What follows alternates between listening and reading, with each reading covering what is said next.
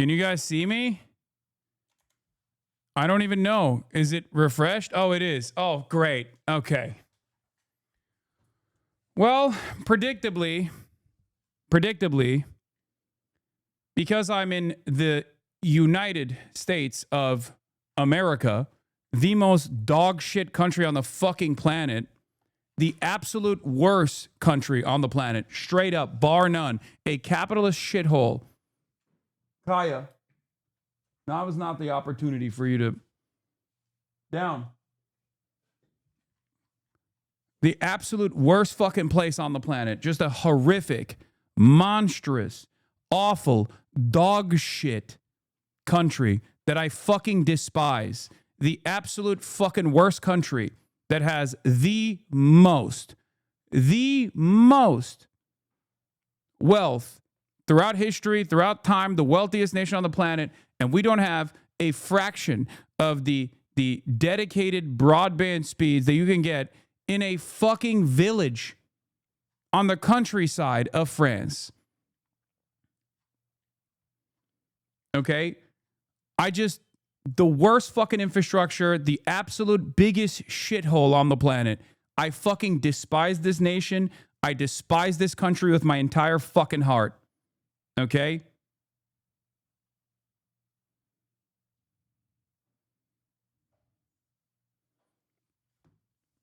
We do not have any freedom in this place. We do not have any freedom in this country. I hate this fucking country so much. I hate it with all of my fucking heart. It just sucks so bad. Every time I fucking go anywhere else, I can literally go to a fucking bumfuck hotel in the middle of nowhere, okay, on the countryside, and I can get better, unrestricted, unrestrained, uninterrupted broadband than Los Angeles, California, in one of the wealthiest countries on the planet, in one of the wealthiest states on the planet. California as a fucking state is the 5th largest economy on the planet. This is where Silicon Valley is. This is where all the fucking latest advancements in tech is supposed to be happening. Okay?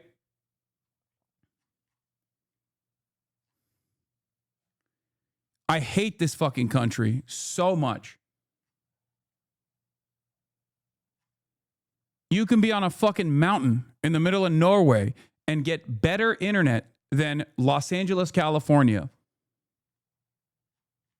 And this is just like a moment of anger. This is a moment of fucking anger for like something that is just so routine, so silly, such a first world problem. But it is emblematic of all of America's much more consequential violence.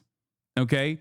It's the same reason as to why America, Kaya, please just fucking go, just stop.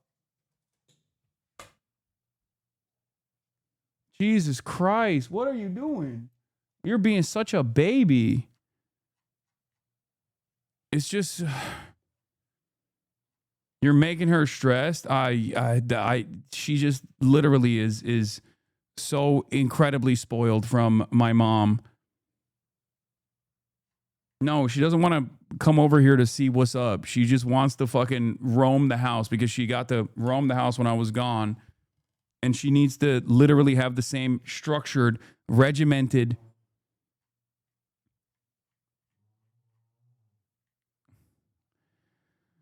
I think that clip went to Trump's big baby desk immediately. I hate everything. I hate everything.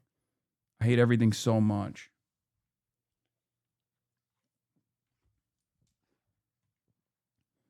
Anyway, as I was saying,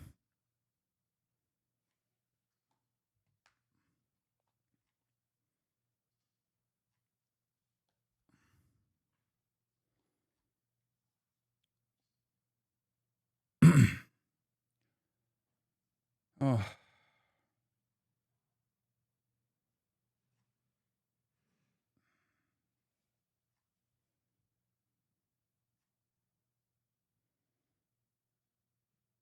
Start running ads, take sponsors so you can get fiber. Yeah, I'm not going to fucking do that.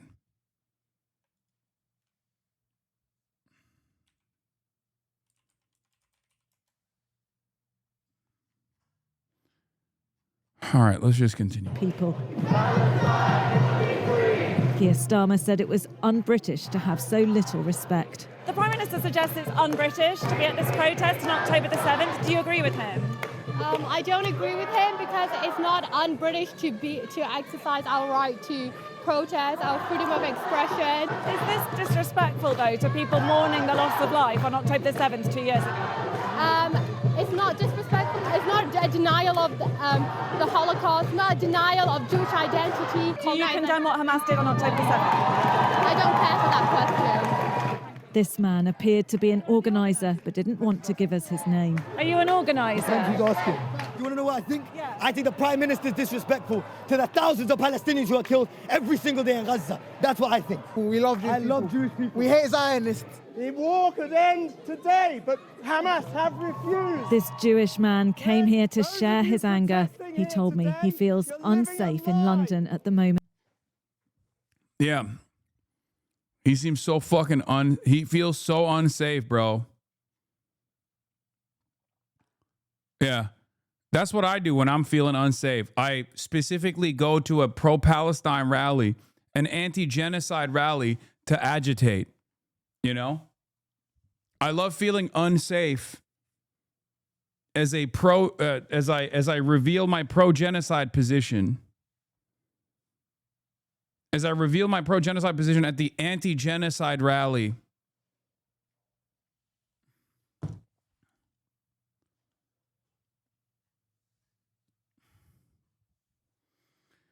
Oh my God.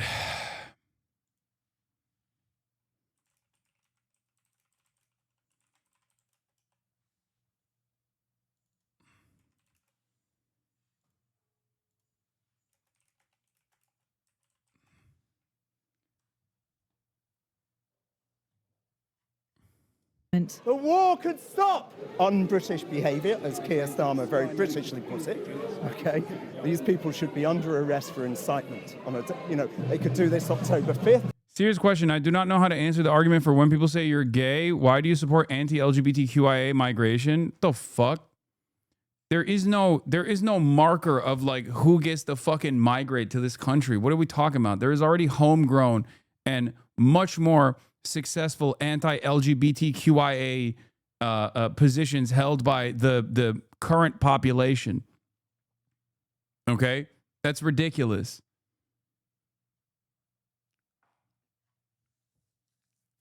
People are complex. They're fucking human beings. Some of them are not going to agree with you. The notion that all of these people that are coming in are anti-LGBTQIA and they're specifically migrating to this country to represent anti-gay, anti-queer attitudes is so fucking laughable. It's no different than people being like, why are you anti-genocide? Hamas would throw you off of a rooftop. It's basically that, but on the issue of migration. And it's most commonly advanced by people who themselves are fucking anti-gay and anti-queer. Ridiculous. I can't speak for the UK, but Muslim populations in the United States of America also are way more fucking open-minded to gay people than white evangelical Protestants are, by the way. Not only that, but also they don't even have any sort of outsized representation in the same way that the most consequential anti-gay group has. It's ridiculous.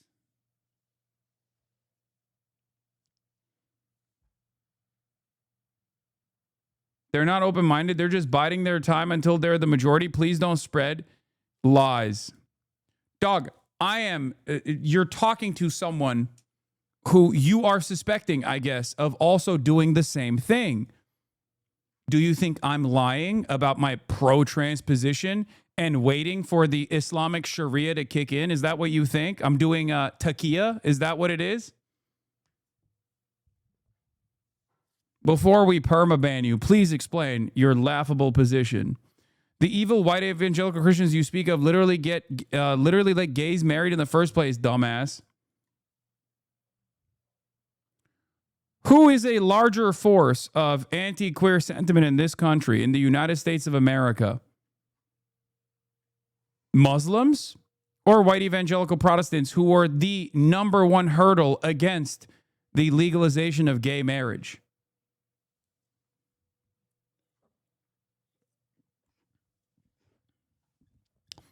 You've already betrayed your position by saying, let the gays get married.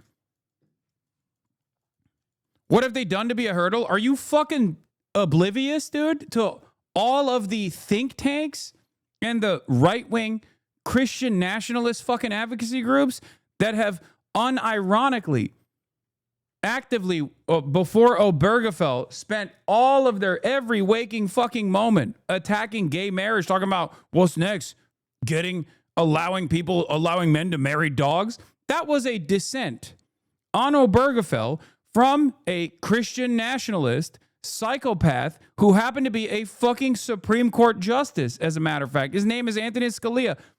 He died. You're literally just fear-mongering? No, dude. If you are experiencing fear when I am delivering an accurate reflection of the political forces in this country, then you correctly understand that it is worthy of some semblance of criticism or fear. You just don't want to fucking admit it because you have some false notion in your brain that actually the white Christian, the white evangelical specifically, the white evangelical forces in this country are actually a lot more open-minded. And you want to feel that way because you are fearful of people that are coming from outside the country. Okay, that's the only reason where you're like, oh, well, those are the guys that I do know. And I wish this country was just entirely comprised of people like that. This is a recognition. When you say this is fear-mongering, especially because I'm not actually fear-mongering, I'm just giving you an accurate reflection of events. Okay? This is simply a recognition. Evangelicals are at 36% in terms of accepted. 61% of evangelicals believe that homosexuality should be discouraged. There are more good than evil people. Yeah, I know. But the same goes for Muslims too, which seemingly is not something that you believe because you think all Muslims that are coming into this fucking country are actually secretly biding their time by the way that you, by your own admission, they're biding their time until they're the majority.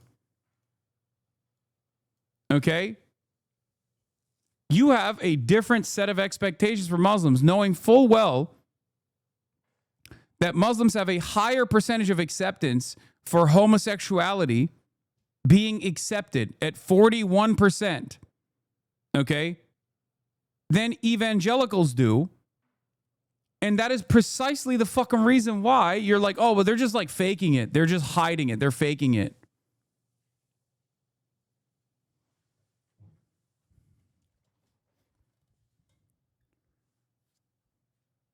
The moment that motherfuckers actually see the data on this stuff and they still go, nope, don't believe it, is a moment where you're just lost.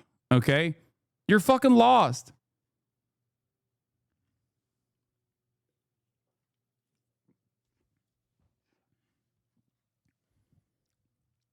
Even if Muslims had a higher percentage of homophobia than evangelicals did, which group has outsized representation in Congress? Muslims or fucking evangelicals?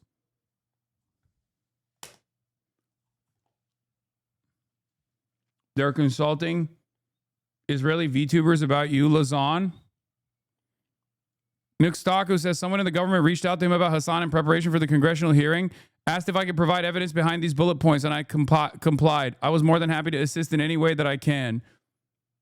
The American Congress is reaching out to pedophilic Israeli VTubers in an effort to develop talking points about me. Oh my Lord, we are so fucking lost. And I mean, evil people may be the loudest, but they aren't the majority. You need to highlight good people who are doing the right thing more often. Dog, you're an evil person. This is an objectively evil statement. Okay? I need you to understand something. You need to immediately stop thinking like this. The notion that the notion that like Muslims are not open-minded and they're just biding their time until they're the majority, only to fucking turn around and be like, well, when we're talking about evangelical Christians, evil people may be the loudest, but they aren't the majority. You need to highlight good people who are doing the right more often. Like, we started here because you made this statement when I was talking about how Muslims in the United States of America not only do not have like any sort of significant political representation, they're not exactly movers and shakers in American politics, but also on top of that, they are more open-minded.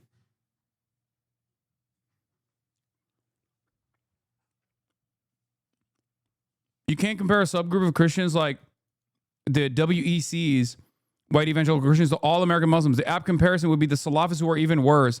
Yeah, except the Salafists in America are virtually non-existent, dumb fuck. That's my point.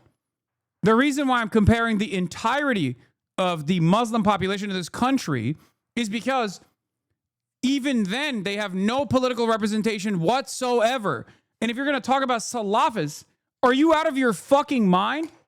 In the United States of America, you think there's any sort of political representation for the fundamentalist version of Islam? Are you out of your fucking mind, chatter?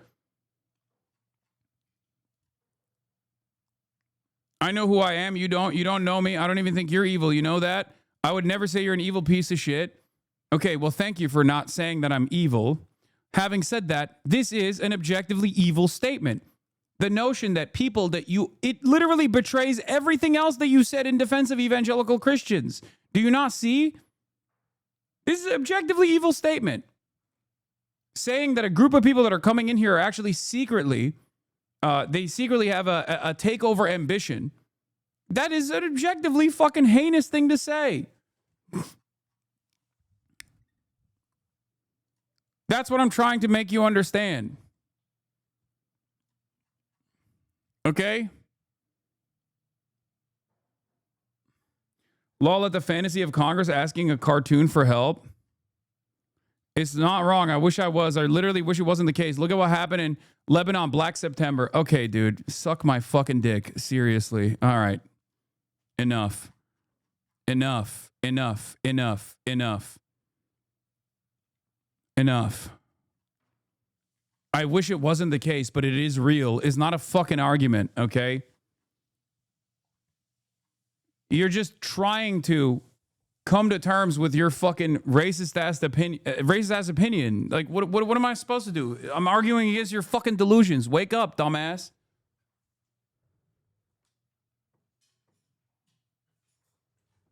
Also, Black September wasn't in Jordan.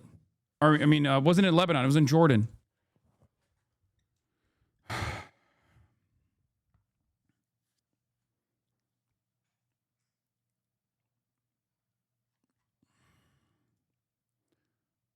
You did not get into the logs, but this guy's also against Irish unification. Oh my God. Is that a fucking Protestant living in the north of Ireland? Is that what it is? Almost always motherfuckers that actually come from, they just straight up have the worst positions. Like people who are like pro-Confederate to this day. Just the worst politics. October 6th, October 8th, October 9th. In fact, they probably are, and they pretty much have done every day, just as they did on October 7th, 2023. Okay, and to do this today is mere incitement. But Sky have also been inciting, okay, and you only have permission to publish this if you include that. There was hostility towards the media on both sides. Please don't get in the faces of protesters. But they're on a public street in London. It's common decency, don't get in their face. So the Prime Minister says that this shows a lack of respect and is un-British. Do you agree with him?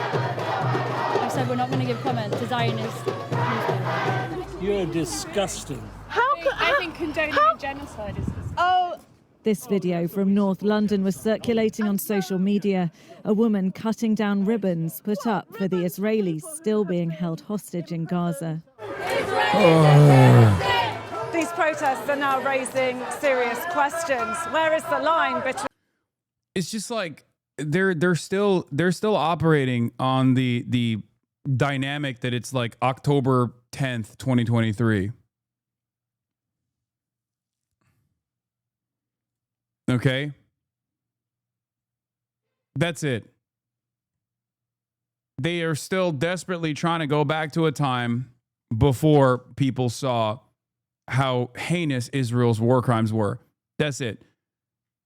And it's like, no amount of like fake victimhood narratives that you present after openly defending a genocide for the past 2 years is going to change people's attitude.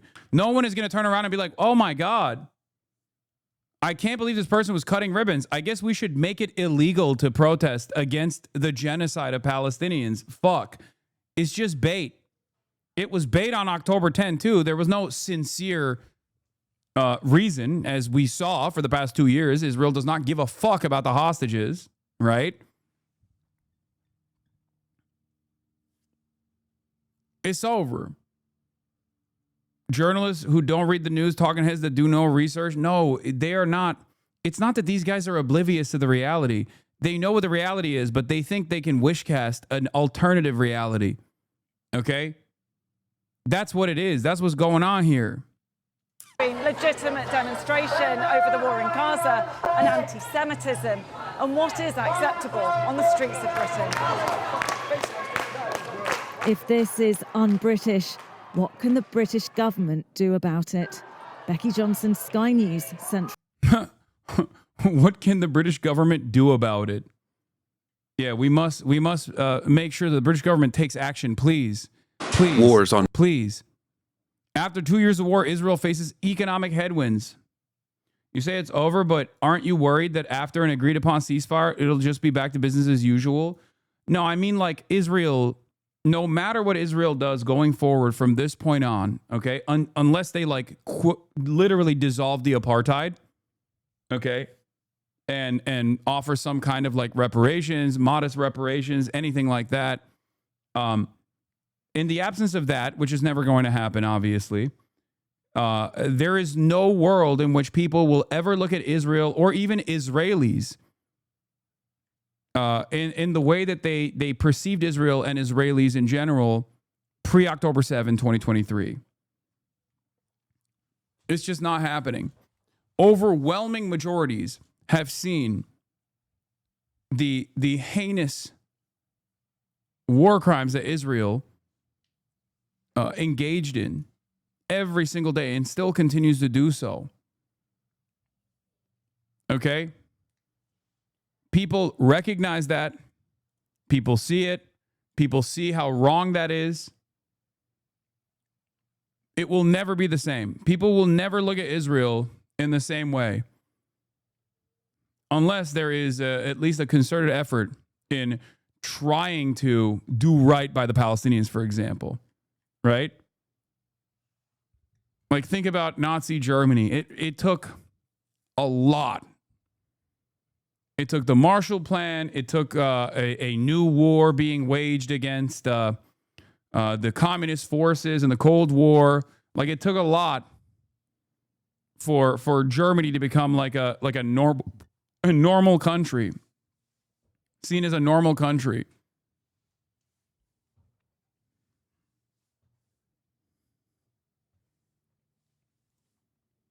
People are scumbags. God forbid they care about hostages. Both sides are wrong. I know, man. Why doesn't anybody ever think about the poor Nazis in Nazi Germany? You know, both sides are wrong in the Holocaust is obviously a fucking ridiculous statement, right? There is no both sides in a genocide. Okay? There is no both sides in a genocide. It just doesn't work that way.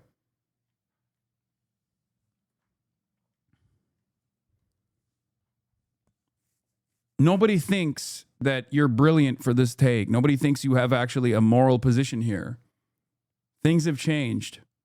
Things have rapidly changed. And even on October 7, 2025, it's no longer the same as October 7, 2024.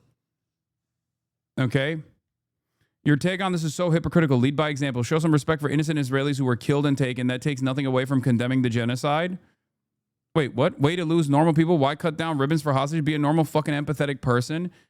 Dude, 2 years. 2 years of genocide. They are simply using October 7 as a pretext, October 7 as a response, as a reason for why Israel has been able to engage in a genocide for 2 fucking years. That is precisely what this is.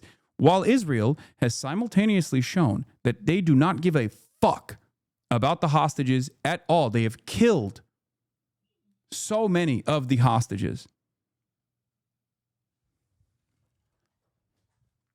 If you cannot comprehend that this is a mere talking point to advance Israel's genocidal ambition, 2 years after October 7, you will never understand it. Okay?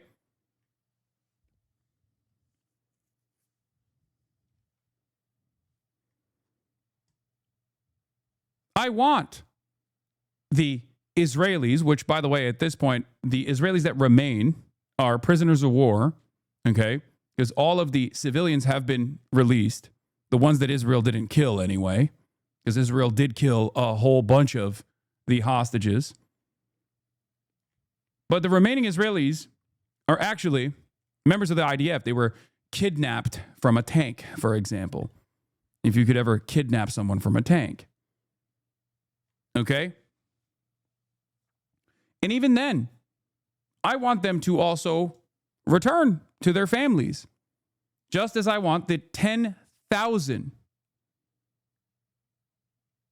Palestinians that are kept under administrative detention to be able to return to their families, just as I want the apartheid to end. But do you see the ginormous asymmetry there?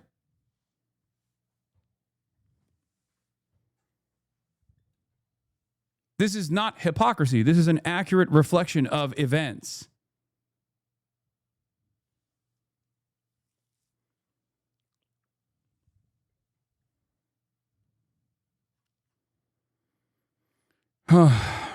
Why Frogon is no longer a mod in this channel? That's not the case.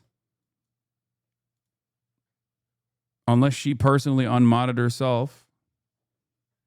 She is still a mod in this channel. Frogon.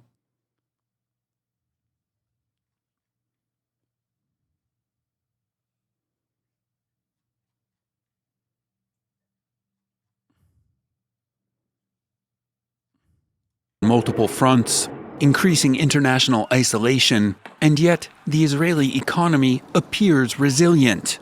The investors of the world, get on board now, because we're about to take off.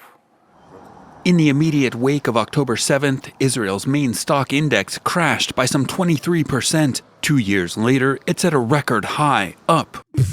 Things never change. Have you seen Attack on Titan? Eren Yeager is Israel. Frogon got cooked by H3H3. How are you anti-Israel, but also still fucking... What the fuck is happening here? You're anti-Israel, but you're also simultaneously like taking the position of the person who was behaving as a pro-Israel voice, actively trying to deplatform people who are anti-Israel voices. I will never understand the mindset.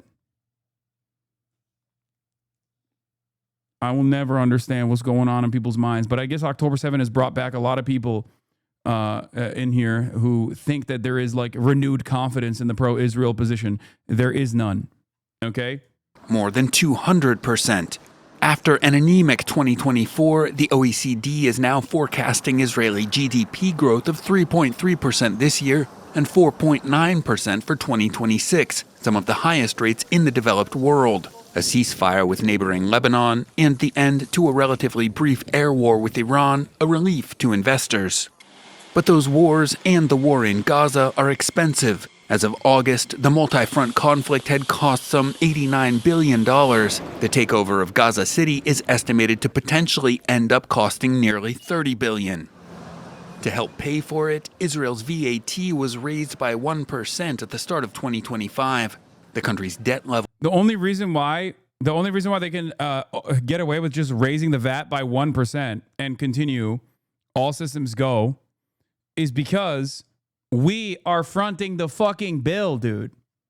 We are fronting the fucking bill. For the most part, is the U.S. money and the U.S. bombs and the U.S. subsidies that go to Israel to carry out this unlimited genocide of the Palestinians. It's fucking ridiculous. Yeah, Israel is the largest cumulative recipient of U.S. aid. Total aid from 1946 to 2023 by fiscal year, constant 2022 dollars, reaches $300 billion, okay? Almost $100 billion in economic help, in economic aid, and then another $200 billion in military aid.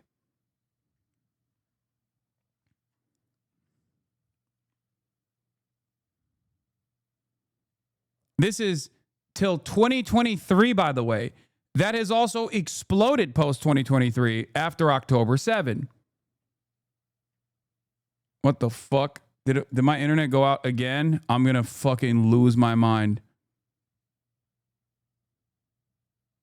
What is happening? No, it's okay. Okay, my chat went out for a second. Okay, great.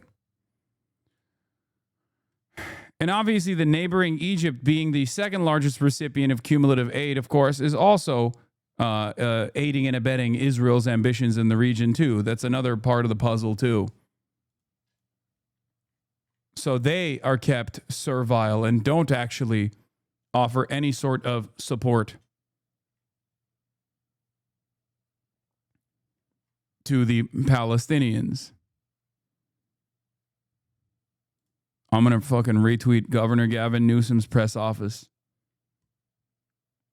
Yeah. Post 2023 numbers. Since October 7, 2023, the U.S. has poured between $31 to $34 billion into Israel's war on Gaza and related military operations across the region. According to Brown University Cost of War Project, roughly $21.7 billion went directly to Israel in military aid, while an additional $12 billion funded U.S. operations in Yemen, Iran, and elsewhere. These figures exclude tens of billions more in pending arms deals, underscoring Washington's central role in sustaining the war and the wider regional escalation. More than 5.27 million people have been displaced in Gaza and the wider region, including Iran, Israel, Lebanon, and the West Bank. More than 236,000 Palestinians have been killed or injured in Gaza alone. Some 17,000 more were killed or injured in Lebanon. Thousands more have been killed in Yemen, Lebanon, and Syria. The Cost of War Project also notes U.S.-backed Israeli military operations since October 7, 2023 will lead to a far higher indirect death than direct death rates. From 2020 to 2024, private firms received $2.4 trillion in contracts from the Pentagon, approximately 54% of the department's discretionary spending of $4.4 trillion. The expanding tools of political influence used by the arms industry include extensive lobbying, millions in campaign donations, the revolving door, funding think tanks, and involvement in government advisory committees. Military spending produces an average of 5 jobs per $1 million. The same investment in other sectors create more employment, nearly 13 jobs in education, 9 in healthcare, and 7 to 8 in infrastructure and clean energy.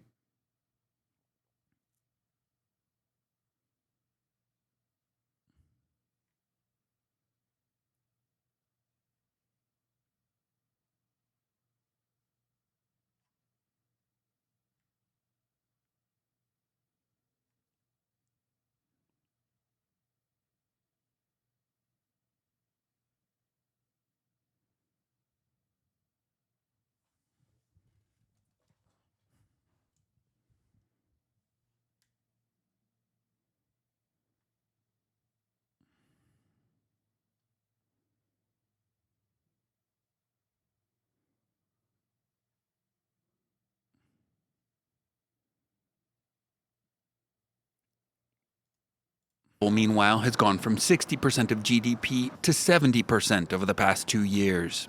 The calling up of hundreds of thousands of Army reservists has not only hit productivity, but also sparked a brain drain in the critical tech sector, which accounts for 20% of GDP and 56% of exports. In the first year of the war, more than 8,000 tech workers relocated abroad. Most costly, though, may be Israel's loss of standing on the international stage. Tens of thousands of Palestinian civilians have been slaughtered in what is increasingly recognized as an ongoing genocide in Gaza. Norway's sovereign wealth fund, the world's largest, has divested from a number of Israeli firms, citing ethical standards. Meanwhile, the European Union, Israel's main trading partner, is threatening to increase tariffs on Israeli goods. We regret having to take... Why you want America to collapse when it gave you everything you can dream of? What are you talking about, man? Oh. What the fuck's going on today, dude? I don't want America to collapse, you fucking idiot. I want America to do right by Americans. America is collapsing regardless of what I say or do. I want to stop that.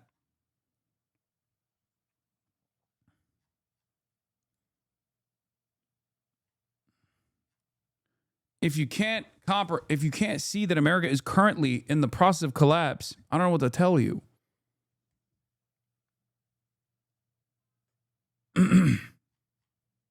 Stream goes down one time and the craziest chatters start pouring in. I know.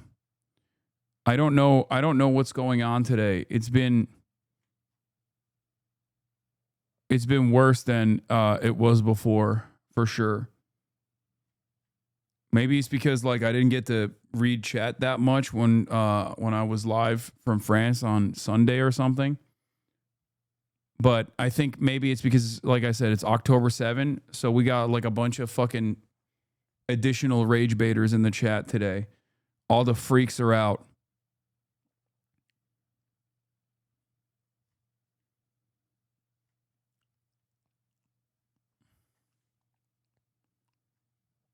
this step. However, we believe it is both appropriate and proportionate given the ongoing humanitarian crisis in Gaza. Israel has not yet lost its most important ally and patron, the United States, which provides some $4 billion in funding per year. But even that could change. Recent polling shows a dramatic shift in U.S. public opinion, with a majority of voters now opposed to sending Israel any more military or economic aid. Many American Jews sharply. Most American Jews say Israel is committing war crimes in Gaza. This is the other side of the story, for the record. Okay? This is the other side of the story. It's that, like, Israel is such a blight that it is losing the most propagandized population. Israel is losing its most directly propagandized population in the United States of America. Okay? Because remember, a lot of people live in the heartland and don't understand, like, they've never encountered a Jewish person or have very limited experiences with Jewish people. But if you live in, like, New York, Los Angeles, Florida, okay, if you live in Jewish neighborhoods, you know, if you have Jewish friends, you know this. You know that, like, from early on, Israel support is seen as almost a national religion for many secular Jews in this country. And it's like embedded into the collective consciousness by force to the best of Israel's ability. And even then, in spite of the false conflation between Judaism and Zionism that is at every step of the way actively pushed by moneyed interest, American Jews are also recognizing that Israel is committing war crimes against Palestinians in Gaza at 61% and a genocide against Palestinians in Gaza at 39%.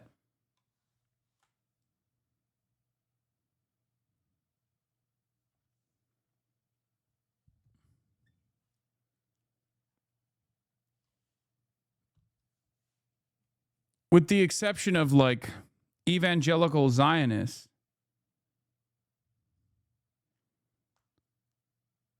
evangelical Christian Zionists, Israel is basically losing every single group. Disapprove of Israel's conduct in the war in Gaza. The latest Washington Post poll of American Jews finds that 61% say Israel has committed war crimes against Palestinians, and nearly 40% say the country is guilty of genocide against the Palestinians. American Jews are particularly unhappy with the current Israeli government.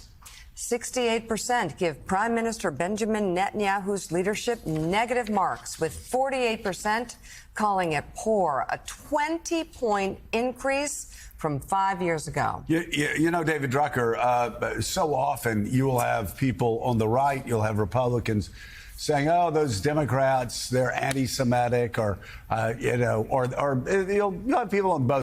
Dog, you say that. You are the one who says that. You have been saying that. What caused you to change your fucking tune? It's crazy. I feel like I'm watching a totally different news broadcast and not Morning fucking Joe.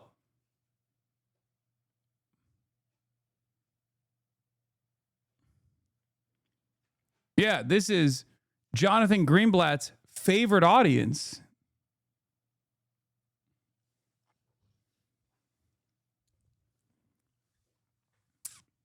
How'd this happen? Why is the stream offline? It's not.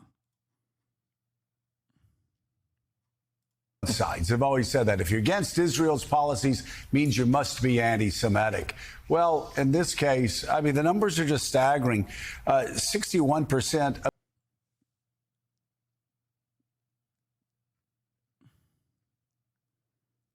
Yeah. One day, we will all have been against this. By the way, that's what's going on. One day, we will all have been against this. Yeah. Moen Rabbani says, American Jews are Hamas, anti-Semitic blood libel paid by Qatar, etc.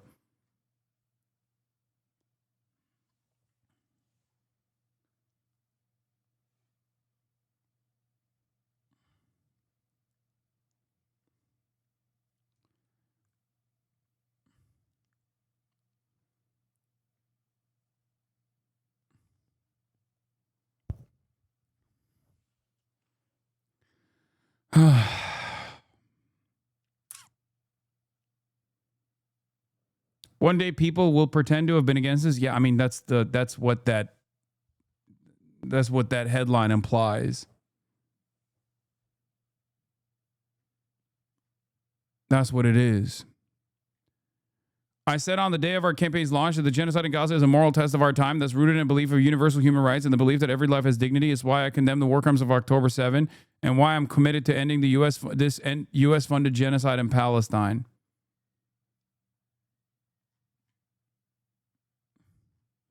Is this Israel's equivalent of the Iraq War? It's worse.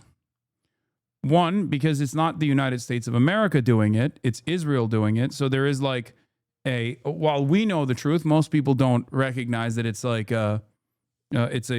most people think it's a separate entity doing this stuff. And two, it's a straightforward genocide with genocidal intent, openly stated.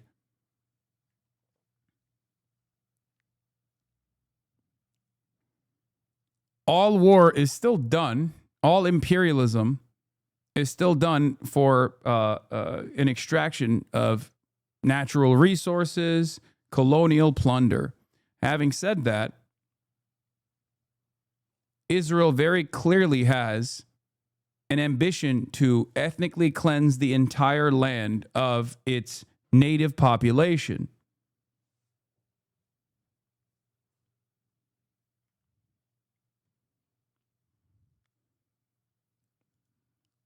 So it is a little different in that regard. One, because Israel's not America, at least the way that people see it, right? People see Israel as a separate state, right?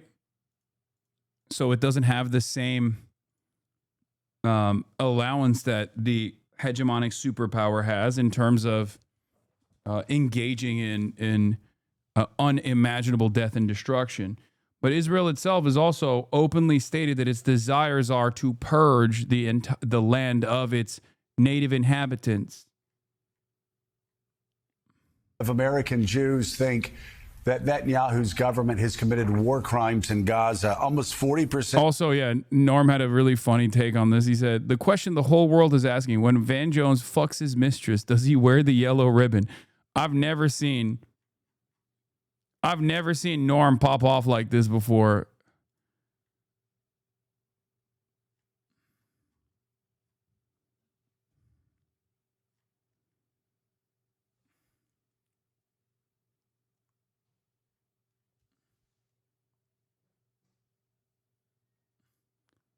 Yeah, this is these get even funnier when you remember he's dictating them over the phone to the assistant that runs this account.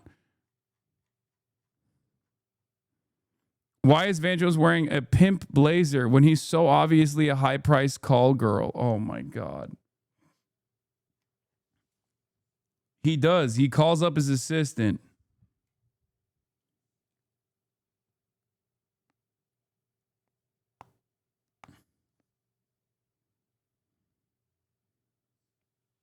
He calls up his assistant and dictates word by word.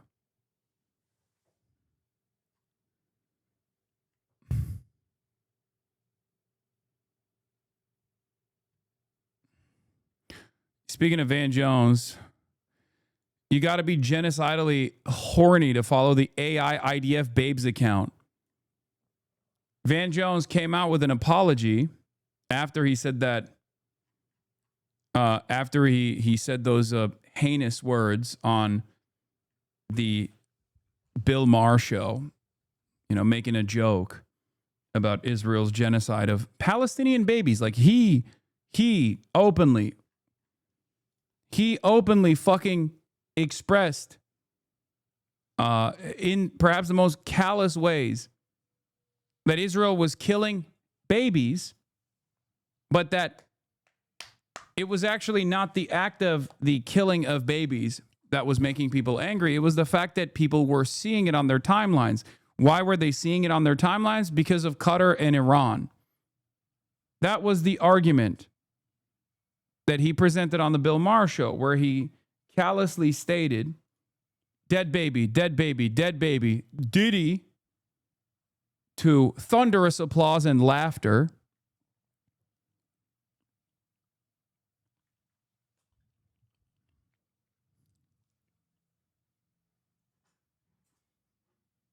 And claps in that fucking room.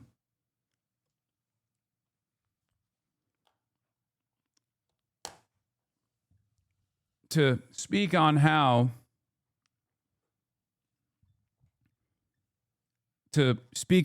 Israel had lost its popular standing in the United States of America. But then Van Jones turned around and said, yeah, I messed up on this one. Here, if you want to see the video, let's watch it again. Van Jones warns of Iran and Qatar's social media campaign. Isn't part of that because we had to fold everything into critical race theory, and somehow the Middle East became part of, like everyone is expressing their own personal pet project here. Bill Maher is saying, oh, it's because of DEI and critical race theory. Okay. And Van Jones has to retaliate because he's, he's supposed to defend that. That's like obviously that's a liberal position, and he still has to maintain his like liberal bona fides, right? So he turns around and goes like, "Oh no, it's not a DEI thing." I see it differently, and I love this conversation because I think people, those of us who went to college, give a lot more credit to college courses for how the world works than I do. This is not about critical race theory on college campuses. This is about Iran. Iran and Qatar have come up with a disinformation campaign that they are running through TikTok and Instagram that is massive. If you are a young person, you open up your phone and all you see is dead Gaza baby, dead Gaza baby, dead Gaza baby, right. Diddy, dead Gaza baby, dead Gaza baby. Like, that's basically... Remember, who killed the babies? Who killed the children in Gaza? Who? Was it Iran and Qatar that killed the children in Gaza and then made it seem as though Israel was killing them? Why are people seeing the mutilated flesh of children with regular frequency and going, oh my God, this is demonic. The fact that like a government is doing this and the fact that our government is actually defending it and supporting it materially is unacceptable. This is not about Iran or Qatar. The audience is so fucking stupid. They're just laughing at the Diddy part because sex crime, gay funny. No, I know. Well, they're also a paid audience. You have to remember. Okay. So like there is no world. Can you imagine? The Holocaust is seen as an atrocity because of paid Jewish media. Okay, it's seen as an atrocity because of paid Jewish actors that make you look at dead children, dead Jewish children. Like if you were to say something like that, you would not have a fucking CNN job. Okay. You would not. You would never be able to retain a serious CNN job ever again. You would be correctly seen as a fucking Nazi. You wouldn't just have a CNN job. In previous years, you probably would have no job at all. Nowadays, you can probably get an independent media job after saying something like that, as many independent media figures do say things like that. Okay? But of course, when you say this about Palestinian children, it doesn't fucking matter. So should we never explain things? If people are going to clip and lie, they were already lying and planning anyway. What are you talking about? Oh, are you responding to the chatters who are saying, oh no, that's going to get clipped out of context? Yeah, I know. I don't give a shit what people say. They already clip me out of context all the fucking time.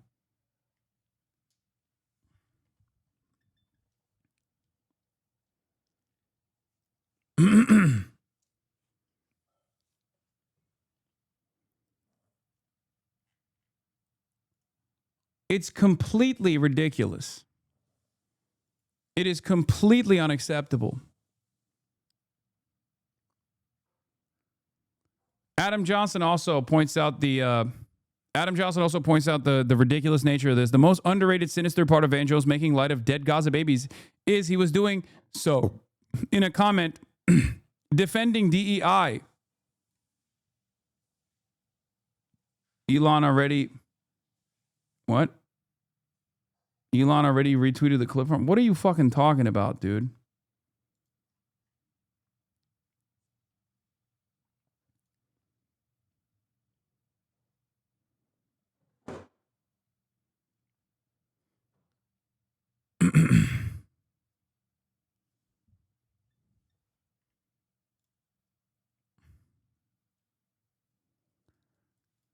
The cognitive dissonance energy required for progressive accept Palestine rhetoric in the coming years is going to rip a hole in space-time.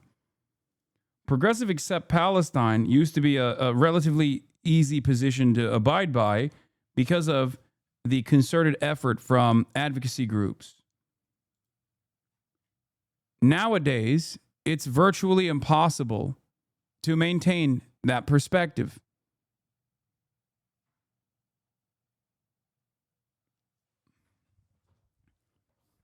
Because most people understand exactly what the fuck is going on. So if you're like in any way, shape, or form like actually progressive, you can't get away with this kind of sentiment. You can't be making light of victims of a genocide. So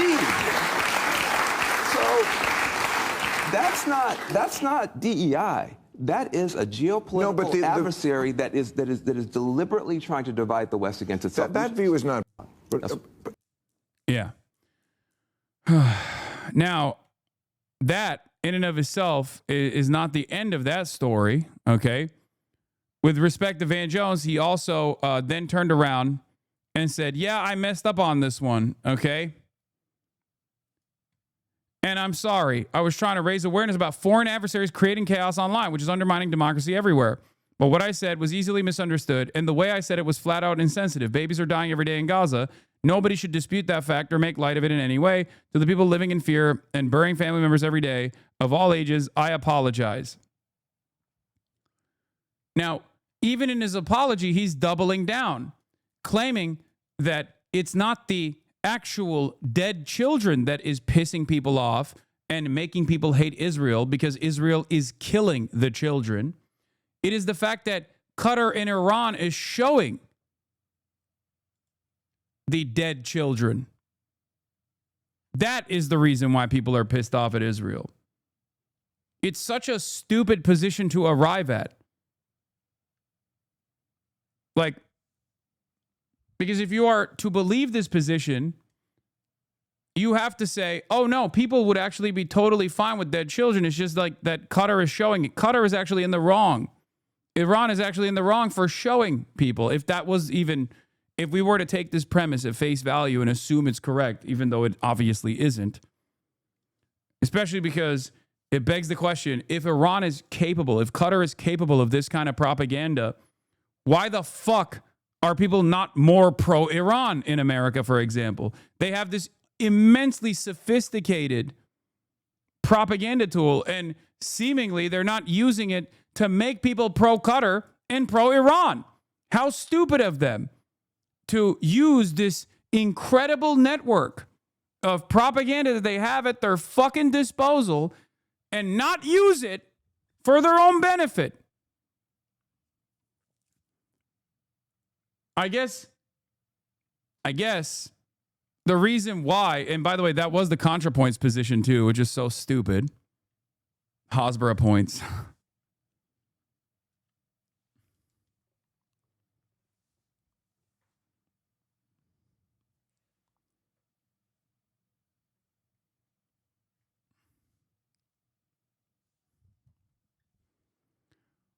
But it makes it even sillier when you realize that, like, he said those things because Israel wants him to say those things, okay? Pro-Israel advocacy groups want people to think that the real issue here is not Israel's genocide, but the real anger towards Israel is actually a concerned effort from Qatar and Iran.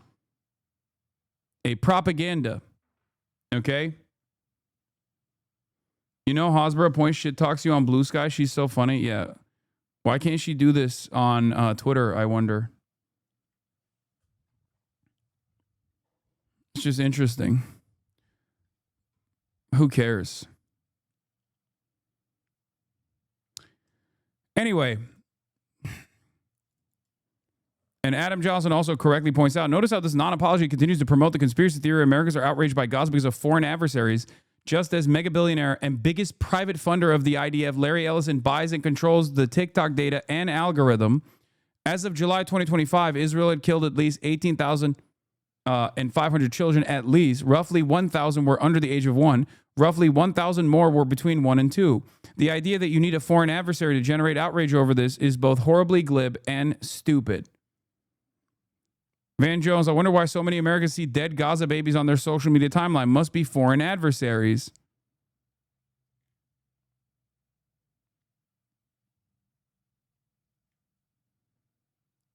He is a stooge for corporate interests and whoever pays him, okay? It is not an accident that Van Jones got $100 million from Jeff Bezos. Okay? This isn't to say Jeff Bezos is super pro-Israel or whatever. But it is to simply show you that he is a corporate man. For those of you who don't know, he did literally get $100 million from Jeff Bezos straight up. No holds barred, no questions asked. Because he's a fucking shill. And what's even more interesting is that back in the day, he used to be a Maoist third worldist. In 2003, and I didn't know this either, Van Jones recorded a rap album where he called for an end to the Israeli occupation and the right to return for Palestinian refugees. Nowadays, he makes fun of dead babies in Gaza for late-night TV laugh tracks. The rights of the Palestinian people being respected. And at this point, the end of the occupation, the right of return for Palestinian people, these are the critical dividing lines, global dividing line questions of human rights. We have to be here. No American would put up with an Israeli-style occupation of their hometown for 53 days, let alone 54 years. We see violence against poor people and poor people of color within the U.S. border, at the U.S. border, and beyond the U.S. border. And you see U.S. tax dollars funding all of it. And so we have, this now global struggle against a U.S.-led security apparatus and military agenda that impacts people here and impacts people around the world. And I think that we need to see our problems as linked. All right, Van Jones. Is this real or AI? No, it is real. People don't fucking know that he used to be a Maoist third worldist. When he was in the Obama administration, Republicans literally constantly talked about how he was a Maoist third worldist and how Obama had surrounded himself with radicals.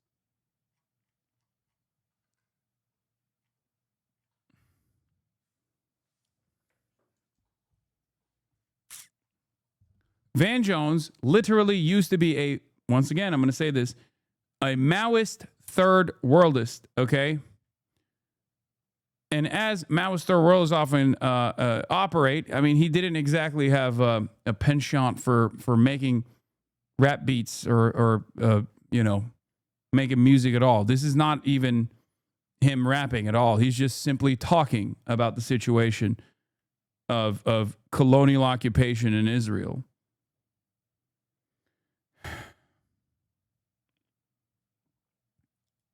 Yeah, here. Now, if students can do that in 1960, students can do that in 1970. Now, if students can do that in 1960, if students can do that in 1970, if students can do that in 1985 and 86, in 1993, when we have the United States government building a death camp, a concentration camp for black people who have done nothing wrong but get sick and want justice. That's all they've done wrong. If we can't close that death camp, if this generation cannot prevent another Japanese American internment in our lifetime, we should all get haircuts and go get regular jobs and give it up. Seems like he got that haircut. Seems like he got that haircut. What in the Fetterman? No, this is not. This is beyond Fetterman. He's just a grifter. A lot of people don't remember this. I've talked about this before. Kirsten Sinema also was she wasn't like a Maoist, but she did use like Maoist third worldist English, Maoist third worldist language when talking about America. Like she was a fucking anarchist. Kirsten Sinema too.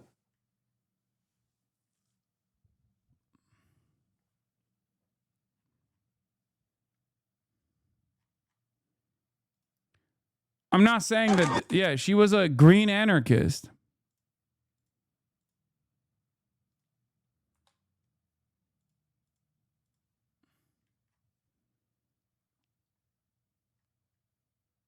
Jim Cramer. Oh, yeah, Jim Cramer was a trot. That's another one. Van had his eyes opened by internal thought and a mere $100 million from Big Bezos to carry the corpo line that includes supporting Israel. How can you critique a man for selling his personal ideas for easy 9 figures? No, I mean, he already had that transformation from prior to the $100 million. He got the $100 million because he had already fully formed into this servile being for all corporate interests. Kirsten Sinema's anti-war activist passed under scrutiny as she runs for Senate. Sinema, a former Green Party spokeswoman in Arizona who at the age of 25 in 2001 and 2002 ran and lost race for local office as an independent. She had moved to Arizona in 1995 and worked as a social worker. When George W. Bush was elected president, Sinema quickly began to make a name for herself in the Senate in the state with left-wing activism. In the run-up to the wars in Iraq and Afghanistan, Sinema, then a law student at Arizona State University, was a frequent organizer of anti-war rallies, organizing 15 by the start of the Iraq War. Sinema would later boast on a progressive message board in 2006 of her opposition to Afghanistan from the start and continued opposition, saying she opposed war in all forms. Her biggest anti-war event was a February 15, 2003 protest in Patriot Square Park in Phoenix.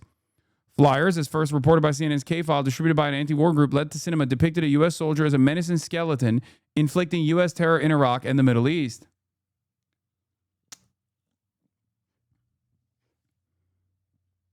In her activism for that event, Sinema was willing to work with all groups, including a local anarchist group that helped organize the rally. Appearing on the radio show of local libertarian activist Ernest Hancock a day before the event, Sinema said, "Libertarians, Democrats, Republicans, Greens, Independents, Anarchists, Socialists, Communists, whoever wants to come, they're all welcome."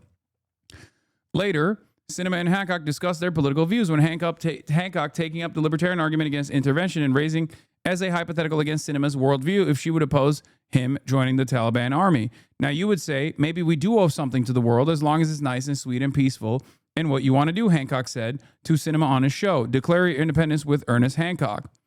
Well, it's not so much of a candy cane kind of theory as you're making it stand out, Sinema responded. But I do think that those of us who are privileged to have more do owe something to others. By force, Hancock asked. By me as an individual. If I want to go fight in the Taliban army, I go over there and I'm fighting for the Taliban. I'm saying that's a personal decision. Fine, Sinema interjected. I don't care if you want to go do that. Go ahead. Am I losing my internet again?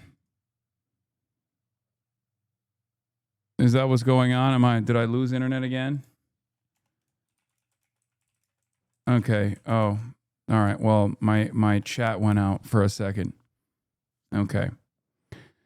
Ties to the far left, but that's Kirsten Sinema. Let's take a look at how the Fox News guys were presenting Van Jones's past. Should I stay or should I go? Fox pundit, does Obama have the guts to fire Van Jones? Should I stay or should I go now? That's the question we're asking for this segment. Should he stay or should he go? Controversy growing this morning over Van Jones. That's the president's green jobs. Same asshole, by the way, still at Fox News. He works in the West Wing of the White House. Here's a look about what all the stir is about. Jones at one time was a self-proclaimed communist. There's a videotape that surfaced from a few months ago using a vulgar word for Republicans. He also said at one point white polluters are poisoning minority communities. And now there are claims he signed a petition saying the Bush administration knew about the attacks of 9/11 before they happened. I want to bring in Bob Beckel, professor of advanced political studies at George Washington University and a Fox News. Van Jones worked in the White House? Yes. Under the Obama administration? Yes. I wonder what the slur was that he used when talking about Republicans. Contributor, how you doing, Bob? Good morning to you. You too. All right. Andrea Tantaris, Republican consultant, FoxNews.com contributor. Andrea, good morning to you as well. Morning, Bill. Boy, I don't know what we're involved in this. I don't know what we're stirring up here today or what's going to happen as a result of everything that's come out over the past several days with Van Jones. But Bob, answer the song of the Clash. What? Cracker? Is that what he called Republicans? Should he stay or should he go? Oh, well, there's no doubt he should go. I mean, he'll be applying for unemployment come Tuesday morning, but that's not the point. There's a bigger question here, and that is the vetting process here. How did he get through this? And this is not just the White House Obama team vetting. You know, I've been in the White House before. I've been vetted, but by the Secret Service. They're the ones who go through your background checks and the rest of it. And for somebody who's a self-proclaimed communist, if all these things are true that he said in the past, I'm surprised, frankly, that he was given a White House pass, A, and B. Oh, he just called them assholes. Van Jones' asshole remark, inappropriate. Obama Green Jobs Advisor Van Jones is apologizing for calling Republicans a-holes a month before joining the White House staff in March 2009. His office just sent over this statement from him. These comments made before I joined the administration were clearly inappropriate, and I apologize for the offensive words I chose to use during that speech. They do not reflect the views of this administration, which has made every effort to work in a bipartisan fashion, and they do not reflect the experience I have had since I joined the administration. Also, I mean, this is 2009. Think about how different politics is now. Like, he almost got fucking shafted for calling Republicans assholes in 2008. On the comment about the Republicans, I mean, truth in lending, I've used that word myself, but with a couple of adjectives in front of it referring to Republicans, so I don't think that's a big deal. So you might excuse that, but the other stuff, you're not giving him a pass, are you, Bob? No, I'm not going to give him. How can you give him a pass? I mean, Andrea, why is he still around? Wait, Bob's never used that word to just... Yeah, this guy is also trying to fake defend. Fox News always used to do this shit where they would have like one panelist that's like fake liberal, really heightening their like liberal credentials, who then also would suspiciously agree to the reactionary position. And you can basically tell because Bob over here straight up said, I be because, Van Jones, black, would be filing for unemployment by Tuesday. You know how those blacks do, that type of shit. Describe me, right? Only off. Of course you not. All other absolutely Republicans. not. Oh, I thought so. I figured as much. No, I agree. Look, this guy has got to go. Put aside his very obvious political affiliations, his racism, the fact that he was arrested, his ties to the socialist group Storm. Look, Bill, on a day when unemployment is at 9.7%, this guy is tasked with bringing in more green jobs. And Yeah. Alan Combs is a great example of this, who just basically had to be the fake liberal on the Hannity and Combs broadcast for so long that it may or may not have given him cancer that ended up killing him. He died due to cancer. Straight up. he's not doing that. And his potty mouth is talking about everything else. And I think this is an opportunity for Obama. I mean, everybody's asking, Obama, where are you? We hear crickets from the White House.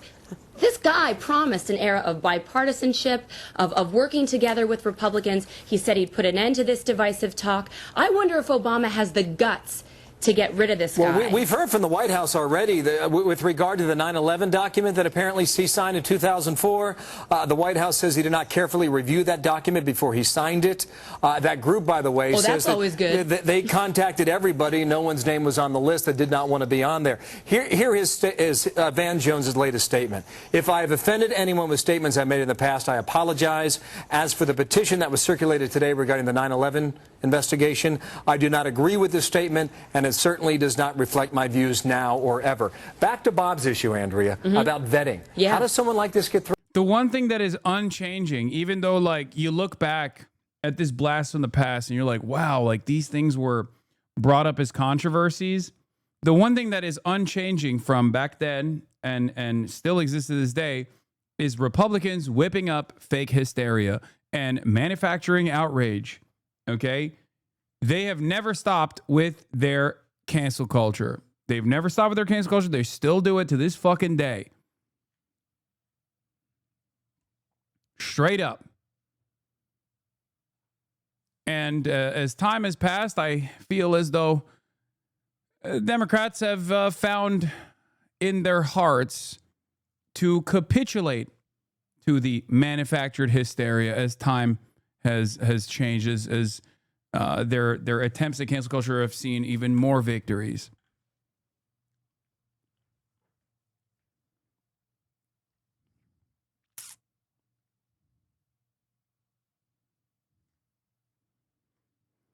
True.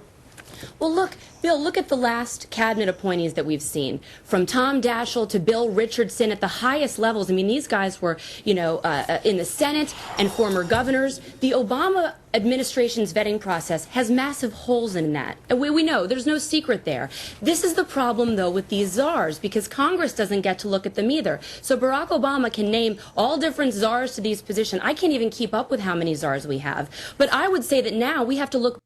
They also did get him to eventually. They did get him to eventually fucking resign.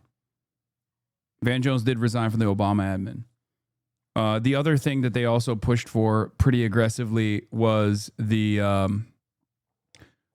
separation between Obama and his pastor Jeremiah Wright.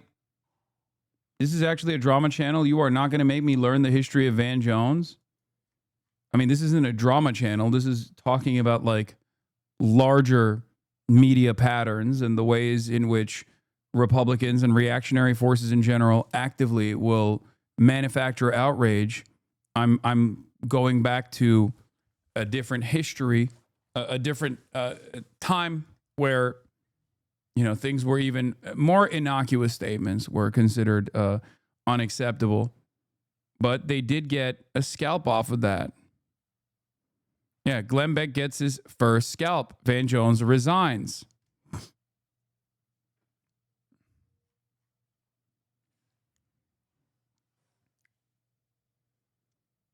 The reason why I'm talking about this, of course, is because Van Jones's past behavior was used against him, and over time, he became more and more pliant. because he didn't have any sort of real convictions at all. And what convictions he may have had, he obviously cast aside for a buck. And now you got a dude who used to talk about Israel's apartheid, 54 years of occupation at the time, 75 years or 77 years into the future, he's now joking about dead babies, dead Gaza babies. How did that happen? Believe they have committed genocide. And as we've been saying on this show for a very long time, I fear, as a longtime supporter of Israel, that the Netanyahu government, for whatever gains they make, are causing irreparable political harm here in the United States, among the one country that has been a steadfast defender of Israel since 1948. Yeah, it's been a real challenge, I think, for Benjamin Netanyahu, and I don't know that he's fully cognizant of it. I've talked to some people in Israel, and some people feel he's aware, and some people feel that there's just a... He picked up Maoism when he thought he could gain from it. No, nobody fucking gains from being a Maoist third worldist, dude. Get the fuck out of here. No, I don't think one simply arrives at Maoist third worldist positions for clout or some shit. Okay? It's not a profitable position to arrive at. No, he probably was heavily influenced by the Black Panther Party and saw himself in a similar vein, because the Black Panther Party was Maoist. And he probably wanted to be... he probably wanted to see himself... He wanted to be an activist and a figure in the same vein.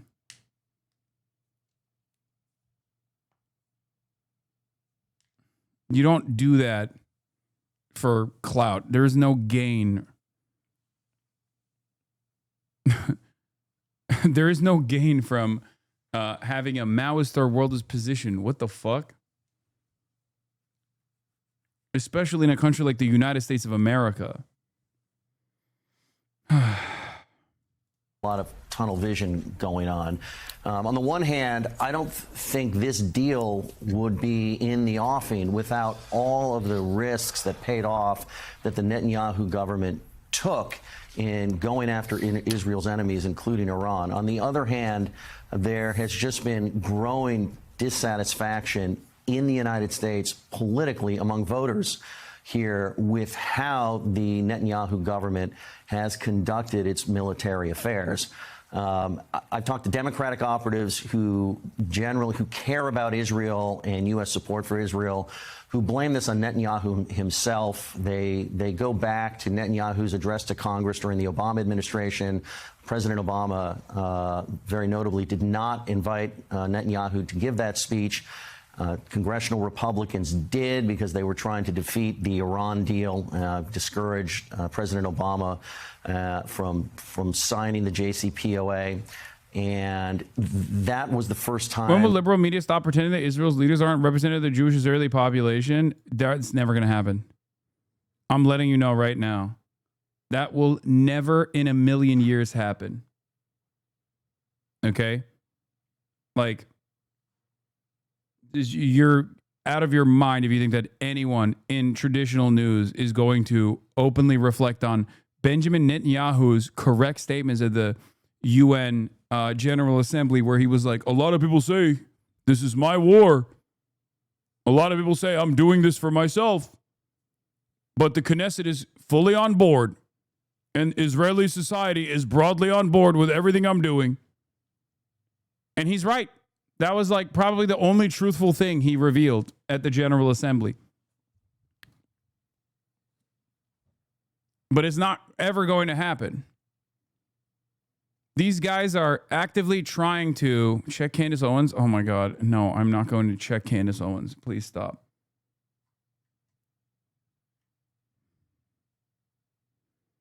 I am Barry Weiss. I'm listening to these concerns Hasan has and will take them into earnest consideration. Yeah. For sure.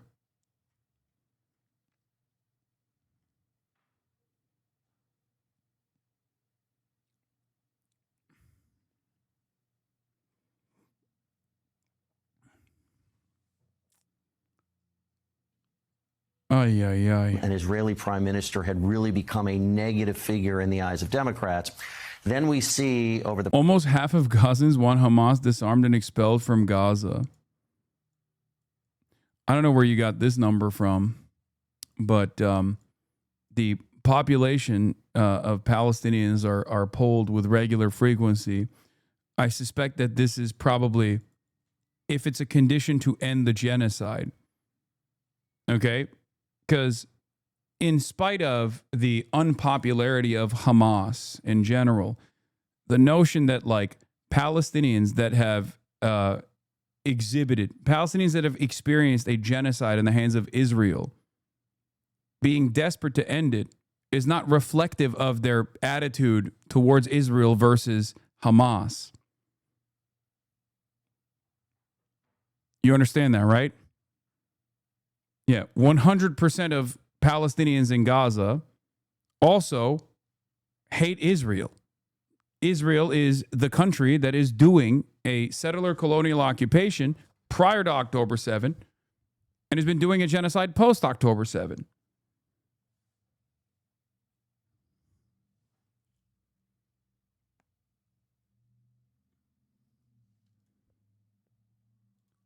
I do like that this chatter still couldn't say that the majority of Palestinians in Gaza want Hamas disarmed and expelled from Gaza.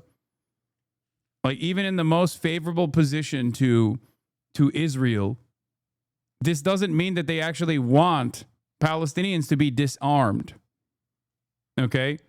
They don't want Palestinians to be disarmed because they think that Hamas is responsible for the genocide. They're so desperate for the genocide to end that they're saying it's fine if the Hamas brigades disarm, if the Al-Qassam brigades disarm as a condition to stop the genocide, because that's how badly they want to stop the genocide. And even while the genocide is ongoing, okay, even while the genocide is ongoing, they're still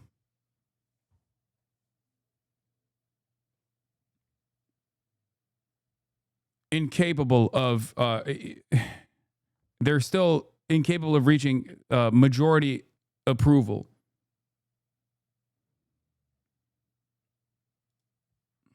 You got you didn't get banned, by the way. You can't send a link unless you're subscribed.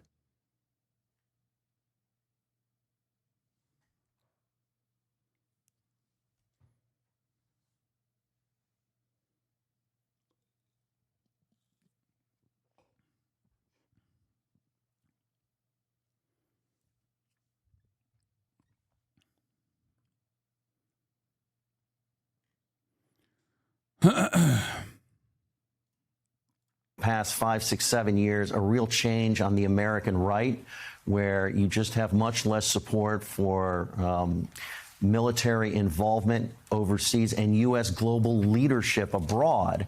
And instead of that just being limited to events like the war in Ukraine that Russia caused unprovoked, instead of that being limited to how we handle China and its designs on Taiwan, that has now bled into American military and diplomatic support for Israel. All of this is to say is that it's not surprising to me that we would see a poll like this, particularly when Jewish voters generally have always been center-left, have always voted for Democratic candidates at every level. And that means that I think the Israeli government and supporters of Israel have to be more cognizant of how the government's actions are being received here. Because when you look at the diminishing support for Israel among other Western nations, the U.S. really is sort of the last line of support, and they can't afford to take it for granted. You know, there's so many misconceptions in American politics about Jewish voters. I mean, it's running up to the election last time. The Democrats are constantly thinking that Republicans are about to seize the majority of Jewish voters because I guess Donald Trump says so. It's 70%.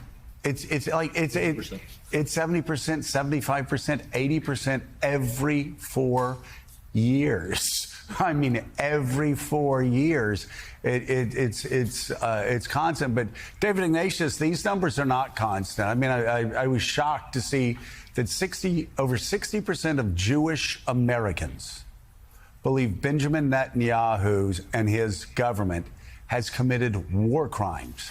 Israel has committed war crimes. Jewish Americans. Why did Jews vote Democrat? I don't fucking know. Because they like what the Democratic Party represents as opposed to the Republican Party. That's it. A major component to why Jews still vote overwhelmingly Democrat in the United States of America as opposed to the Republican Party is also partially because, like, the issue of Israel is not a partisan issue yet, but two, they don't give a fuck about Israel as much as they care about other shit that the Democrats represent. That's it. Because they're American Jews. They're not Israeli Jews. They are Jews in America.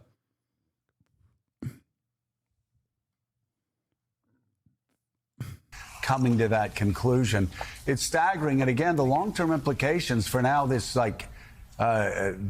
group on the left, there are people on the left and on the right now who are hostile to American support of Israel. That has grown. It is no longer the extremist on both sides. That is starting to move toward the center. I mean, the long-term implications for Israel and support for Israel in the United States, if, like me, you're a supporter of Israel, that's pretty devastating. So these numbers are stunning, as you say.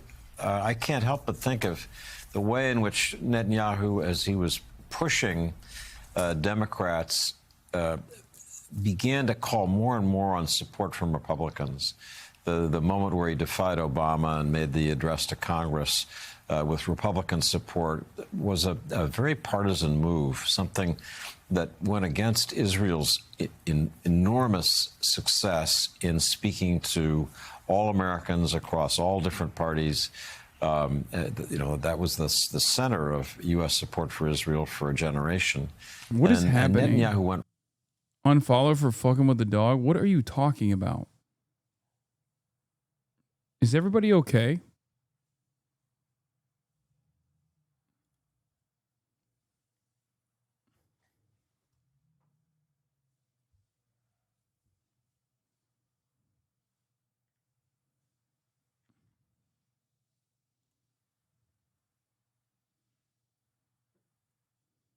Someone said to use a shock collar on Kaya.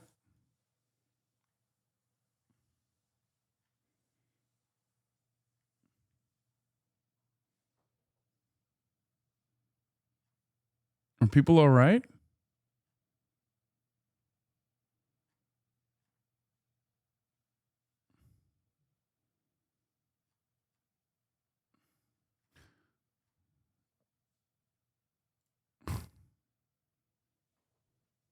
Okay, well, what are you going to do? Went right at that. And so it's part of what we're seeing. Also, I think... Why would you do that? I didn't. I don't.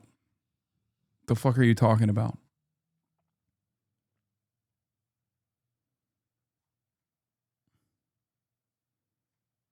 Wars on television, as we've watched, scenes of the bombing of Gaza, is just enormously painful for people. I remember that during 1982 in the Israeli invasion of Lebanon, where people watched on TV a war I was covering in the midst of, and their impressions back home, the anger, the disappointment was palpable. And that's part of what's happened as American Jews, and the whole world has watched this war. However justified it may be to go after Hamas after October 7, the images just piled up day after day. And it is extraordinary, Joe, as you said, 61% of American Jews saying they think war crimes were They always get bored when they can't clip you, so they make shit up. Yeah, it's whatever. Fucking committed.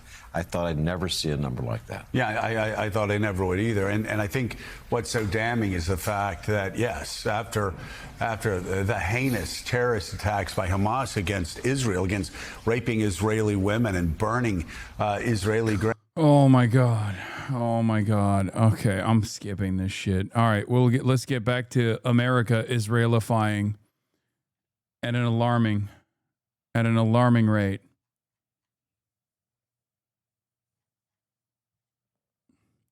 Illinois aims to stop Trump from sending National Guard troops to Chicago. Now to the latest on President Trump's effort to send National Guard troops to tackle crime in Democratic cities. Demonstrators in Chicago accuse federal agents of using excessive force, something the Trump administration denies. The state of Illinois, meanwhile, Is this what you wanted us on? The majority of American Jews are now fiercely anti-Semitic. I hope you're proud. Yes, I am. Dude, what is happening? You should check the Candace stuff, man. Dude, what's going on? What's happening? Are you guys okay? What? I don't give a fuck about Candace Owens, man.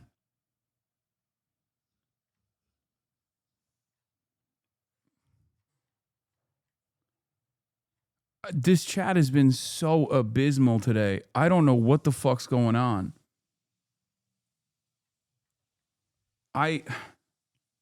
What is fucking happening, dude?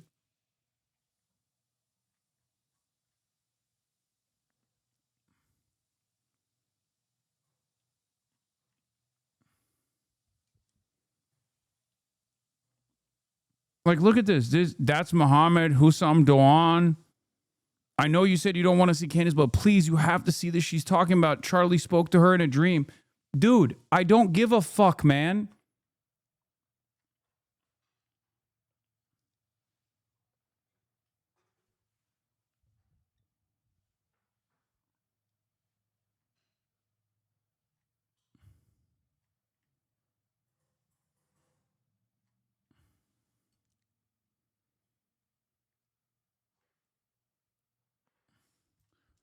I don't care.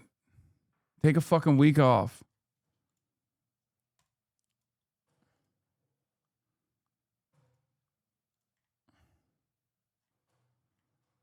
is now suing to prevent the deployment of those troops. Usher Qureshi reports now for us from outside a federal immigration facility near Chicago. Donald Trump is using our service members as political props and as pawns in his illegal effort to militarize our nation's cities. Illinois Governor J.B. Pritzker Monday laid out his case against President Trump's attempts to send National Guard troops into Chicago, as state prosecutors sued to prevent that, accusing the Trump administration of manufacturing a crisis in the nation's third most populous city. The only situations that are out of control are certain ICE and Customs Border Patrol officers who are engaged in shocking overreach. It follows weeks of sweeping immigration raids in parts of Chicago, leading to at times intense protests, mainly outside of the ICE processing facility in the suburb of Broadview. In recent days, the Trump administration has called for the activation of 300 Illinois-based soldiers and potentially hundreds more from the Texas Guard to protect federal law enforcement and property in and around Chicago. We go in, we will solve Chicago within 1 week. But the president has for months suggested he would consider deploying National Guard members to the city. Citing violent crime rates, local officials say they've been reducing successfully without federal intervention. It's like a war zone. To do it, Trump said Monday he might invoke the Insurrection Act, a 19th century law that in some cases allows the president to activate troops to combat acts of rebellion. If people were being killed and courts were holding us up, or governors or mayors were holding us up, sure, I'd do that. Now, the Illinois federal judge overseeing this case is expected to hear oral arguments on Thursday. Oh my we should God. note that new CBS. Is there like a fucking LSF video or something? Is that why there's like hella people coming in here and screeching? Is that what's going on? Oh, classic. Oh. It started on D, then H3, then LSF is the classic pipeline. I'm gonna fucking die, dude. Yes, I am incredibly abusive to the not only best trained, but also the best behaving and most spoiled dog on the planet. is from when Kaya yelped. Yeah, she yelped because she fucking clipped herself on something when she was getting off the bed.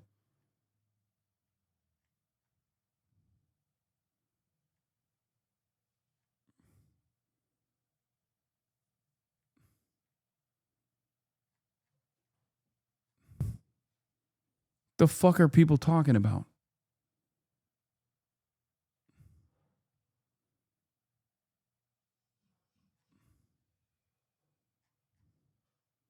This news polling shows the majority of Americans oppose President Trump deploying the National Guard to U.S. cities. Gail? I sure got it. Thank you very much. Mr.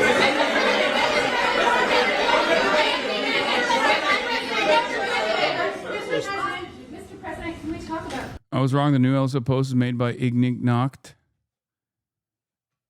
DGAF, same guy that was caught in here a month ago crying at you. Mega decline Epstein stand. Of course, he's also Crazy Mole Man, the prolific stalker of yours. Oh, there it is.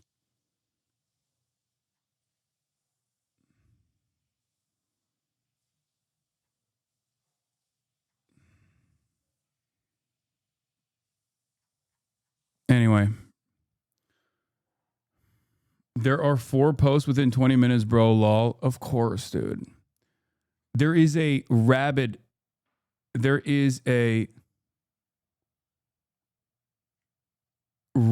amount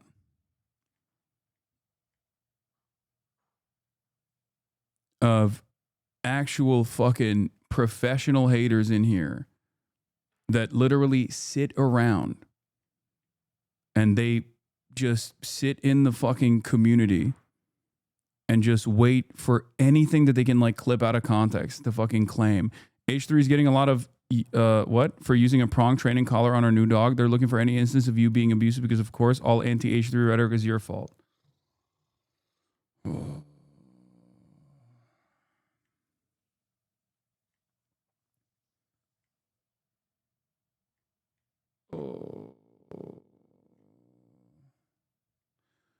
Okay, back to the news, please. For a second, are you planning to invoke the Insurrection Act? That would be, a very long-standing law that's been on the books. Yeah, well, it's been invoked before, as you know. If you look at Chicago, Chicago's a great city where there's a lot of crime. And if the governor can't do the job, we'll do the job. It's all very simple. They probably had 50 murders in Chicago over the last 5, 6, 7 months. Many people were shot. And then the governor gets up and he says, well, we can handle it. They can't handle it. They don't know what they're doing. The mayor is grossly incompetent. He's at a 4% approval rating in Chicago. He's at a 4%, lowest approval rating, lower than even de Blasio had, which is... I saw on YouTube that you protesting in France is the same as you doing a public event in America. I don't even know how to respond to those people. Guys, I need you to understand something, okay? There are always going to be people that are psychotically obsessed. Please understand, there are always going to be people that are psychotically obsessed with combing through every single thing that I do to try and make it look like it's a bad thing, even when there's nothing that's going on. Okay? It is what it is. People also said Hasan doesn't want to go to TwitchCon, but he went to Paris to a massive event, as though headlining an event like TwitchCon in the United States of America is the same as going to a country where there are serious gun laws. Okay? A country where there is an unlimited amount of mass shootings that take place is not the same as fucking going to Paris. Okay? People just make shit up all the time. If you want to correct them, you can. But you don't have to bring it in here every single day. There are always going to be people. There are always going to be people that have made it their life's mission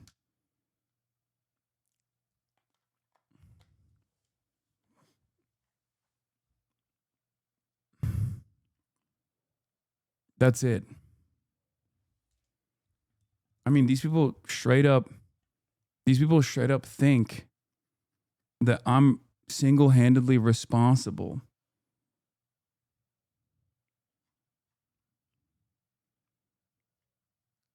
Piece of shit animal abuser. What the fuck is going on?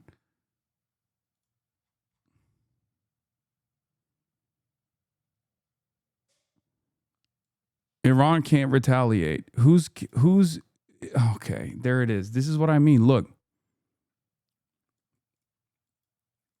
There goes Trump's stock market. Shush. Who's this watching? I came for chair reacts. Iran can't retaliate. They're basically completely destroyed already.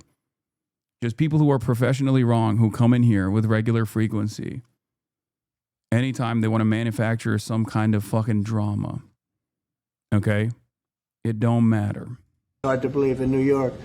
I thought de Blasio would always maintain that record, but the Chicago guy is even lower. So I think that we want safe cities. If you look at D.C., you would right now, Mark, you could go out, take your family out to dinner, you could walk right down the middle of the street. There is no crime in D.C. When I got here, this place was a raging hellhole where people would come from Canada, people would come from other places and end up getting shot. Nobody's being shot. The National Guard's been unbelievable. I mean, they are strong, tough guys. You know, we won something at the Supreme Court, which is a big deal, merit. Everything now in this country is merit-based. I didn't think I'd ever see it again. And we have our soldiers are merit-based too, and they're central casting. And they walk through that town, and I'll tell you what, this place is safe. It's beautiful. Now we're in Memphis, and the same thing's happening. You're getting the reports. The bad guys are saying, we don't want anything to do with this. And we're removing many people. In D.C., we took out 1,700 career criminals and sent them back to the countries from which they came, mostly led out by Biden and his people that had an open border policy. We begin this hour with the latest on the Trump administration's growing push to send troops into U.S. cities. The state of Illinois and the city of Chicago filed a lawsuit yesterday to stop the president from deploying hundreds of National Guard troops there. And in Oregon, a federal judge blocked a similar deployment to Portland. The president is now threatening to invoke the Insurrection Act to go around the courts. Adam Yamaguchi is in Portland. Adam, good morning. So what are you seeing there? Good morning. While the president has called Portland a war-ravaged city, protests have been relatively peaceful during the day and confined to an area about 133, it is a city of 133 square miles. It's all been confined to this one city block. Last night we spoke to protesters on both sides of this issue, and they agreed that the demonstrations remain relatively calm despite more people showing up later into the evening. During the day, there's been only a dozen or so protesters here blocking the driveway of this ICE facility, and at night that number grows to around 100. Last night we asked protesters why they're here and if they're concerned their presence could fuel Trump's argument that the National Guard is needed. If the National Guard's here and you push all this stuff out, they actually get arrested for the things they do and get actually prosecuted. Obviously, it's illegal what he's trying to do. The judge has already ruled twice on a temporary restraining order. I wouldn't be surprised if you tried to send in troops. Now, the Portland Police Department released a statement saying that since the protests began in June, they've arrested 37 people. Nate? Adam, you were in Portland in 2023 covering the effects of the drug decriminalization. How likely are the possibility of general strikes against this, and would they have an impact? They would if anyone was willing to participate in it, but it's just not going to happen. Okay.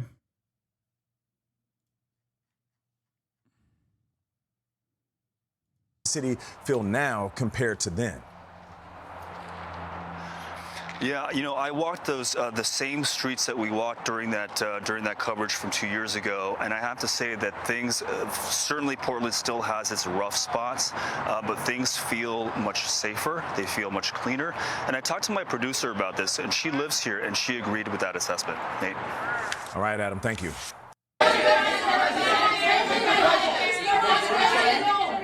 there anything the Prime Minister has done that's making it more difficult to reach a deal? Say it. Is there anything that the Prime Minister has done that's making it more difficult or easier to reach a deal? No, I think he's a great prime minister. I mean, he could represent me anytime. I will tell you, I'm not saying that because he's... No, he is a very strong, very good leader. He's a nice man, but he could be nasty. He could be very nasty, maybe as nasty as anybody. How? I think Canada, let me put it this way, I can tell you this because I deal with lots of leaders all over the world. He is a world-class leader. He's a man that knows what he wants, and I'm not surprised to see that he won the election and won it substantially, and I would think he's more popular now. He's a good man. He does a great job, and he's a tough negotiator. So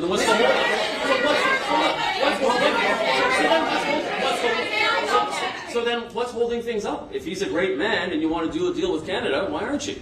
Because I want to be a great man, too. Thank you very much. Thank you, everybody. That could have been. I think you got that one. That could have been good. Thank you very much. Thank you.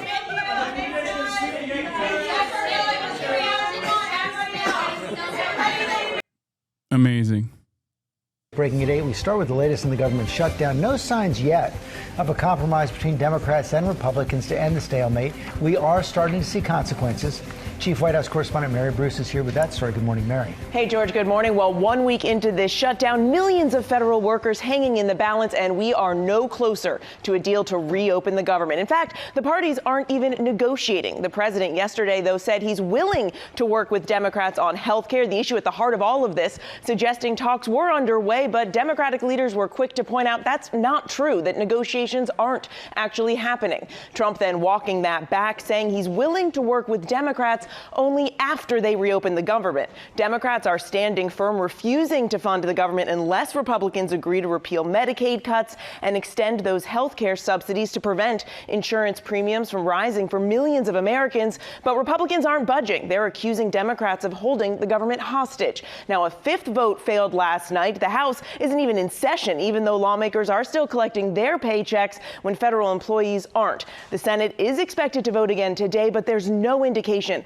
that the outcome will be any different. Instead, this shutdown now stretching into a second week, guys. Yeah, it looks like no end in sight. Thank you so much for that. Mr. President, have you identified programs to eliminate under this shutdown? Oh, sure.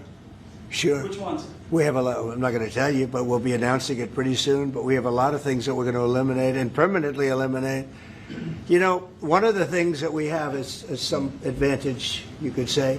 But because of the shutdown, which I think they made a big mistake, we're able to take out billions and billions of dollars of waste, fraud, and abuse. And they've handed it, on a silver platter.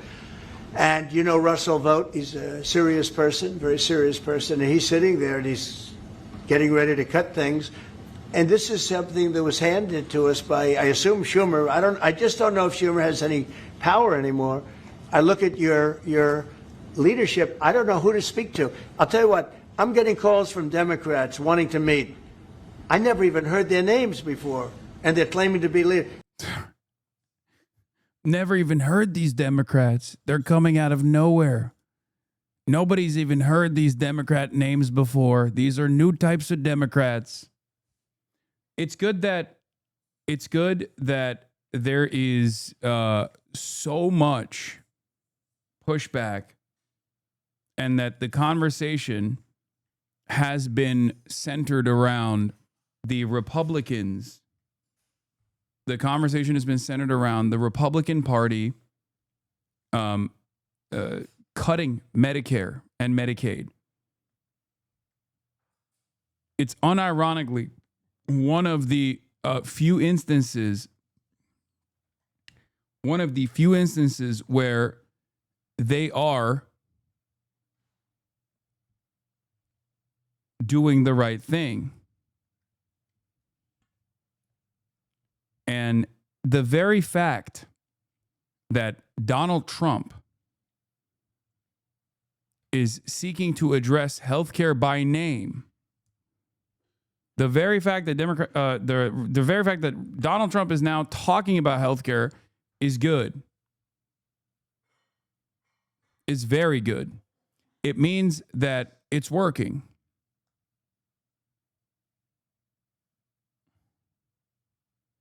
The Democrats have no leader. They remind me of Somalia, okay? and I met the president of Somalia. I told him about the problem he's got. I said, you have somebody from Somalia who's telling us how to run our country. She's from Somalia. He said, would you like to take her back? He said, no, I don't want her.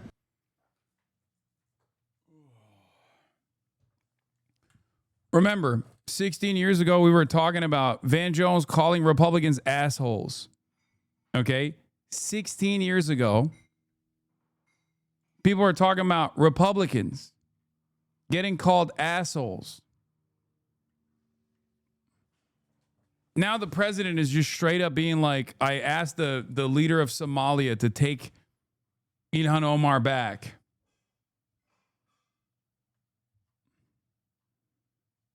And he said, hell no. It's fucking insane. Okay, you know who I'm talking about? Say it again. How many permanent jobs are you talking about to be limited? Well, I can tell you, I'll be able to tell you that in 4 or 5 days if this keeps going on. If this keeps going on, it'll be substantial. And a lot of those jobs will never come back. But you're going to have a lot closer to a balanced budget, actually. Is it the White House's position that furloughed workers should be paid for their back pay? I would say it depends on who we're talking about. I can tell you this, the Democrats have put a lot of people in great risk and jeopardy, but it really depends on who you're talking about. But for the most part, we're going to take care of our people. There are some people that really don't deserve to be taken care of, and we'll take care of them in a different way. Okay? Thank you. Workers may not get back pay. What is your reaction to that guidance? And is it your expectation that some type of language to ensure back pay will be included in any final CR or bill once this shutdown is resolved? Donald Trump and his administration have been torturing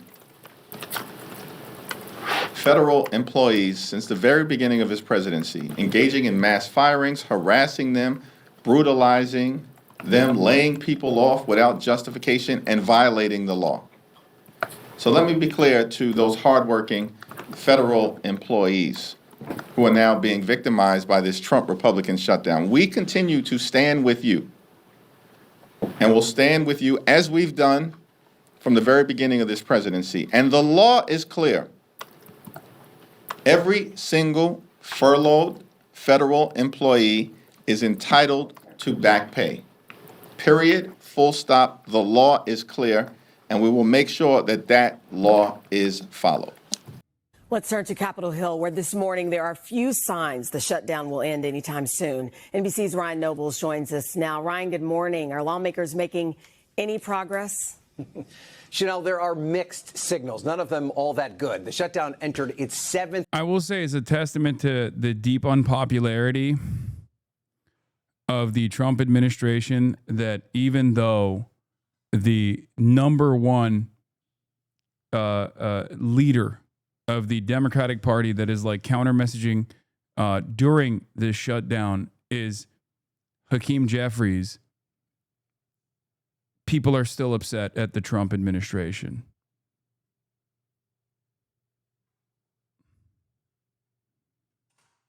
That's good. In spite of his overall lack of charisma,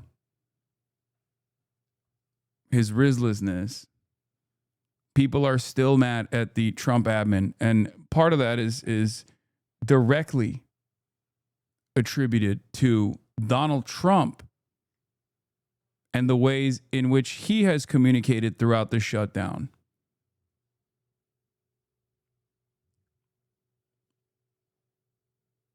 He has failed on every issue. Motherfucker said, Kai, open your fridge again. God damn it.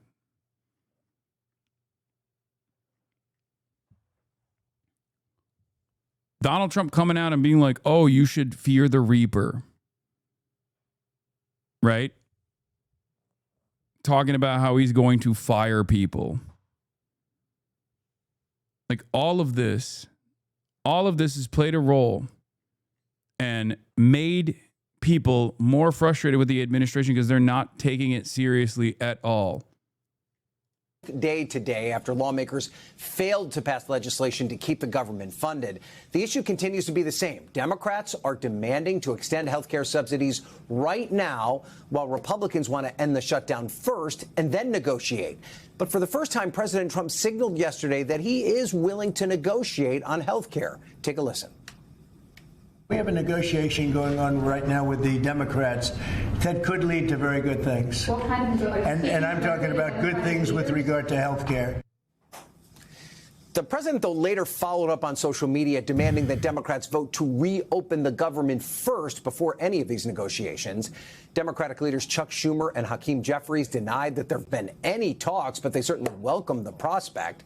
It comes amid a new crack in the GOP, with MAGA firebrand Marjorie Taylor Greene calling for action on rising health insurance premiums and criticizing her own leadership for not having a plan to address that. Chanel? And Ryan, we're already seeing the effects on air travel, but where else might we start seeing the impact from the shutdown?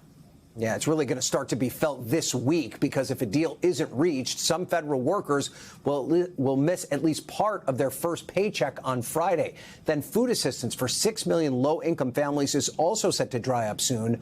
All that while the White House is threatening layoffs if the shutdown continues.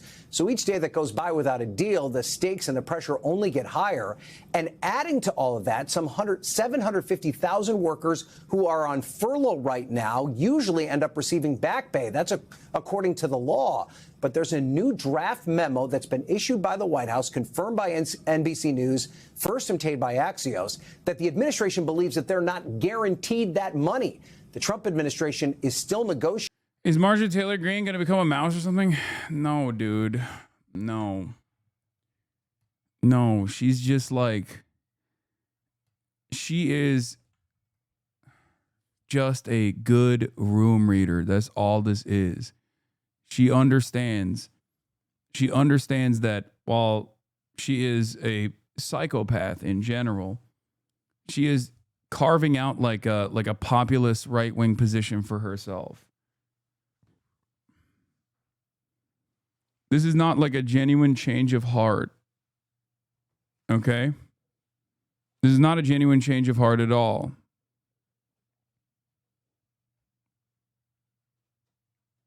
It's not.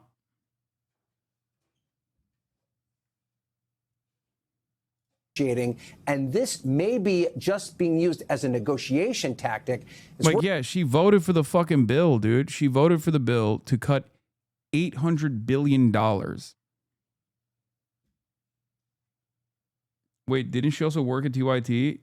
Marjorie Taylor Greene? No. Worth noting that even if there is any loophole in the law that would prevent this money from going to federal workers after the shutdown, Congress could easily close that loophole in whatever bill they pass. It's just a scary time for so many families. All right, Ryan, thank you. Hey, thanks for watching. And don't forget, you can catch the Today Show every morning on NBC, or take She's Today on TYT when you're on the go. Because TYT interviews her. That's it. She's not actually. We're going to begin, though, with a growing impact.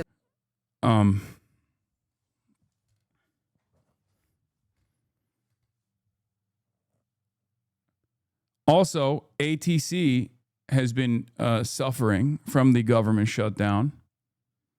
Nashville air traffic control was shut down for 5 hours tonight. The air traffic control near Burbank also shut down. This is going to happen all around the world, all around the country, and it will be incredibly disruptive for air travel. Hopefully, nothing horrible happens. The government shutdown now on air travelers across this country. Nearly 6,000 flights were delayed yesterday, some due to staffing issues with workers who are not getting paid. Last night, one airport near Los Angeles went several hours without air traffic controllers in the tower. Chris Van Cleve is at the Phoenix airport with the latest on these disruptions. That's not good, Chris. Good morning to you. Well, good morning. We are seeing air traffic control staffing issues now several days in a row, often in places that don't typically have staffing issues, like here in Phoenix that saw about 250 delays coming in and out of this airport yesterday. And in California, one major airport tower went to ATC 0. The lights are on at the Hollywood Burbank Airport Control Tower, but Monday evening, there was no one home. Hey, Burbank Tower, Southwest 695. Southwest 695, SoCal. Hey, are you guys, is clearance open still, or is it closed for Burbank? Air traffic control staffing went to ATC 0, meaning there was no one in the control tower. Pilots were redirected to controllers at other FAA facilities. Clearance is closed, ground's closed, local's closed, the tower is closed due to staffing. So you just contact SoCal on the 800 number in the green book for your clearance. And flyers felt the impact.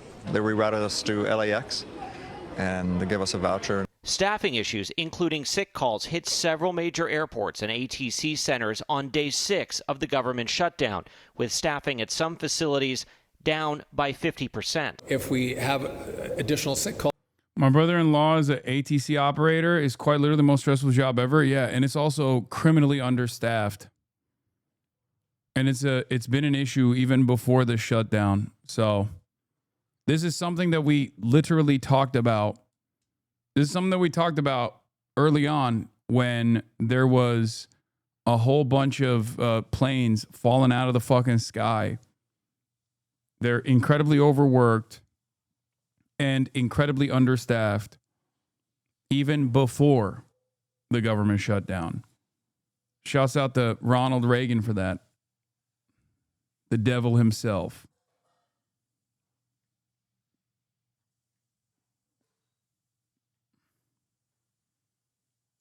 Yeah, this is from January 31st, 2025. Over 90% of U.S. airport towers are understaffed, data shows. Less than 10% of the nation's airport terminal towers have enough air traffic controllers to meet a set of standards by a working group that included the Federal Aviation Administration and the Controls Union, according to CBS News and analysis of FAA data. The issue has received renewed scrutiny following the January 29th mid-air collision between an American Airlines flight and a Black Hawk Army helicopter near the Reagan National Airport outside of Washington, D.C. that killed 67 people. Only one air traffic controller worker was managing the helicopters and some planes from the Reagan National Airport Tower at the time of the collision, a job normally done by 2 people, 2 sources told CBS. This is all on Trump. Blame all to Orange Man? No, I mean, it's Ronald Reagan, if we're being real. Ronald Reagan played a big role in this. Only about 2% of the towers meet the Collaborative Resource Working Group's 2024 staffing targets for the number of fully trained air traffic controllers. But of course, they fucking said DEI is the reason that the ATC is bad. Just like when they try to fucking claim, that they're not trying to cut healthcare funds, they're actually simply cutting healthcare to undocumented migrants. It's not that the ATC is understaffed significantly. It's that it's the DEI. He's fucking dead, man. How is it his fault? Look up Ronald Reagan ATC to find out more.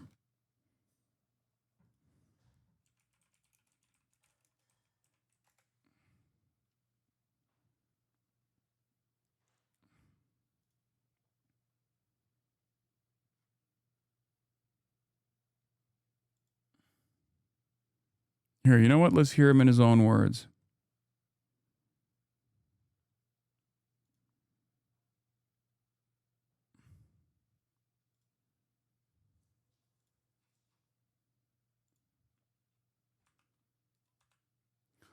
President Ronald Reagan speaks about the air traffic controller strike. He states very clearly that if the striking union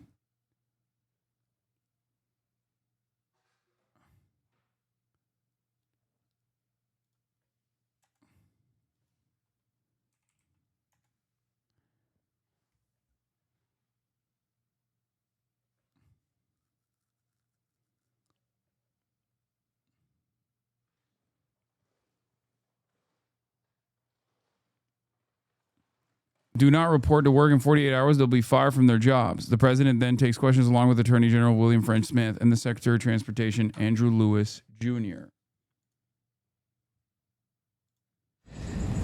This morning at 7 a.m., the union representing those who man America's air traffic control facilities called a strike. This was the culmination of 7 months of negotiations between the Federal Aviation Administration and the union. At one point in these negotiations, agreement was reached and signed by both sides, granting a $40 million increase in salaries and benefits. This is twice what other government employees can expect. It was granted in recognition of the difficulties inherent in the work these people perform. Now, however, the union demands are 17 times what had been agreed to, $681 million. This would impose a tax burden on their fellow citizens which is unacceptable. I would like to thank the supervisors and controllers who are on the job today helping to get the nation's air system operating safely. In the New York area, for example, 4 supervisors were scheduled to report for work and 17 additionally volunteered. At National Airport, a traffic controller told a news person he had resigned from the union and reported to work because, quote, how can I ask my kids to obey the law if I don't, end quote. This is a great tribute to America. Let me make one thing plain. I respect the right of workers in the private sector to strike. Indeed, as president of my own union, I led the first strike ever called by that union. I guess I'm maybe the first one to ever hold this office who is a lifetime member of an AFL-CIO union. But we cannot compare labor management relations in the private sector with government. Government cannot close down the assembly line. It has to provide without interruption the protective services which are government's reason for being. It was in recognition of this that the Congress passed a law forbidding strikes by government employees against the public safety. Let me read the solemn oath taken by each of these employees, the sworn affidavit when they accepted their jobs. I am not participating in any strike against the government of the United States or any agency thereof, and I will not so participate while an employee of the government of the United States or any agency thereof. It is for this reason that I must tell those who fail to report for duty this morning they are in violation of the law, and if they do not report for work within 48 hours, they have forfeited their jobs and will be terminated. No.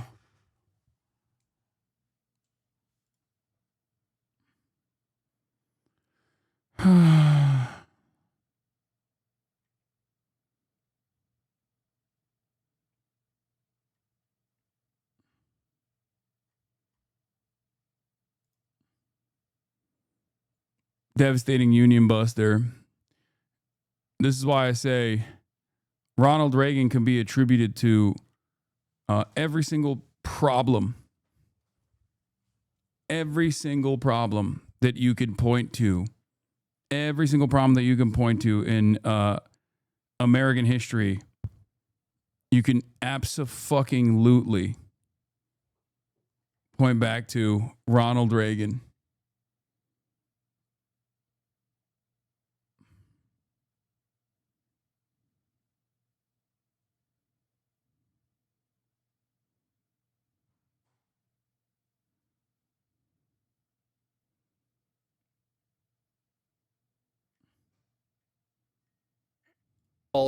We will reduce the flow consistent with a rate that's safe. Transportation Secretary Sean Duffy visited controllers at Newark Airport Monday, warning the shutdown would add more stress to their lives. Now what they think about as they're controlling our airspace is, do I have to take a second job and drive Uber when I'm already exhausted from doing a job that's already stressful, to think about how I can make extra money because the government may not provide me a paycheck? Back in Burbank, some travelers who face delays empathized with the controllers. That's the way they have to protest, right? They have no other way to show that it's hurting not just them, but us.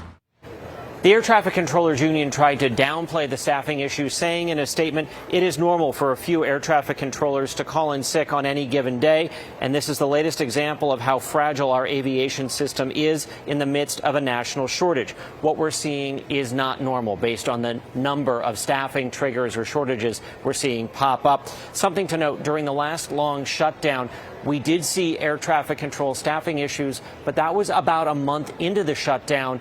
In this case, the controllers are yet to miss a paycheck. Yeah, you described it as fragile, and you're absolutely right, Chris. Thank you. Overnight, at least one U.S. airport had no air traffic controllers on duty as staff began calling out sick amid the government shutdown. Burbank Airport's tower was unmanned Monday evening, with a team in San Diego taking over operations. Clearance is closed, ground's closed, local's closed. The tower is closed due to staffing. California Governor Gavin Newsom slamming President Trump on X, writing, "Thanks at Real Donald Trump, Burbank Airport has 0 air traffic controllers from 4:15 to 10 p.m. today because of your government shutdown. Air traffic controllers are required to work through the shutdown, but will only be paid retroactively once it ends." What they think about as they're controlling our airspace is, how am I going to pay my mortgage? How do I make my car payment? The staffing shortages triggering delays at major airports across the country, including Newark, Denver, and Phoenix. Smaller airports could also be affected. The Transportation Department says funds for the program that allows air carriers to service rural areas will expire next week. Prior to the shutdown, the FAA had already been facing staffing shortages. The Air Traffic Controllers Union saying it will continue partnering with the Department of Transportation to supercharge controller hiring and ensure America's aviation system remains the safest and most efficient in the world. President Trump is now calling on Democrats to reopen the government, writing on Truth Social, "I am happy to work with the Democrats on their failed health care policies or anything else, but first they must allow our government to reopen." Earlier, he implied negotiations are already underway. We have a negotiation going on right now with the Democrats that could lead to very good things. But Democratic Senate Leader Chuck Schumer denying any talks are happening, saying it's up to the president to end the shutdown. He's in charge. His party holds majorities across the government. So Americans naturally and correctly believe the burden is on him to fix this mess. Yesterday, the Senate failed for a 5th time to pass spending measures that would reopen the government. President Trump warned another failed vote would trigger mass layoffs of federal workers. More attacks on Jasmine Crockett, claiming that she's a low IQ individual. Classic.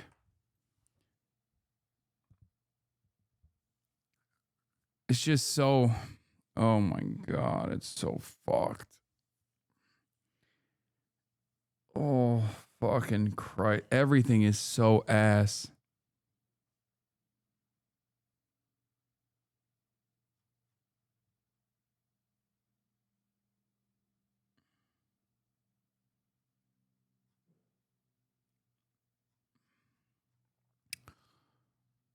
I'm so fucking tired.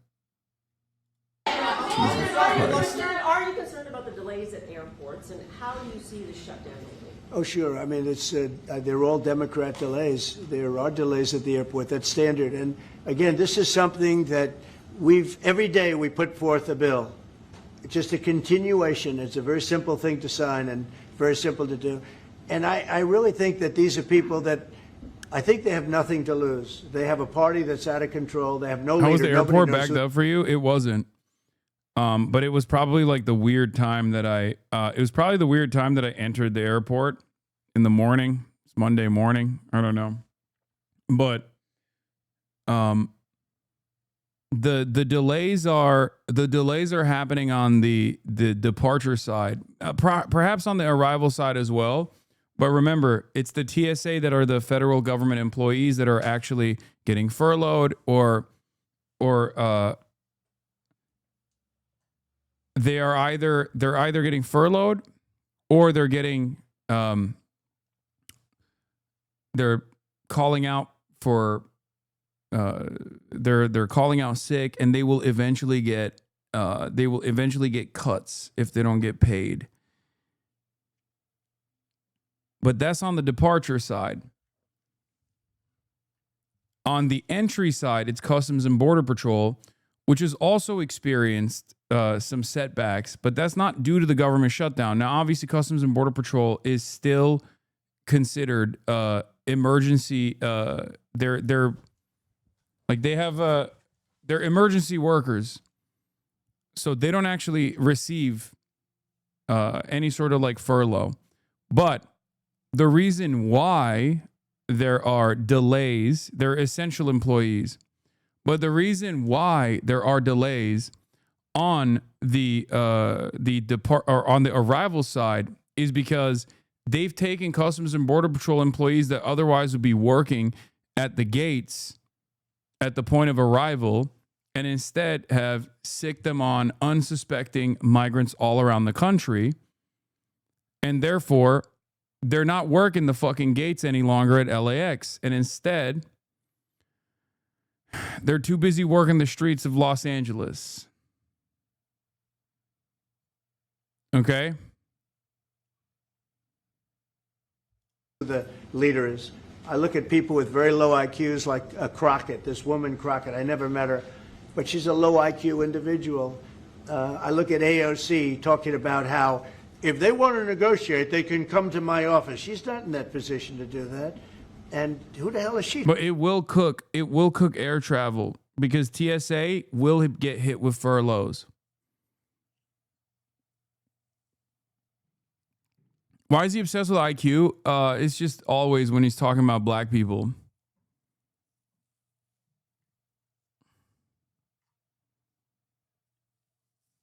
That's what it is.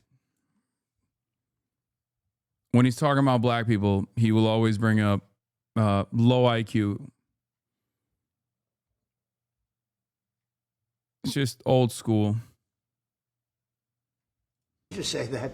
And then I watch Nancy Pelosi not knowing what to do. I watch their leadership. Look, Schumer is petrified of primary because he's not going to win probably against anybody in a primary. You know, Schumer did the right thing, but he handled it badly.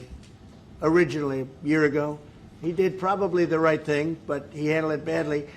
I think Schumer is incapable of making a deal. They are a mess. They're a party that has no leadership.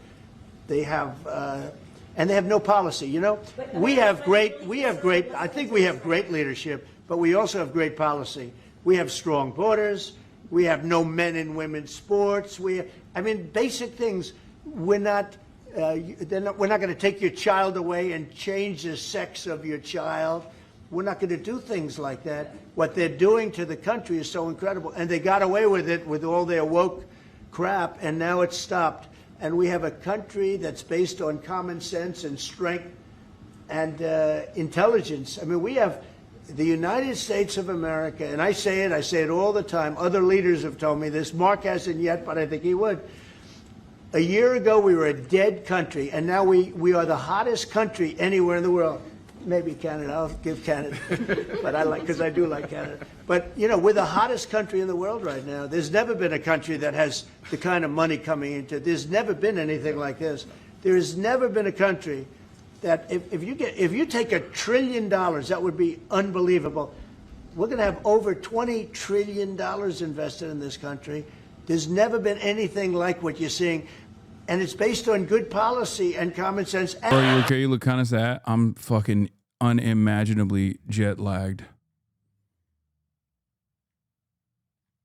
I'm getting absolutely destroyed by jet lag.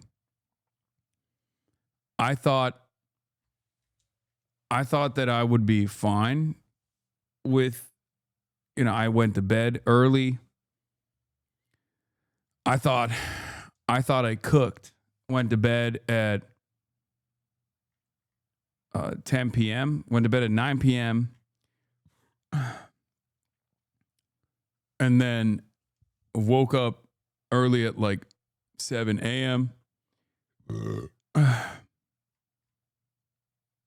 I was wrong. Not in your old age. Okay, everybody calm down. Everybody calm the fuck down, okay?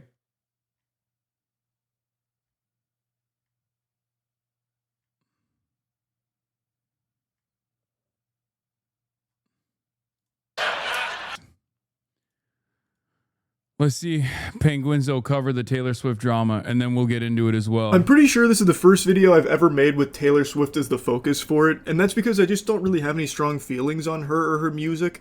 I don't know a whole lot about her, like, in her personal life or anything other than, like, all the breakups and stuff, but that's just not something I tune into super deeply. All I know is she's got some songs in her catalog I like to wiggle my finger to occasionally. Like, I don't dislike her music. I don't hate the songs that she's put out. There are a few boner jams in there.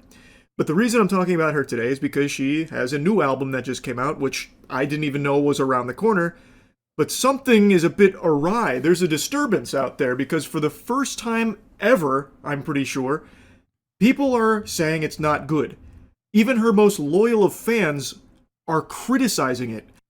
A feat I didn't even think was possible. It defies our very fundamental understanding of Taylor Swift TikToks from yesterday, XXX. Oh my God, my fucking internet, dude. Holy shit, it's so busted.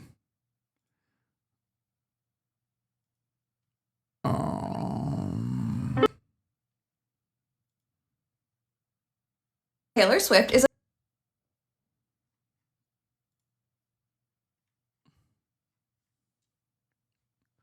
her fans aren't saying it's not good because it's good. I have definitely heard from fans of Taylor Swift saying that the album is not very good. So much so that Cutie literally said it could be potentially because it's bad on purpose. So no, I don't think it's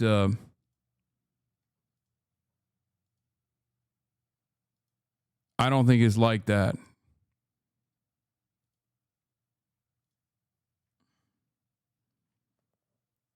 So, Cutie coping. I have a question. I have a genuine question. I put a lot of thought into this. 20-year Swiftie here reporting for duty with a question to the rest of you. Did I miss the memo where we were supposed to take this album seriously? Because what I remember is that it was announced on a podcast. I just don't know enough about like Swiftie lore and Taylor Swift in general to actively to be able to. I haven't even listened to the album yet. I've just been consumed with a lot of the takes off of the album. I know that there is I'm not like I just don't care. Obviously, you guys know I'm not like the biggest music listener in general. But what I have seen is, I know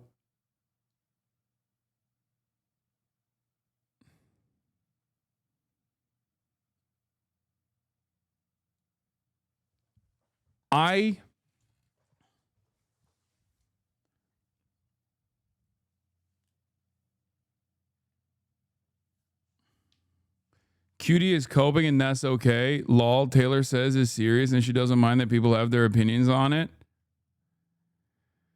I mean, first of all, it's not a life or death situation, right? It's a famous recording artist who came out with an album and maybe it wasn't as well received as previous ones, and that's okay. You know?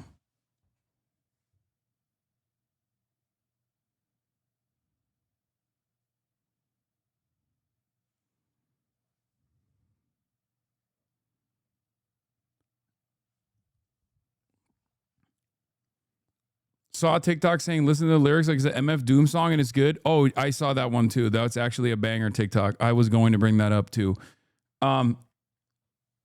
It's not the end of the world if this album didn't hit. You know what I mean? If this album didn't hit as well as previous albums did, it is what it is, right? Like it's not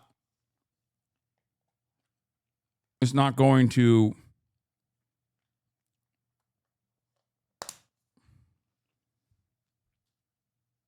It's not going to change the world. I will say, however, that there are a lot of people who I think were just like waiting for Taylor Swift's downfall too, because she's super popular.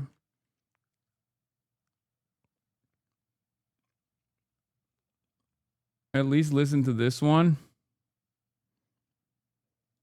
Canceled lyrical video. I don't know. I mean, she has like all the songs that I know of Taylor Swift and listen to from Taylor Swift are the songs that Cutie hates and says aren't good. Like, I know the popular songs, and I like the popular songs that I hear. You know, that's my take on Taylor Swift. Like, I just don't understand it. Otherwise, I don't understand it beyond whatever the top 40, platinum hits that she puts out.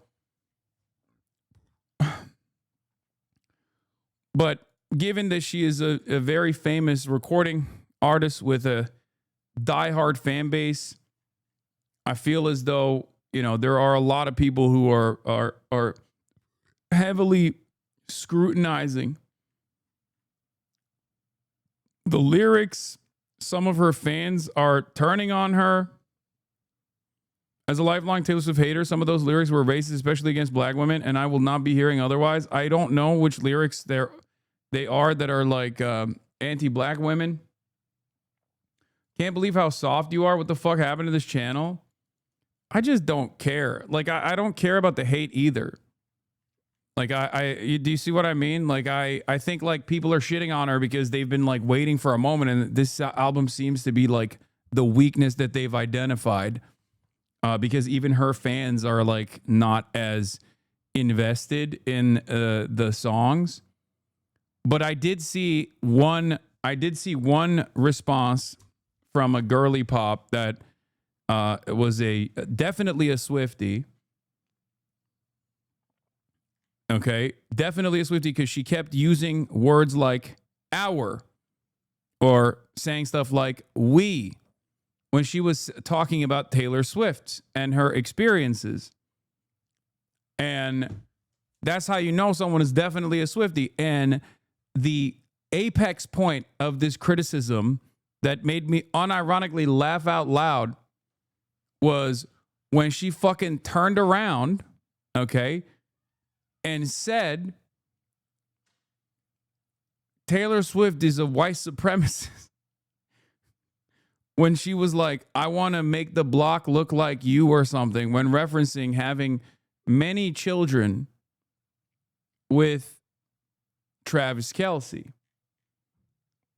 This was also a banger. I'm afraid this was a banger. I will admit that. But I guess the lyrics in and of itself do not work with the flow that she puts out. But with like a MF Doom flow, it actually works a lot better. Swift's lyrics, just pretend they were written by MF Doom. I was your father figure. We drank that brown liquor. You made a deal with this devil. Turns out my dick's bigger. You want to fight, you found it. I got the place surrounded. You'll be sleeping with fishes before you know that you're drowning. Whose portrait's on the mantle? Who covered up your scandals? Mistake my kindness for weakness and find your card canceled. I was your father figure. You pulled the wrong trigger. This empire belongs to me, Taylor. That actually, nah, bro, this isn't good. Stop playing. Top comment basically says you have to change everything about it to make it good. Yeah, I mean, obviously, this is not a defense of Taylor Swift.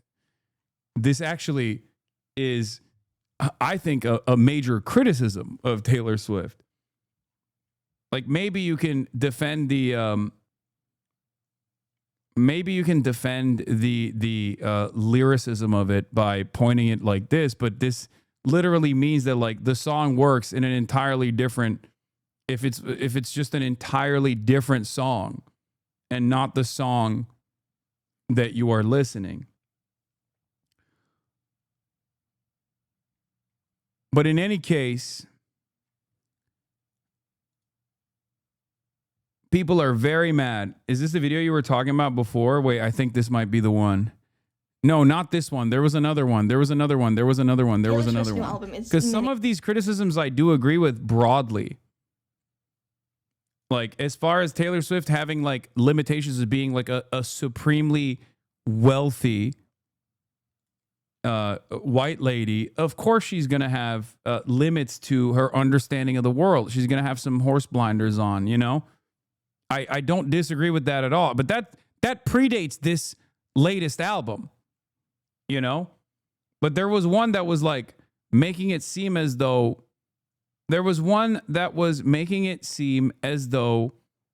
she was like actively and deliberately. Oh, this is the one. Yes, this is the one. This is the one. You know this is a Swiftie, by the way. GENOCIDE is handing the conservative agenda on a silver platter to the masses. And before I go any further, and before you argue with me, you cannot convince me that the master lyricist of our generation, akin to Shakespeare, the Easter egg master. Okay. Like, that's a, can we, this has to be a Swiftie, right? Like, I mean, she's saying like, unironically, that Taylor Swift's like lyricism is akin to Shakespeare. Of our generation is not. No, this woman is a high Beyonce stan like me, queen. Wait, really?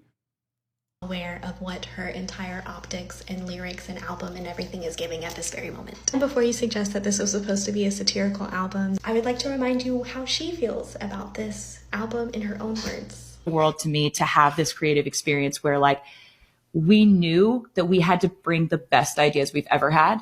Yeah. And I also know the pressure I'm putting on this record by saying that, but I don't care because I love it that much. And there's not other ones coming. This is the. Oh, her name is Basis Christ. Oh, she is Bayhive. Oh my God. Record I've been wanting to make for a very long time. I'll try to rapid fire this as fast as I can so that my video is not an hour long, but we're going to start with the rollout of the album, the announcement of the album on our boyfriend's football podcast. Our boyfriend who plays for the NFL, who we are now aligning our brand with, who is one of the most racist and problematic industries in our country. Yes. Listen, I don't know how long Taylor Swift's been doing this, but I know it's been a pretty good amount of time.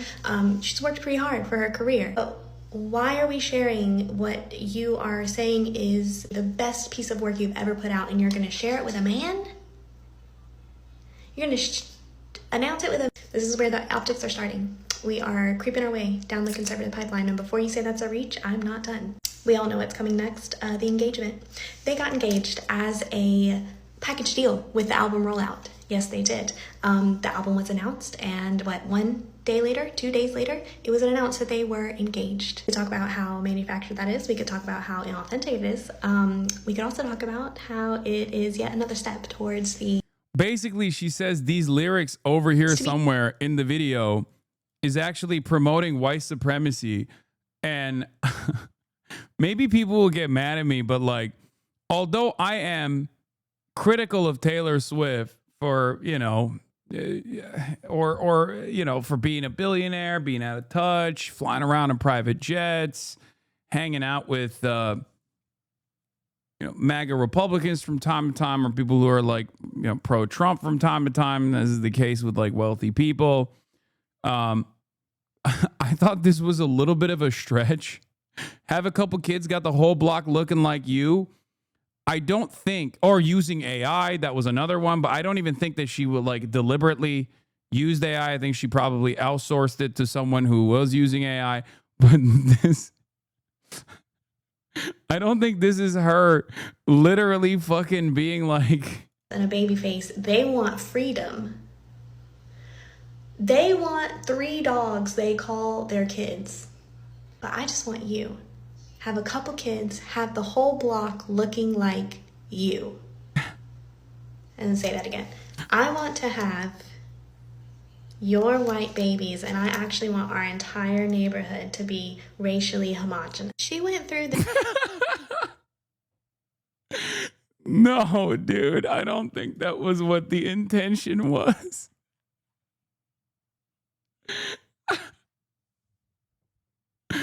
I think she just meant like she wants to have a lot of children.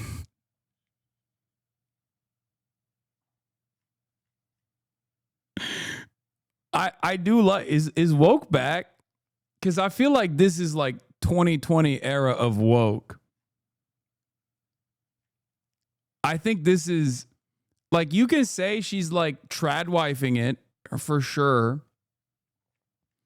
But like when you say this is, you know, basically her saying the 14 words, I feel like that's not, I don't know. I feel like that's maybe a stretch. But then again, I haven't seen talking like Travis Kelce is a Gaza journalist. What is this? He's out there every single week putting his life on the line. She's talking about Travis Kelce like he's some journalist in Gaza fighting for his life. Wait, what? Taylor Swift addresses why she hasn't headlined the Super Bowl halftime show yet. I'm in love with a guy who does that sport on the actual field. That's violent chess. That is dangerous.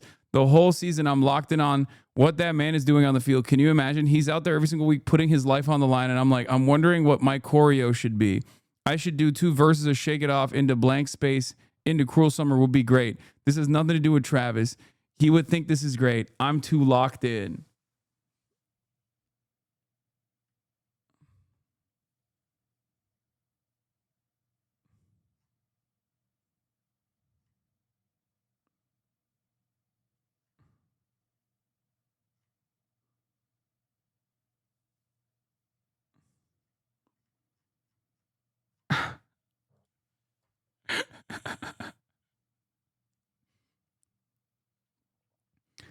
Yeah, tribe wife who's a workaholic billionaire. No, I'm saying that the presentation is like she's very happy. She's very happy about her relationship. And the album, I think, reflects that. And I think maybe it's not. Hasan, you don't understand this because you're white? What do you mean? Understand what?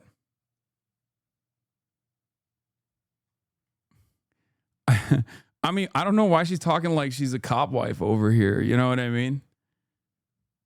I guess objectively, the NFL is probably a little bit more dangerous than being a cop.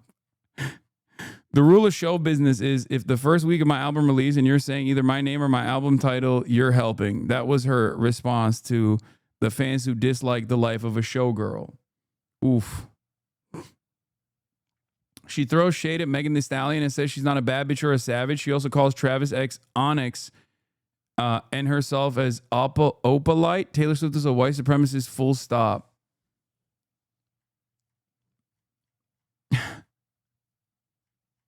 I mean, I'm not a Swiftie by any metric, okay?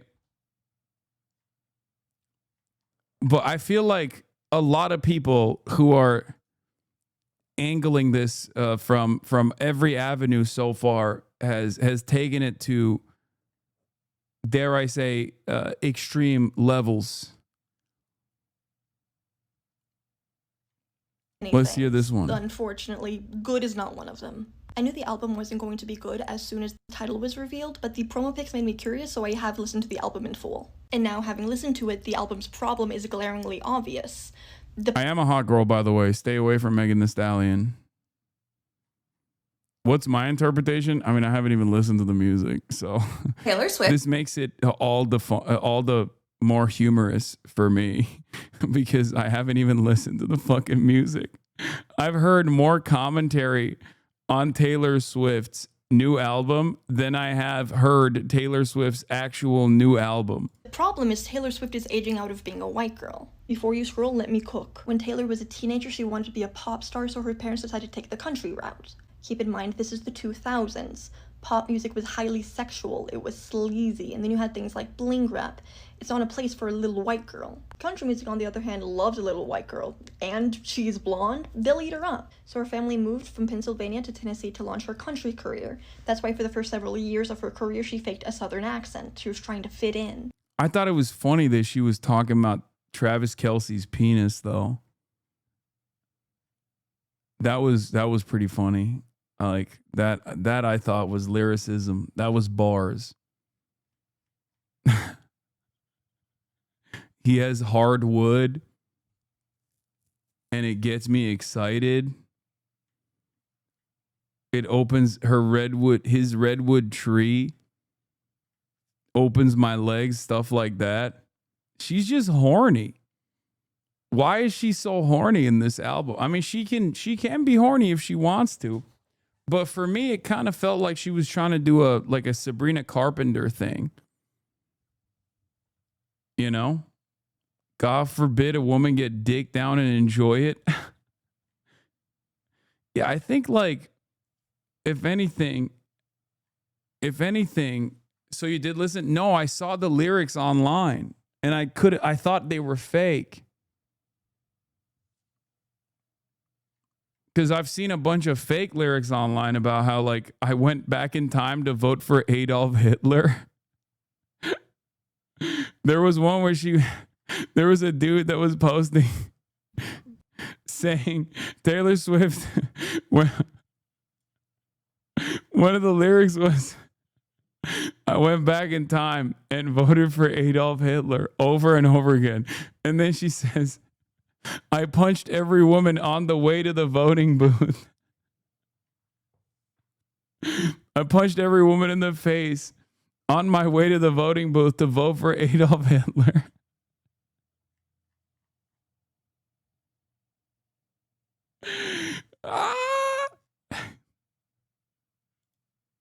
Yeah, wow, this new Taylor Swift album is disgusting.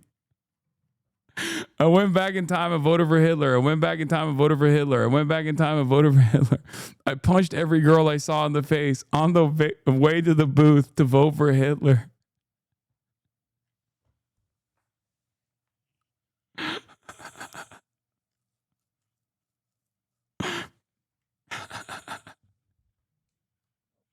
That's so stupid.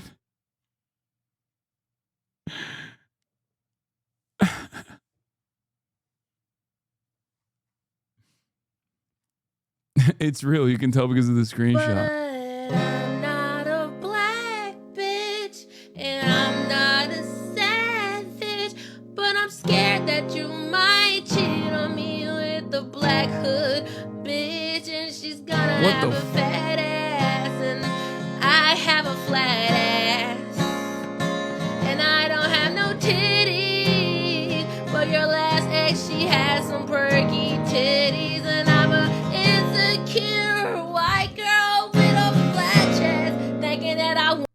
Is it because Travis Kelce dated almost exclusively black women before Taylor Swift? Is that what it is? Is that the angle? Is that the meta? Yes, bro. Keep the fuck up. I mean, dude, I don't fucking know about goddamn Hollywood celebrities, bro. What are you talking about?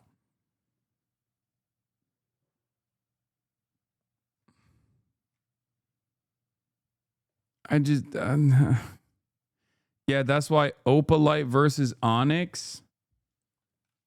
What is Opalite? Opalite.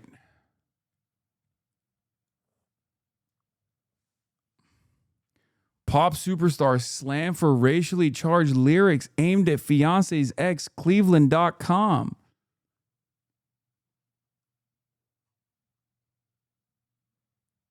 I beg you, please stop. The Swifties are going to get you deported to El Salvador.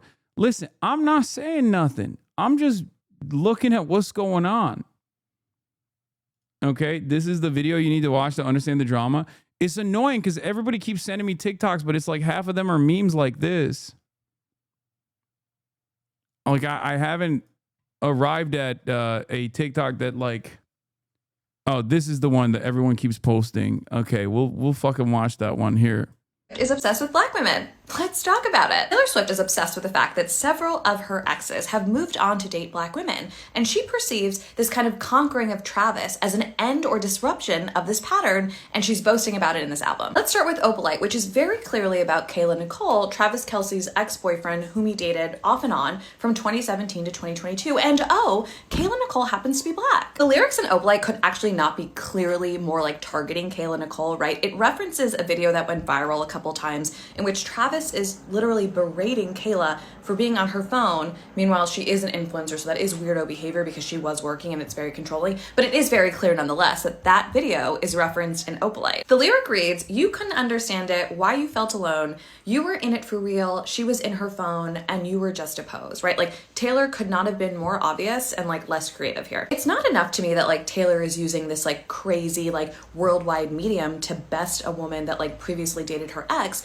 It's also the fact that like Taylor is fully aware that Kayla has received like relentless and racist harassment, oftentimes terrifying, from Swifties in reaction to the fact that she previously dated Travis. So like this is like purposefully and like blatantly violent. This song accomplishes two things at once, right? It proves the fact that Taylor Swift is obsessed with Black women, and it endangers Kayla Nicole. But obviously our country is not at its best with critical thinking, so let's like analyze a different part of the song, right? So another lyric says, "But I'm not a bad bitch, and this ain't savage, but I'm never gonna let you down." So in this song, Taylor positions herself as this like unique, singular white flower that is so different from what? Black culture. And once you step back and realize the song is like final boss pick me X racism, you realize that Taylor Swift is preoccupied with like this obsession with Black women, in part because Travis Kelce has predominantly dated Black women in the past. And she wants to define herself as different from his past and therefore better. Again, very weird, very pick me. Oh my God, Opalite is in reference to Midnight's album. Wait, so she's not even mentioning Opalite as a counter to like Onyx or something? Is that what it is?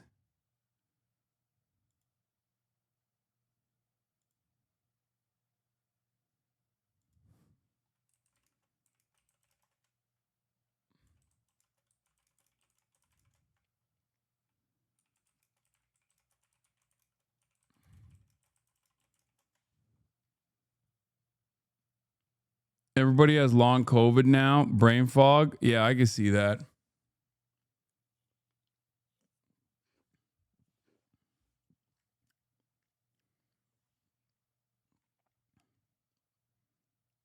I need so much, dude, this is like, I need to fucking download so much lore to understand exactly what the fuck's happening here. And I feel like I'm in treacherous waters, even trying to comprehend what the fuck's happening here.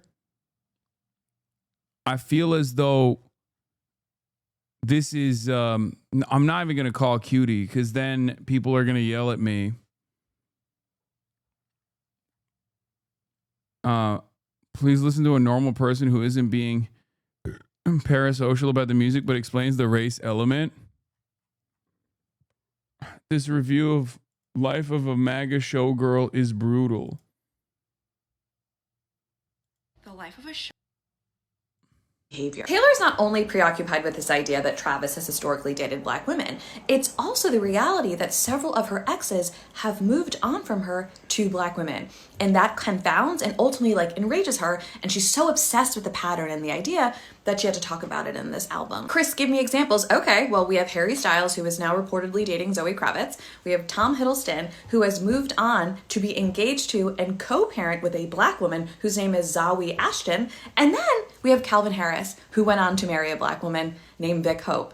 So it is a pattern, and Taylor Swift is clearly aware of it because she is obsessed with her exes, and all of that together is making me feel very, very strange. And ladies and gentlemen of the jury, today I'd argue that this idea, the idea that white men have historically left Taylor Swift for Black women, is part of her personal mythos, right? I imagine she finds it both confounding and devastating that these men have left her, who is like the pinnacle of Western white beauty, right? She is the ideal white woman. Meanwhile, all of these white guys are leaving her for Black women, and I'm sure it's really pissing her off. So when Taylor secured Travis, she achieved the ultimate feat in her mind. She had convinced a white man to leave Black. I'm gonna be honest, I feel like this is a bit of a stretch. Like, I'm saying that even if I were to believe that Taylor Swift despises Black women, which I have no reason to assume that there isn't regular whiteness embedded in that sort of attitude. I don't know if this in and of itself is the reason.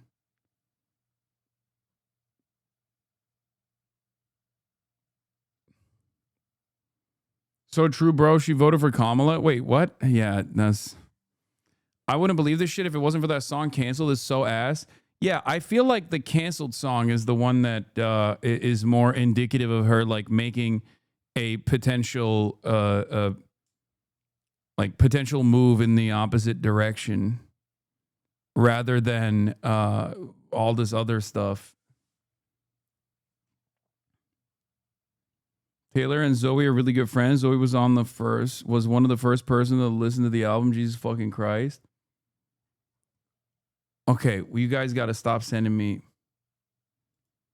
what every Taylor Swift song sounds like to me. What is this? Why are you gonna? Oh, I can't hear. Braid my hair. Last summer it was perfect. It was you and me. Hand in hand like slow motion in the movies. I braid my hair just because I can. We stay up late and throw glitter in the air. Let's dance in the sun, 'cause we're wild and we're free. Dance in the moonlight while kissing in the ocean. I can see you in my dreams. Okay, I mean, she's kind of cooking for that. But I'm not a bad bitch, and this isn't savage, but I'm never gonna let you. Okay. So that's what people are saying. That's what people are saying is like sus. I feel like that makes more sense. That definitely, I think I can see why people didn't appreciate that. I get that. I understand that it maybe doesn't come across in the best light when you think about it. You know what I mean? When you yeah, I feel like that's a little bit more than like coming from Megan so unprovoked. Like, that's insane. What the fuck did Megan do to her? Can we please stop talking about this? I'm a 38-year-old man. I mean, this is the meta. What is this? Taylor Swift attempts to silence critic. ACLU fights back. Wait, what the fuck? What the fuck? The ACLU was beefing with Taylor Swift? Pop front editor Megan Herning wrote a post titled "Swiftly to the Alt-Right. Taylor subtly gets the lowercase KKK in formation." What?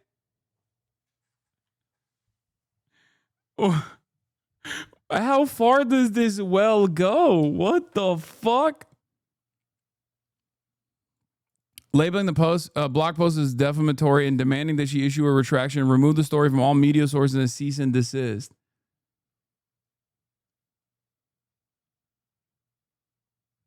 The way Travis flirted with Taylor throughout his podcast, he tried it with Meg first and she wasn't interested. No, I saw that it's from like 2017. I understand.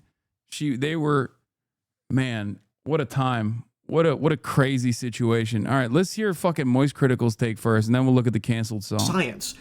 The Swifties vocally expressing disappointment, and not only in the album, but in the way in which Taylor Swift has gone about it. There is a lot of greed at play here that I would have never even imagined as like a money-making strategy. It's so fucking scummy. But Swifties have been well known to support any and everything Taylor Swift does at basically any price point imaginable. You could ask the moon, and they would happily fork over every single doubloon in their piggy bank for it. They would pay $5,000 to be in the same room that Taylor Swift farted in 5 years ago, and they would pay that with a big smile on their face and go online to rave about the incredible experience being near like a smidgen of ass molecule that Taylor Swift shared the same air as this one room one time. Like, and yet they are talking about how disappointing this is from Taylor.